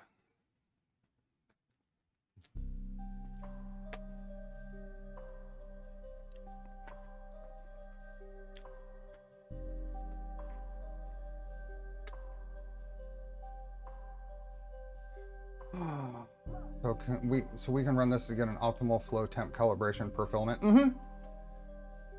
Yeah, for sure. You can, well, not so you can, what you can do is test where the limits are per temperature, where the flow starts to drop off.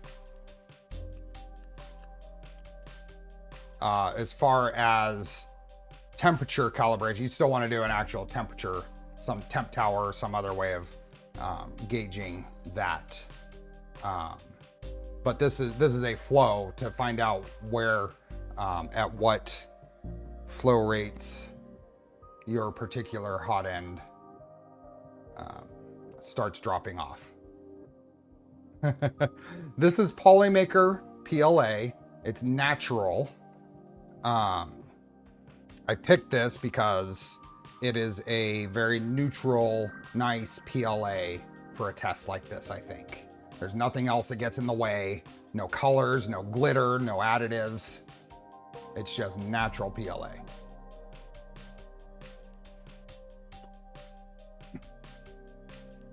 I'm waiting on some steel sheet metal parts to build an overkill cantilever Z for a 255 bed using HDR 15 rails and a 1605 ball screw.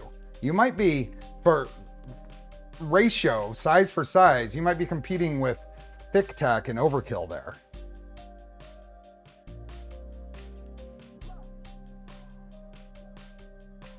It was me hoping the Prusa has a refresh mini. It is refreshed. Mine is refreshed.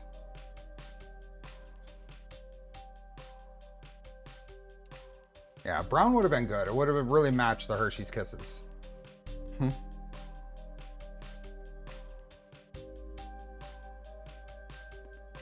I'm fidgeting with PC CF, Ambrosia PC CF handles for the enclosure for Cascade.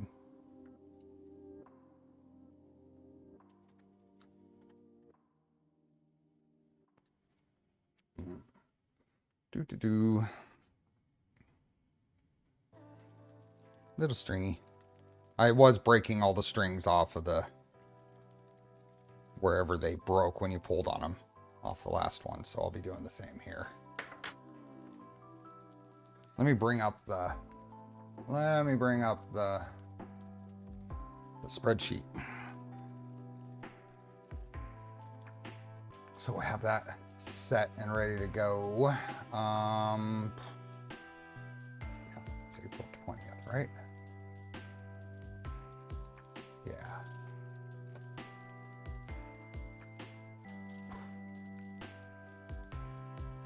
So bring this over to this screen. And marks bar. And then I think I can copy to, can I just make a, can I just copy this to itself? Oh. Yeah, let's just do that.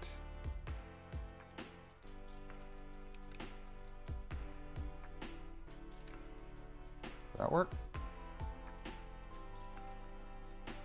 No, it doesn't. Darn it. Okay.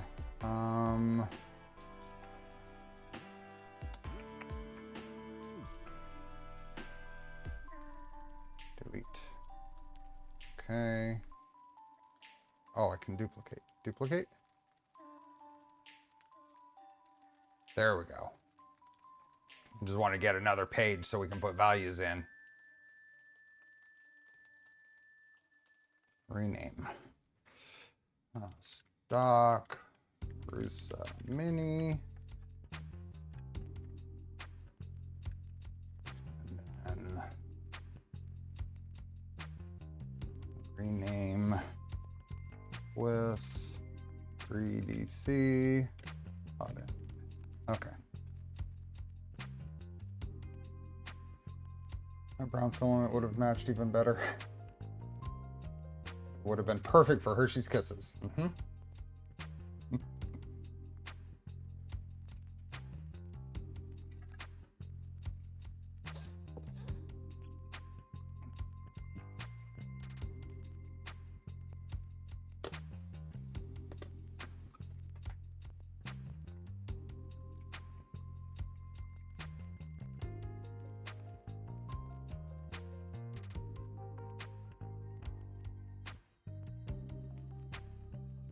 Is this?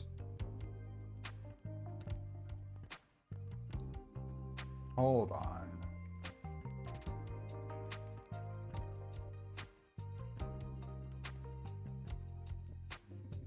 Cancel.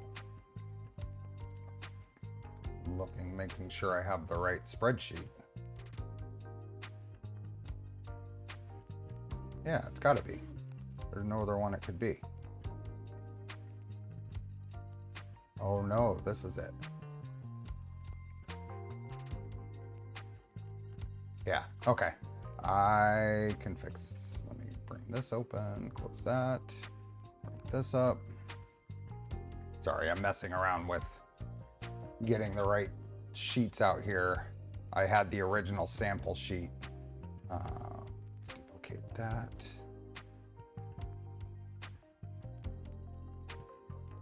Get a Cocoa Press and run it. Oh, on yeah, that would be nice. Then you could just eat the test.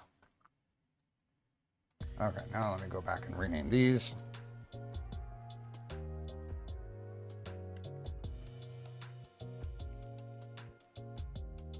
And rename that.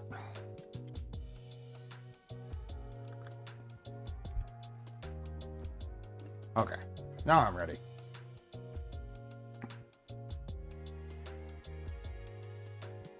This is a 0.4mm nozzle. So I assume it is.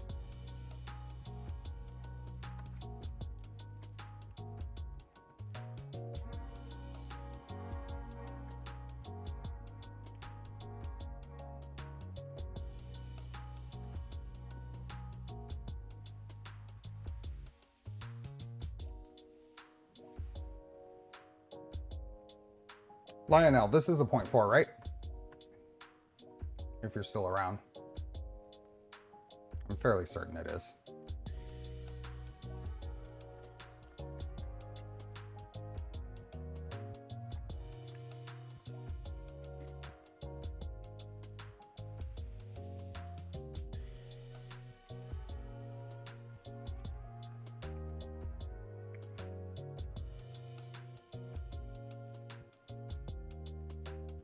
I'm gonna pull it out and look later. It's easy to do. Easy to pull out, easy to swap.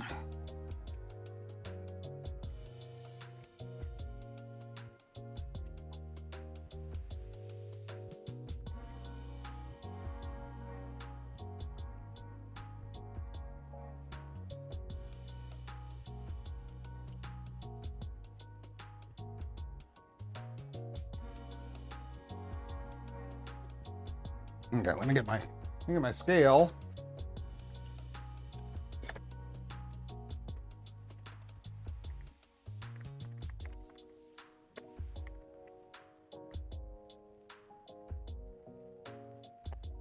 Go. Okay. Let me get stuff out of the way here too, so I don't have to fight to enter values on the keyboard. Go. Shift the printer over.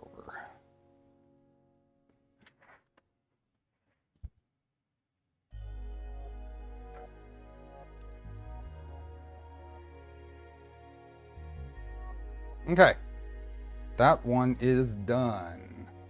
So we are going to, I think it's going to be easier to do this. That way I can center it on there we go. Okay, so this is a copy. So I have the stock Mini. This was last, the results saved. I made a copy, and we're going to leave all these values, but we're gonna replace them so we can kind of see as we go what might be different from before. So let's get the last test from the previous one. Make sure we don't get that mixed up. Okay, so on. And reading 0, so grab, I need my other, that's right, I needed the wide tip tweezers because these didn't have enough grip on them.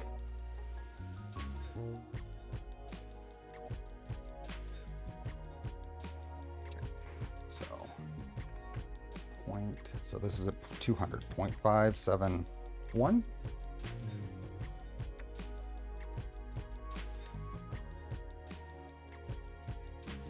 Before, you will need to modify the plastic spacer and organize them to be free, heading at the back of the printer, then again, change your nozzle swap. Yep, I don't have the correct part on there, so it's going to be, ooh, big drop off, 0.563. Now remember, this is, we'll find out, but we could be running into, this is a hardened nozzle, so this is effectively maybe 190 on temperature. We will see in the next, we'll really see in the next couple of tests.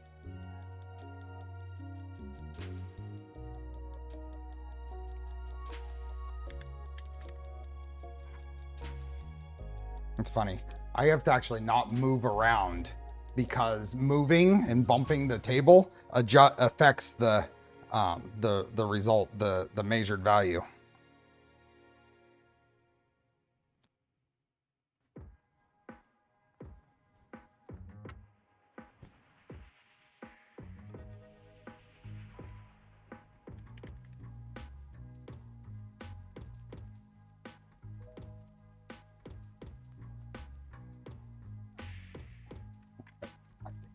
Start to use pliers on this. There we go. Much better.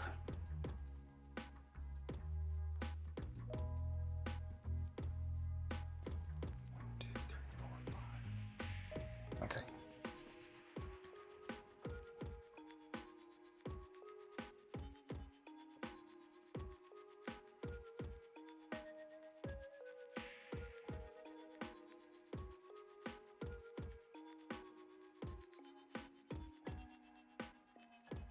Yeah, that's interesting, where we started out a little lower than it was before, but we're maintaining a little longer here than it did before.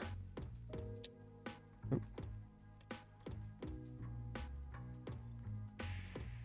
And doesn't drop off. Okay, let me give it a second. See that? The drop off, that big many percent drop off from last time wasn't there. Interesting. So now at 220,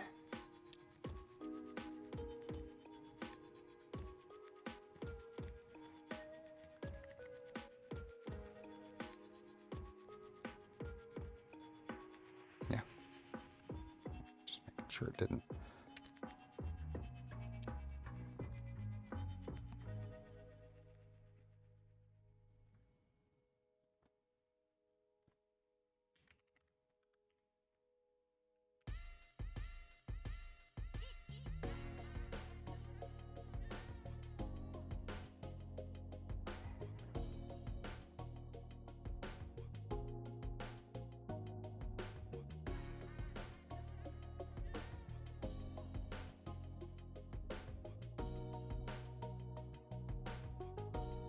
The scale is so sensitive. Things in the area are impacting it.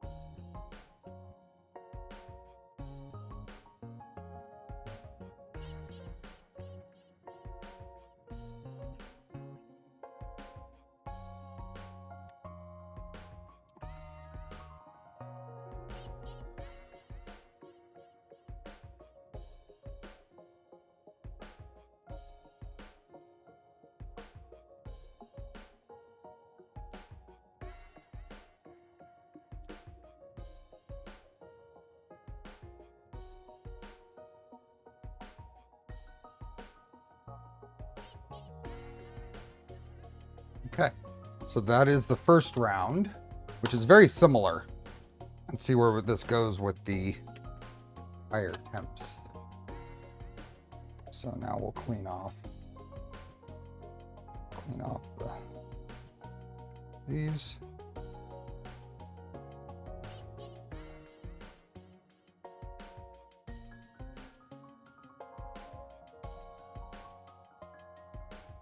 Oop.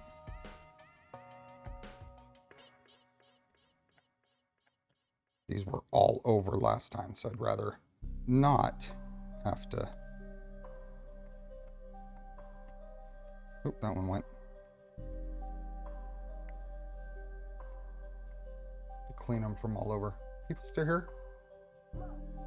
How many people have we lost? Yeah, still not too far off to 200.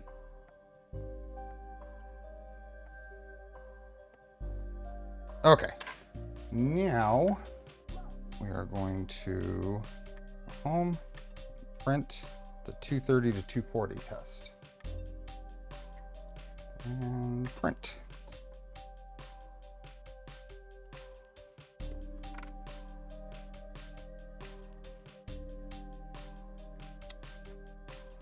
Oh.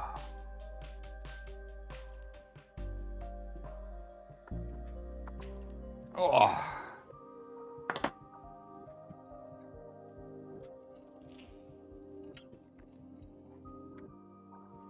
What? Bed leveling failed. I bet you I'm I bet you I'm too close. I am guessing that it actually touched, so let's do a quick. This doesn't have anything to do with the flow test here, but let me move this down a notch and redo the nozzle calibration. Oops, not that far. Probably about right there.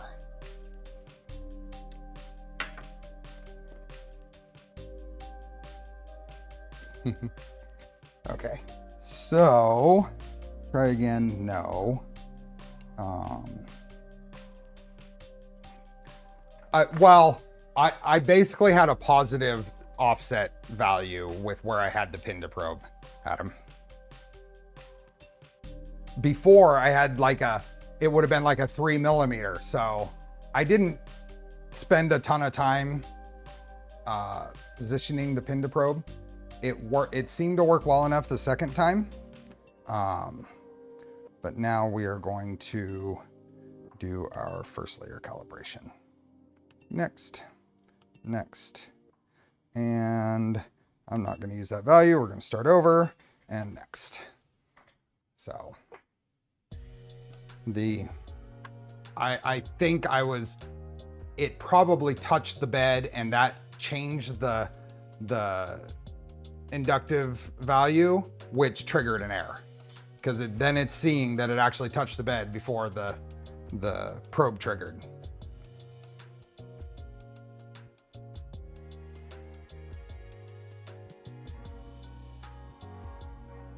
They are nice and compact. They are.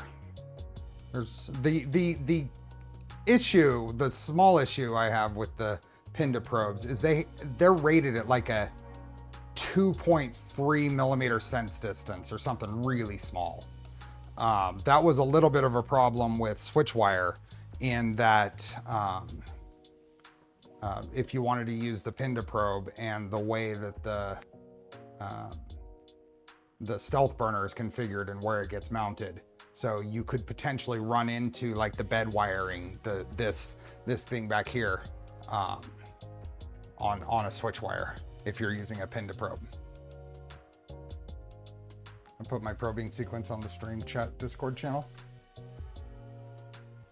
I highly optimized my bed probing to 144 with repeat probing really quick. On what printer? I mean, that's... Oh yeah, I see. I see what you're saying.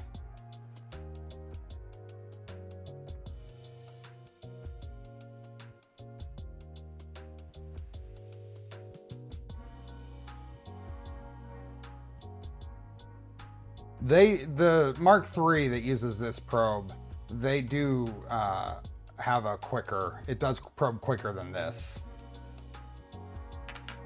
I couldn't guess other than it just being not something they're prioritizing that performance on the Mini as to why it's not faster here.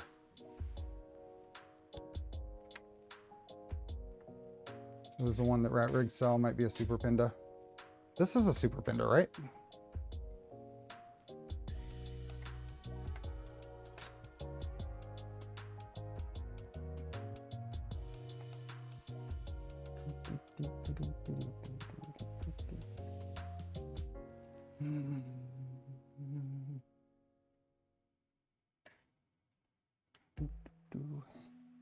Come on.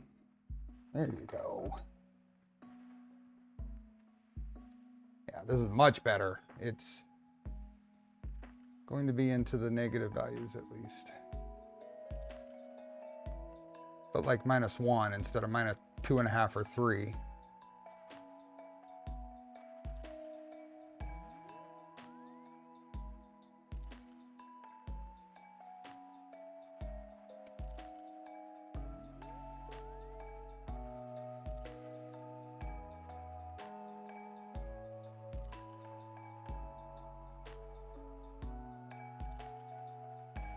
-0.7 right now.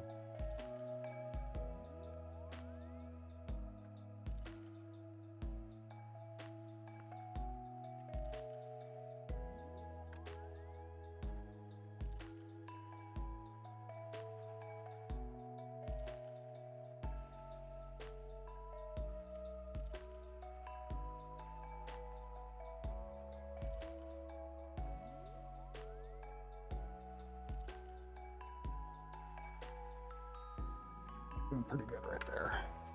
Let's see.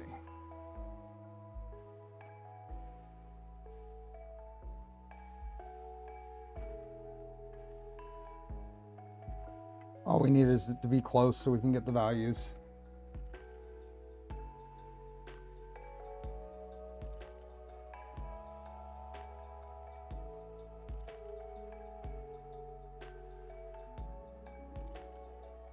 So other things we need to look at, as Turtle didn't intend to mention, but I do need to do a PID tune on this and see where it ends up, see how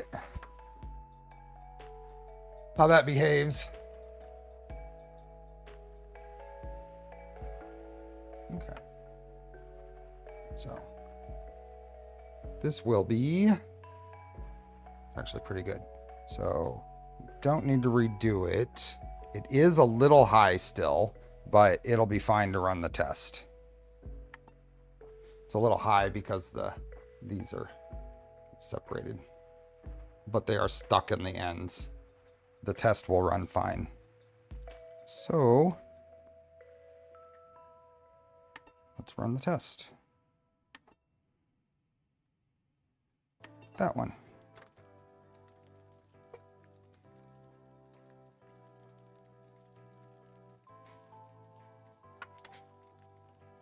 It is a bed level test print. It's built into the Prusa firmware.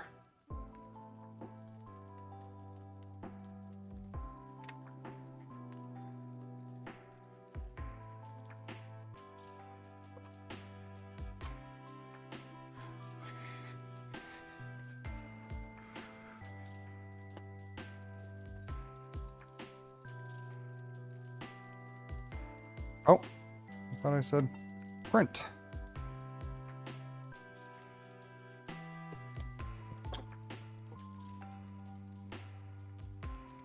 Gotta get this next print going on the Cascade parts and hope it doesn't overheat again.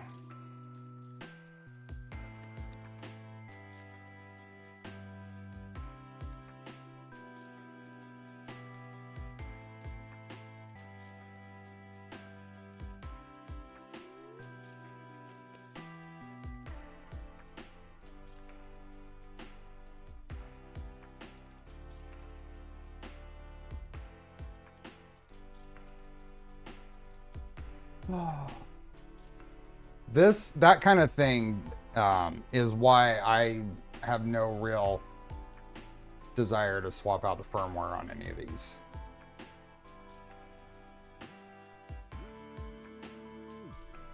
I tried Clipper on a Mark III, on my Mark III Bear once, and it was just, Clipper's awesome. But you lose all the integration that's been put into this.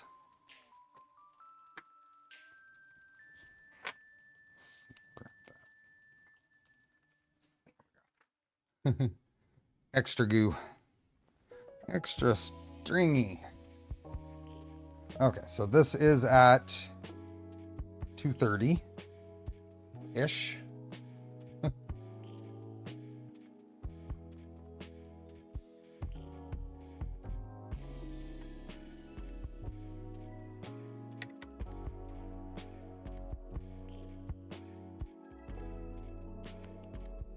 While that's doing that, I'm gonna clear the bed on here.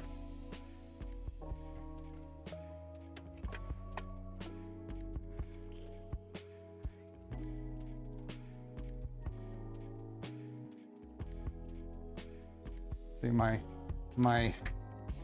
poor failed print plate. It was looking good too.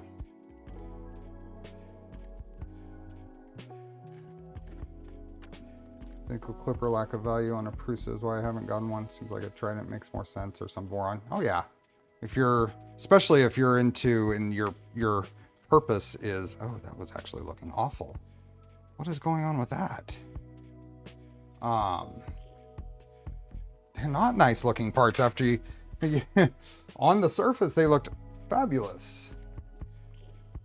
That's supposed to be a cross bridge hole.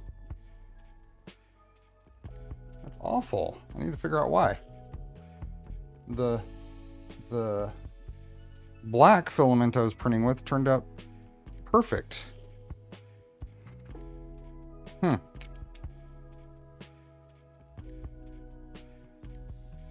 Oh, I know why. I know why.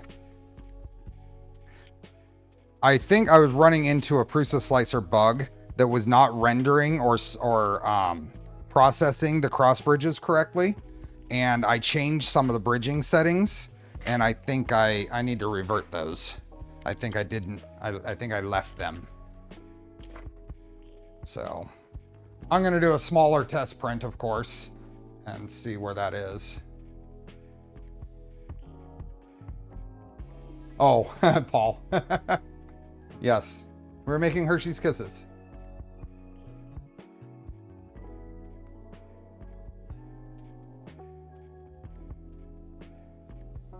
Oh, you get to watch the whole thing. Well, that's awesome. Did you have a clog? No, the tool head overtemped. I have the Orbit.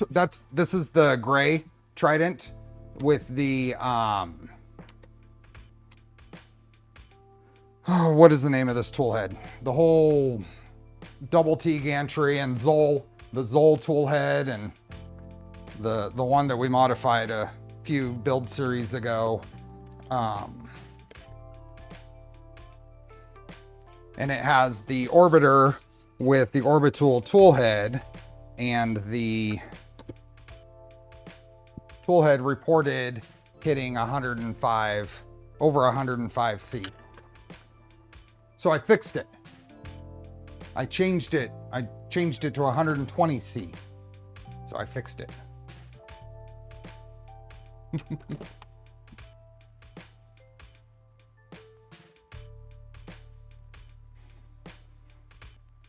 using nozzle cleaning sticks in between filament changes when convenient. You'd be surprised how much. Oh yeah. What filament is this you're using for the flow rate? This is Polymaker Natural PLA. Just their plain Polylite PLA.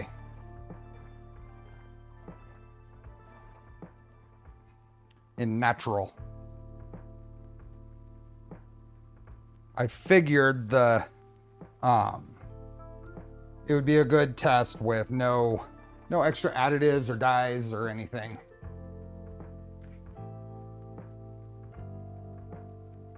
So yeah, ultimately, I mean, it is a Prusa Mini. So, I mean, we could throw ABS in it and get probably bigger flow numbers. But what the goal was to compare it to the Mini. That comparison might be flawed in that the thermistor is different. There could be issues with that, and we might not be getting the actual temperatures that we're calling for. So take these results with a grain of salt.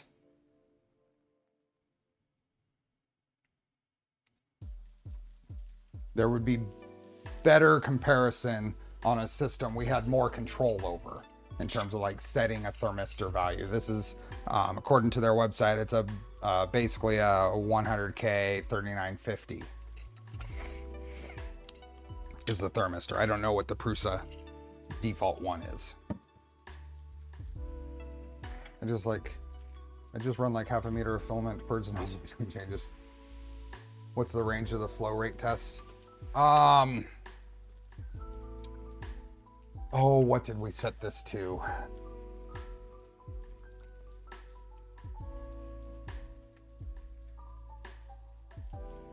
That's a good question. We set it up the first stream and we're rerunning the same G code. Let me bring up the page. So I posted a link to the, is this it? Nope, that's, that's 2000. I just pasted the spreadsheet and I'm over my character limit for a YouTube chat by 26,241 characters.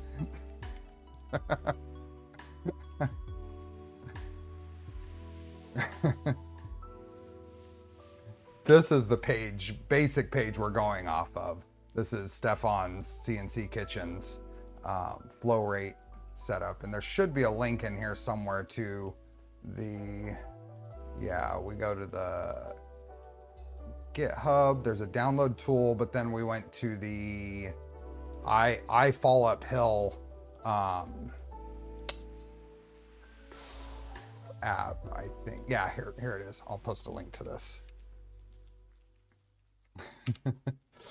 This is where we generated the G code, and I don't know if there's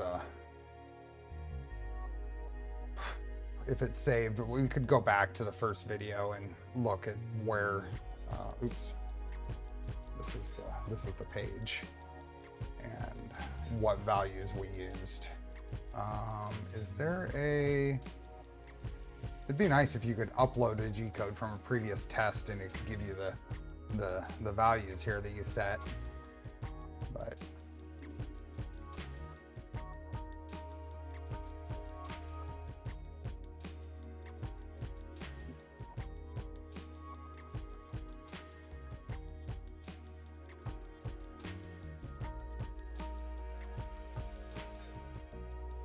this Hotend system, if we go here, while we're waiting for that to run, we might as well look through this. If we go here, let's go, I think we want, yeah, let's go to the configurator. So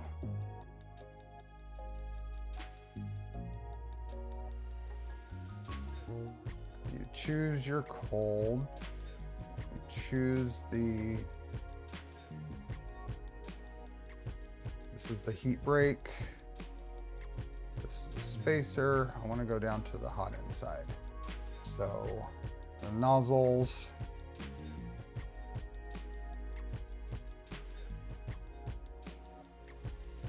Oh, here it is.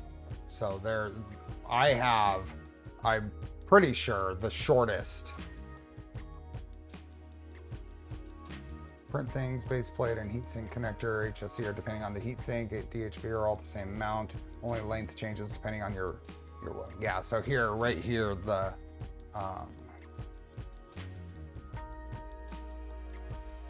I'm pretty sure I have this one, but there are different lengths and accompanying nozzles for higher flow.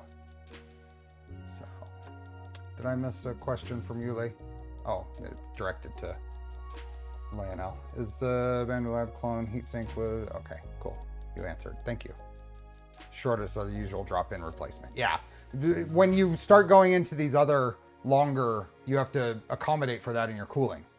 You don't want to be blowing your air up here at the, if you try to put this in a stealth burner, you're blowing, you're directing all your part cooling right about here.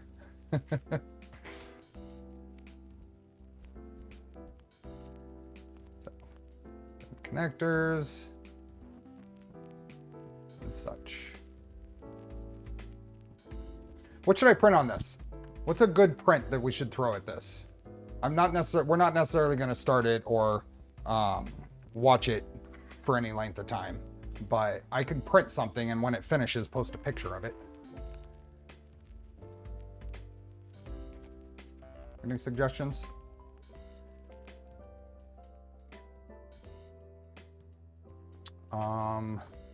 Let's see, you want to know max. So if we go to, let's do that. This is the stock mini, and let's see, how do we read this? We had input of weights, how much it under extruded, and real flow.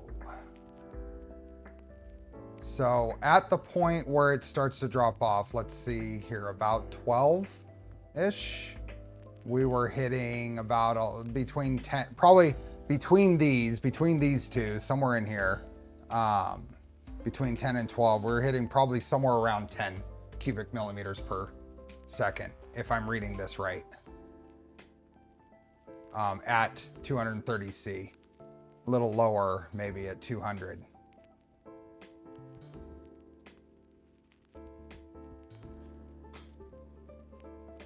These are the results that we took before we took the printer apart.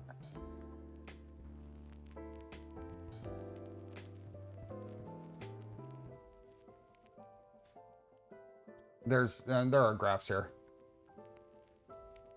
There's an outlier here, but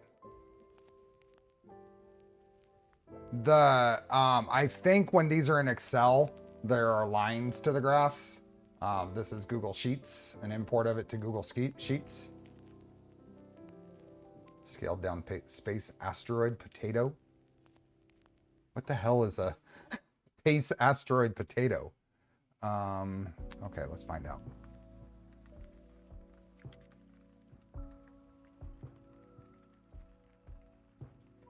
Space asteroid. Space asteroid potato.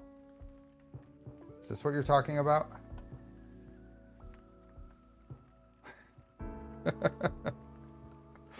Why? Why? Am I missing the joke? No supports needed. Printed with 0.2. Have fun 3D printing. Who put this? Oh, you put this out there. Okay, tell me. Felix is not a pillow. Felix is an entire bed, it looks like. Felix isn't just a pillow. He's an entire bed. He's the whole mattress. Oh, there's comments. There's makes. Are you farming Prusa meters?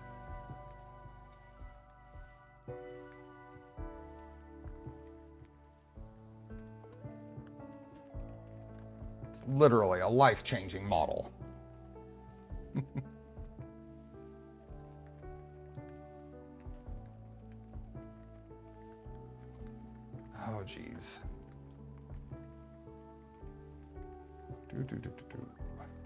Download.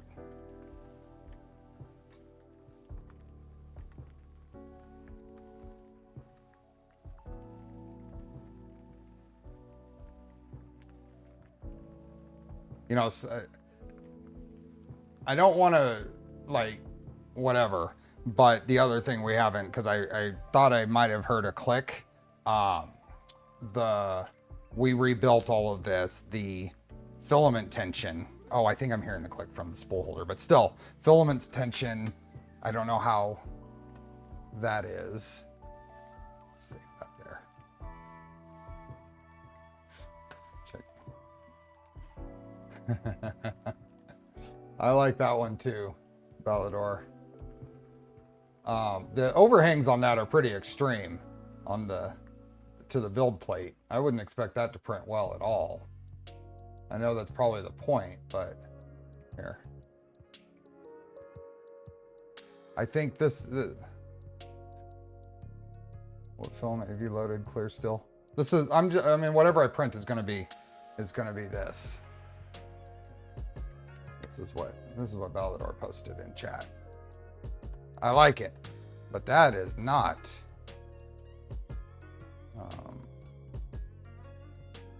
Wow, that's a weird rendering too. Why is that rendering like that? Is that normal now?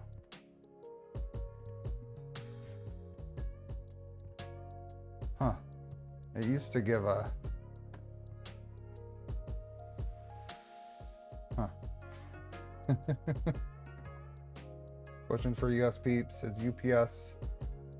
I had someone buy merch from my fourth wall and UPS said delivery today by 7 since Thursday. Not usually. It depends on the area though too, Phil. I mean, anything varies so much across the US. I mean, like, for instance, my very favorite carrier is DHL. I am probably in like the 5% of the US population that likes DHL, but I also live within 20 miles of one of their major entry points.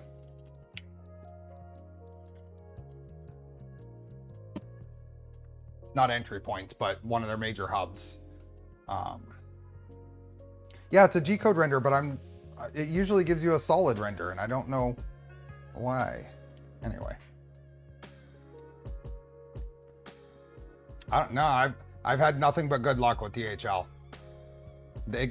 Usually its path is Los Angeles, San Francisco, Mather to me. And I've often gotten things a day early or more. So it's just the US is so varied and widespread that the UPS, I mean, UPS in my area is okay. FedEx is the absolute worst. FedEx really, really, really sucks. But okay, let's put these in. See what we got. Here we are. And we want this one. And we are going to the 230 thing here.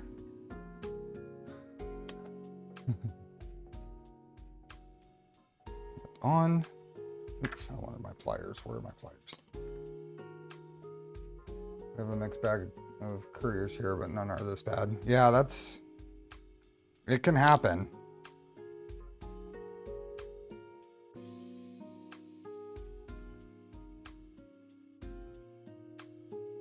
Yeah, it's the same.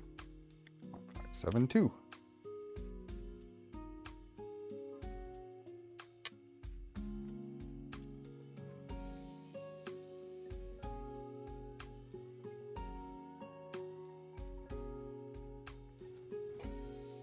Five, 7, 1.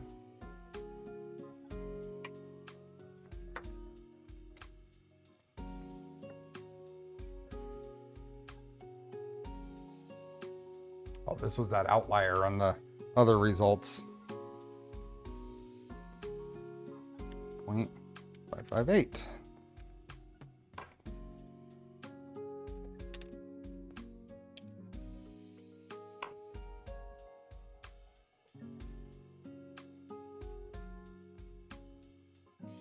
.60.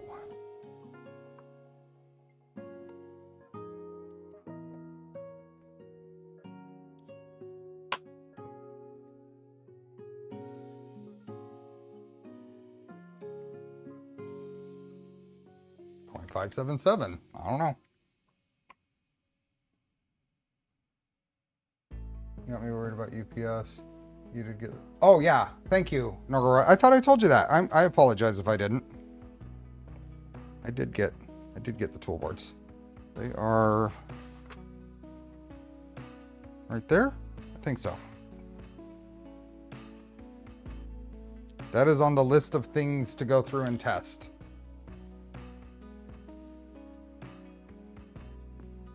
Um, 566.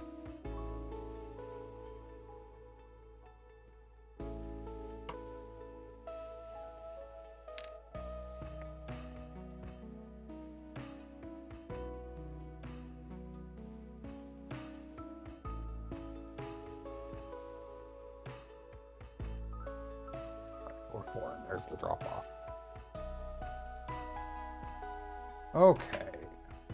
And then we didn't test to the next one. Okay, so now we do the 240.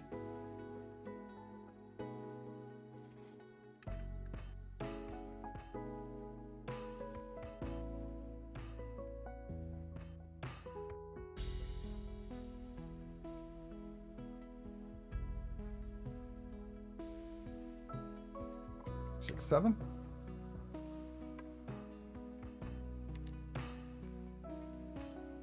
Oops.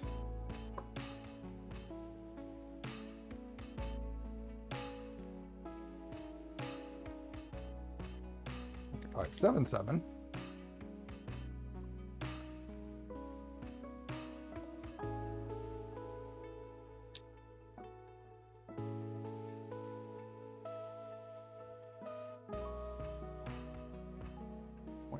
Eight seven.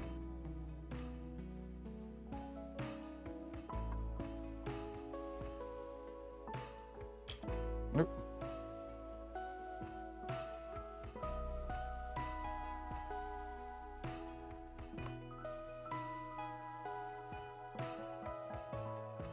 Five, 7, 2.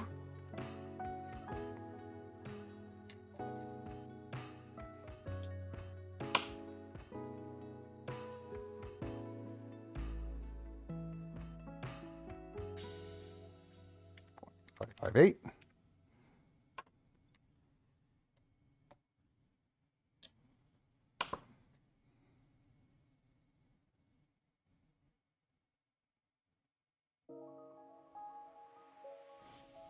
Point 565. A little all over here, isn't it?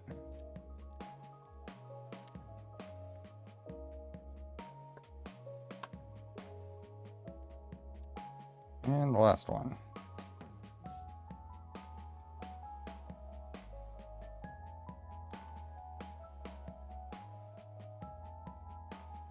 .556. There we are. I don't know on all of these. I would be curious about some of the changes we made in terms of PID tuning and thermistor values and stuff. So it is definitely different. And it was interesting to go through because really one of the big parts of this was I hadn't done this test and I'm a lot more comfortable with it now than I was before. So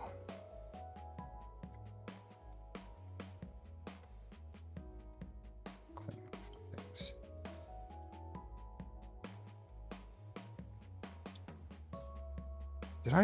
Had I set up any prints that I had done? I mean, we can reprint this. I can reprint this tool tray in the same filament, but we're gonna print, I guess, a weird space potato first. We're gonna print a weird space potato, apparently. So let's go here, crash this. Let's go to our Prusa Mini with input shaper. There we go. I usually just pick the Prusa PLA or similar. This will get us a little more temperature choosing the Prusa PLA. Let's go, I don't know, speed. and Prusa Mini and the potato oid. How long does this say it's going to take?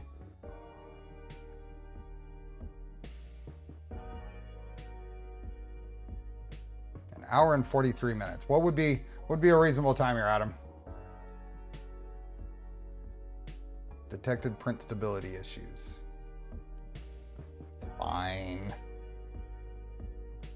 Let's see what we have here on print. Oh, let's go over here. Is this a valid? Yeah. Maybe the 4th space potato. Yes, that is what we're printing.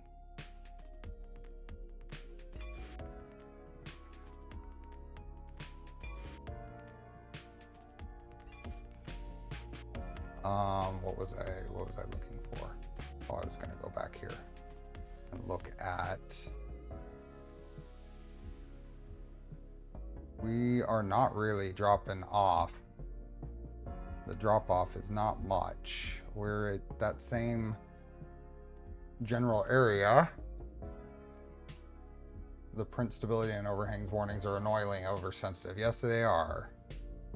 So let's do all this. Let's bump this up even a little bit. Let's just see what happens at like 18.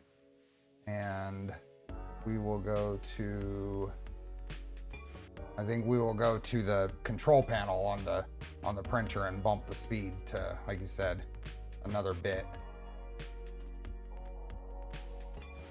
Let's see what this says. Yeah, hour and 37 minutes. Do a Space Nugget version. Let's go 75%. I still want some surface area. No, you don't like those. Either that or use a BTT SuperTac cool build plate. Okay, an hour. And we're gonna bump up the speed on the panel to 150%. So let's send it. We'll at least see it start and then we'll call it. Send and print now. Confirm.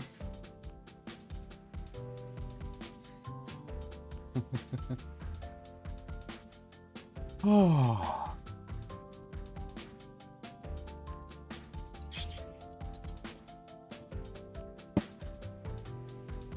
Get rid of all these clear Hershey's Kisses. Hey, some of those are sharp. What did I do? Hit the space bar.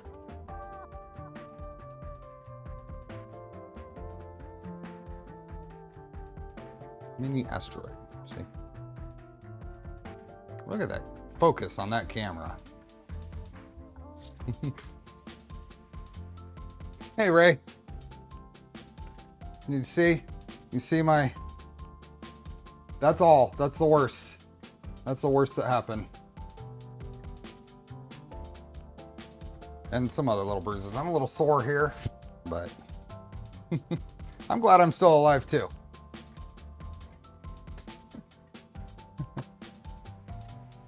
I am very lucky. If anybody's joining late, didn't catch the first few minutes, I accelerated at 9,800 millimeters per second squared for 10 feet and found the quickest way from my attic to my kitchen floor on Friday.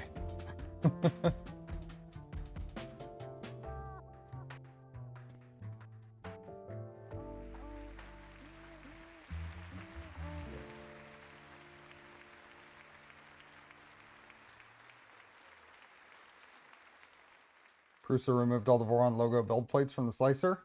Huh. Interesting. When I come down for the attic ceiling.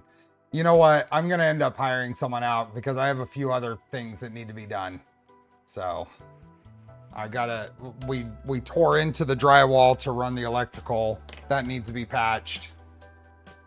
I'm going to be paying someone to do it.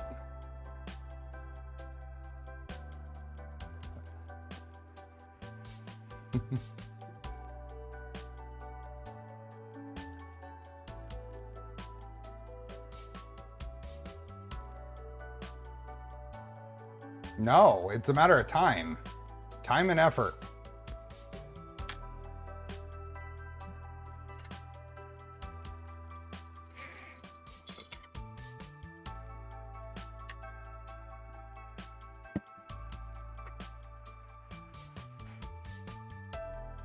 Drywall work isn't hard. Texturing and matching texture is. No matter what Ray says.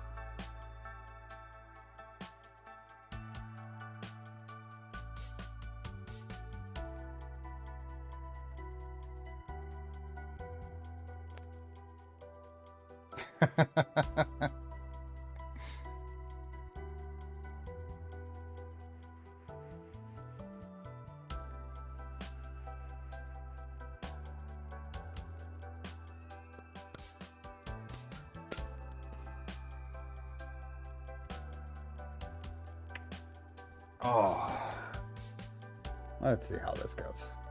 You see the cats there, Ray? Oscar is using Felix as his entire bed, not just a pillow.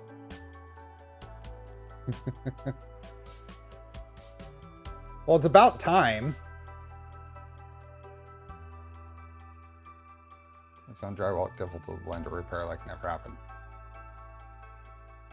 That's difficult even for the professionals, but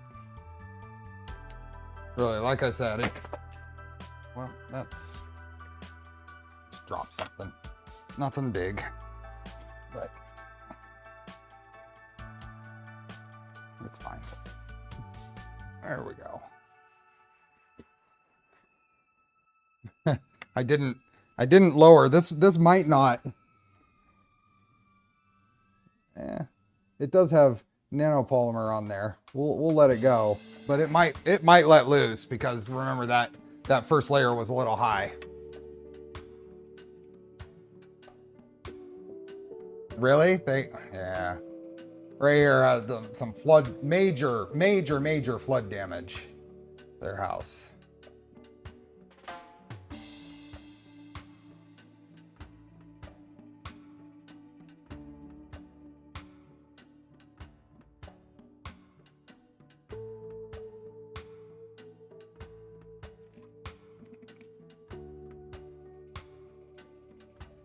Curious how, if this fails, if it comes unstuck, I'll adjust that first layer and redo it.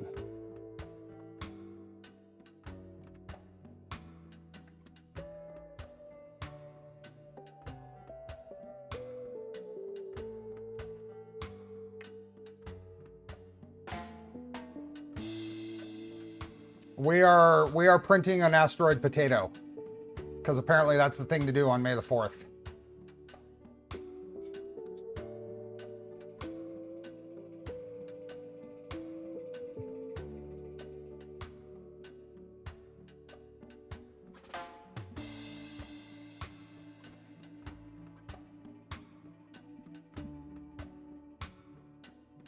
Okay, well that is going to go through. I am going to sign off here. So, post the link you must. What? Oh yeah. I'm not down with the kids. It's okay. We will do this. Anyway, we have now completed this build series. So next Sunday, we'll be working on the VZ bot, which is good timing because like I said, I need to take the power supply out of that and put it in this. So that will be the next thing. If I'm gonna see a Rocky Mountain, hopefully I do. That's the following weekend. So there won't be a stream that weekend. So with that, thank you Polymaker for letting me give away a roll of filament. Thanks everyone for sticking around and hanging out. Thanks for the gifted memberships and super chats, and hope you have a good rest of your week. May the 4th be with you and enjoy the build.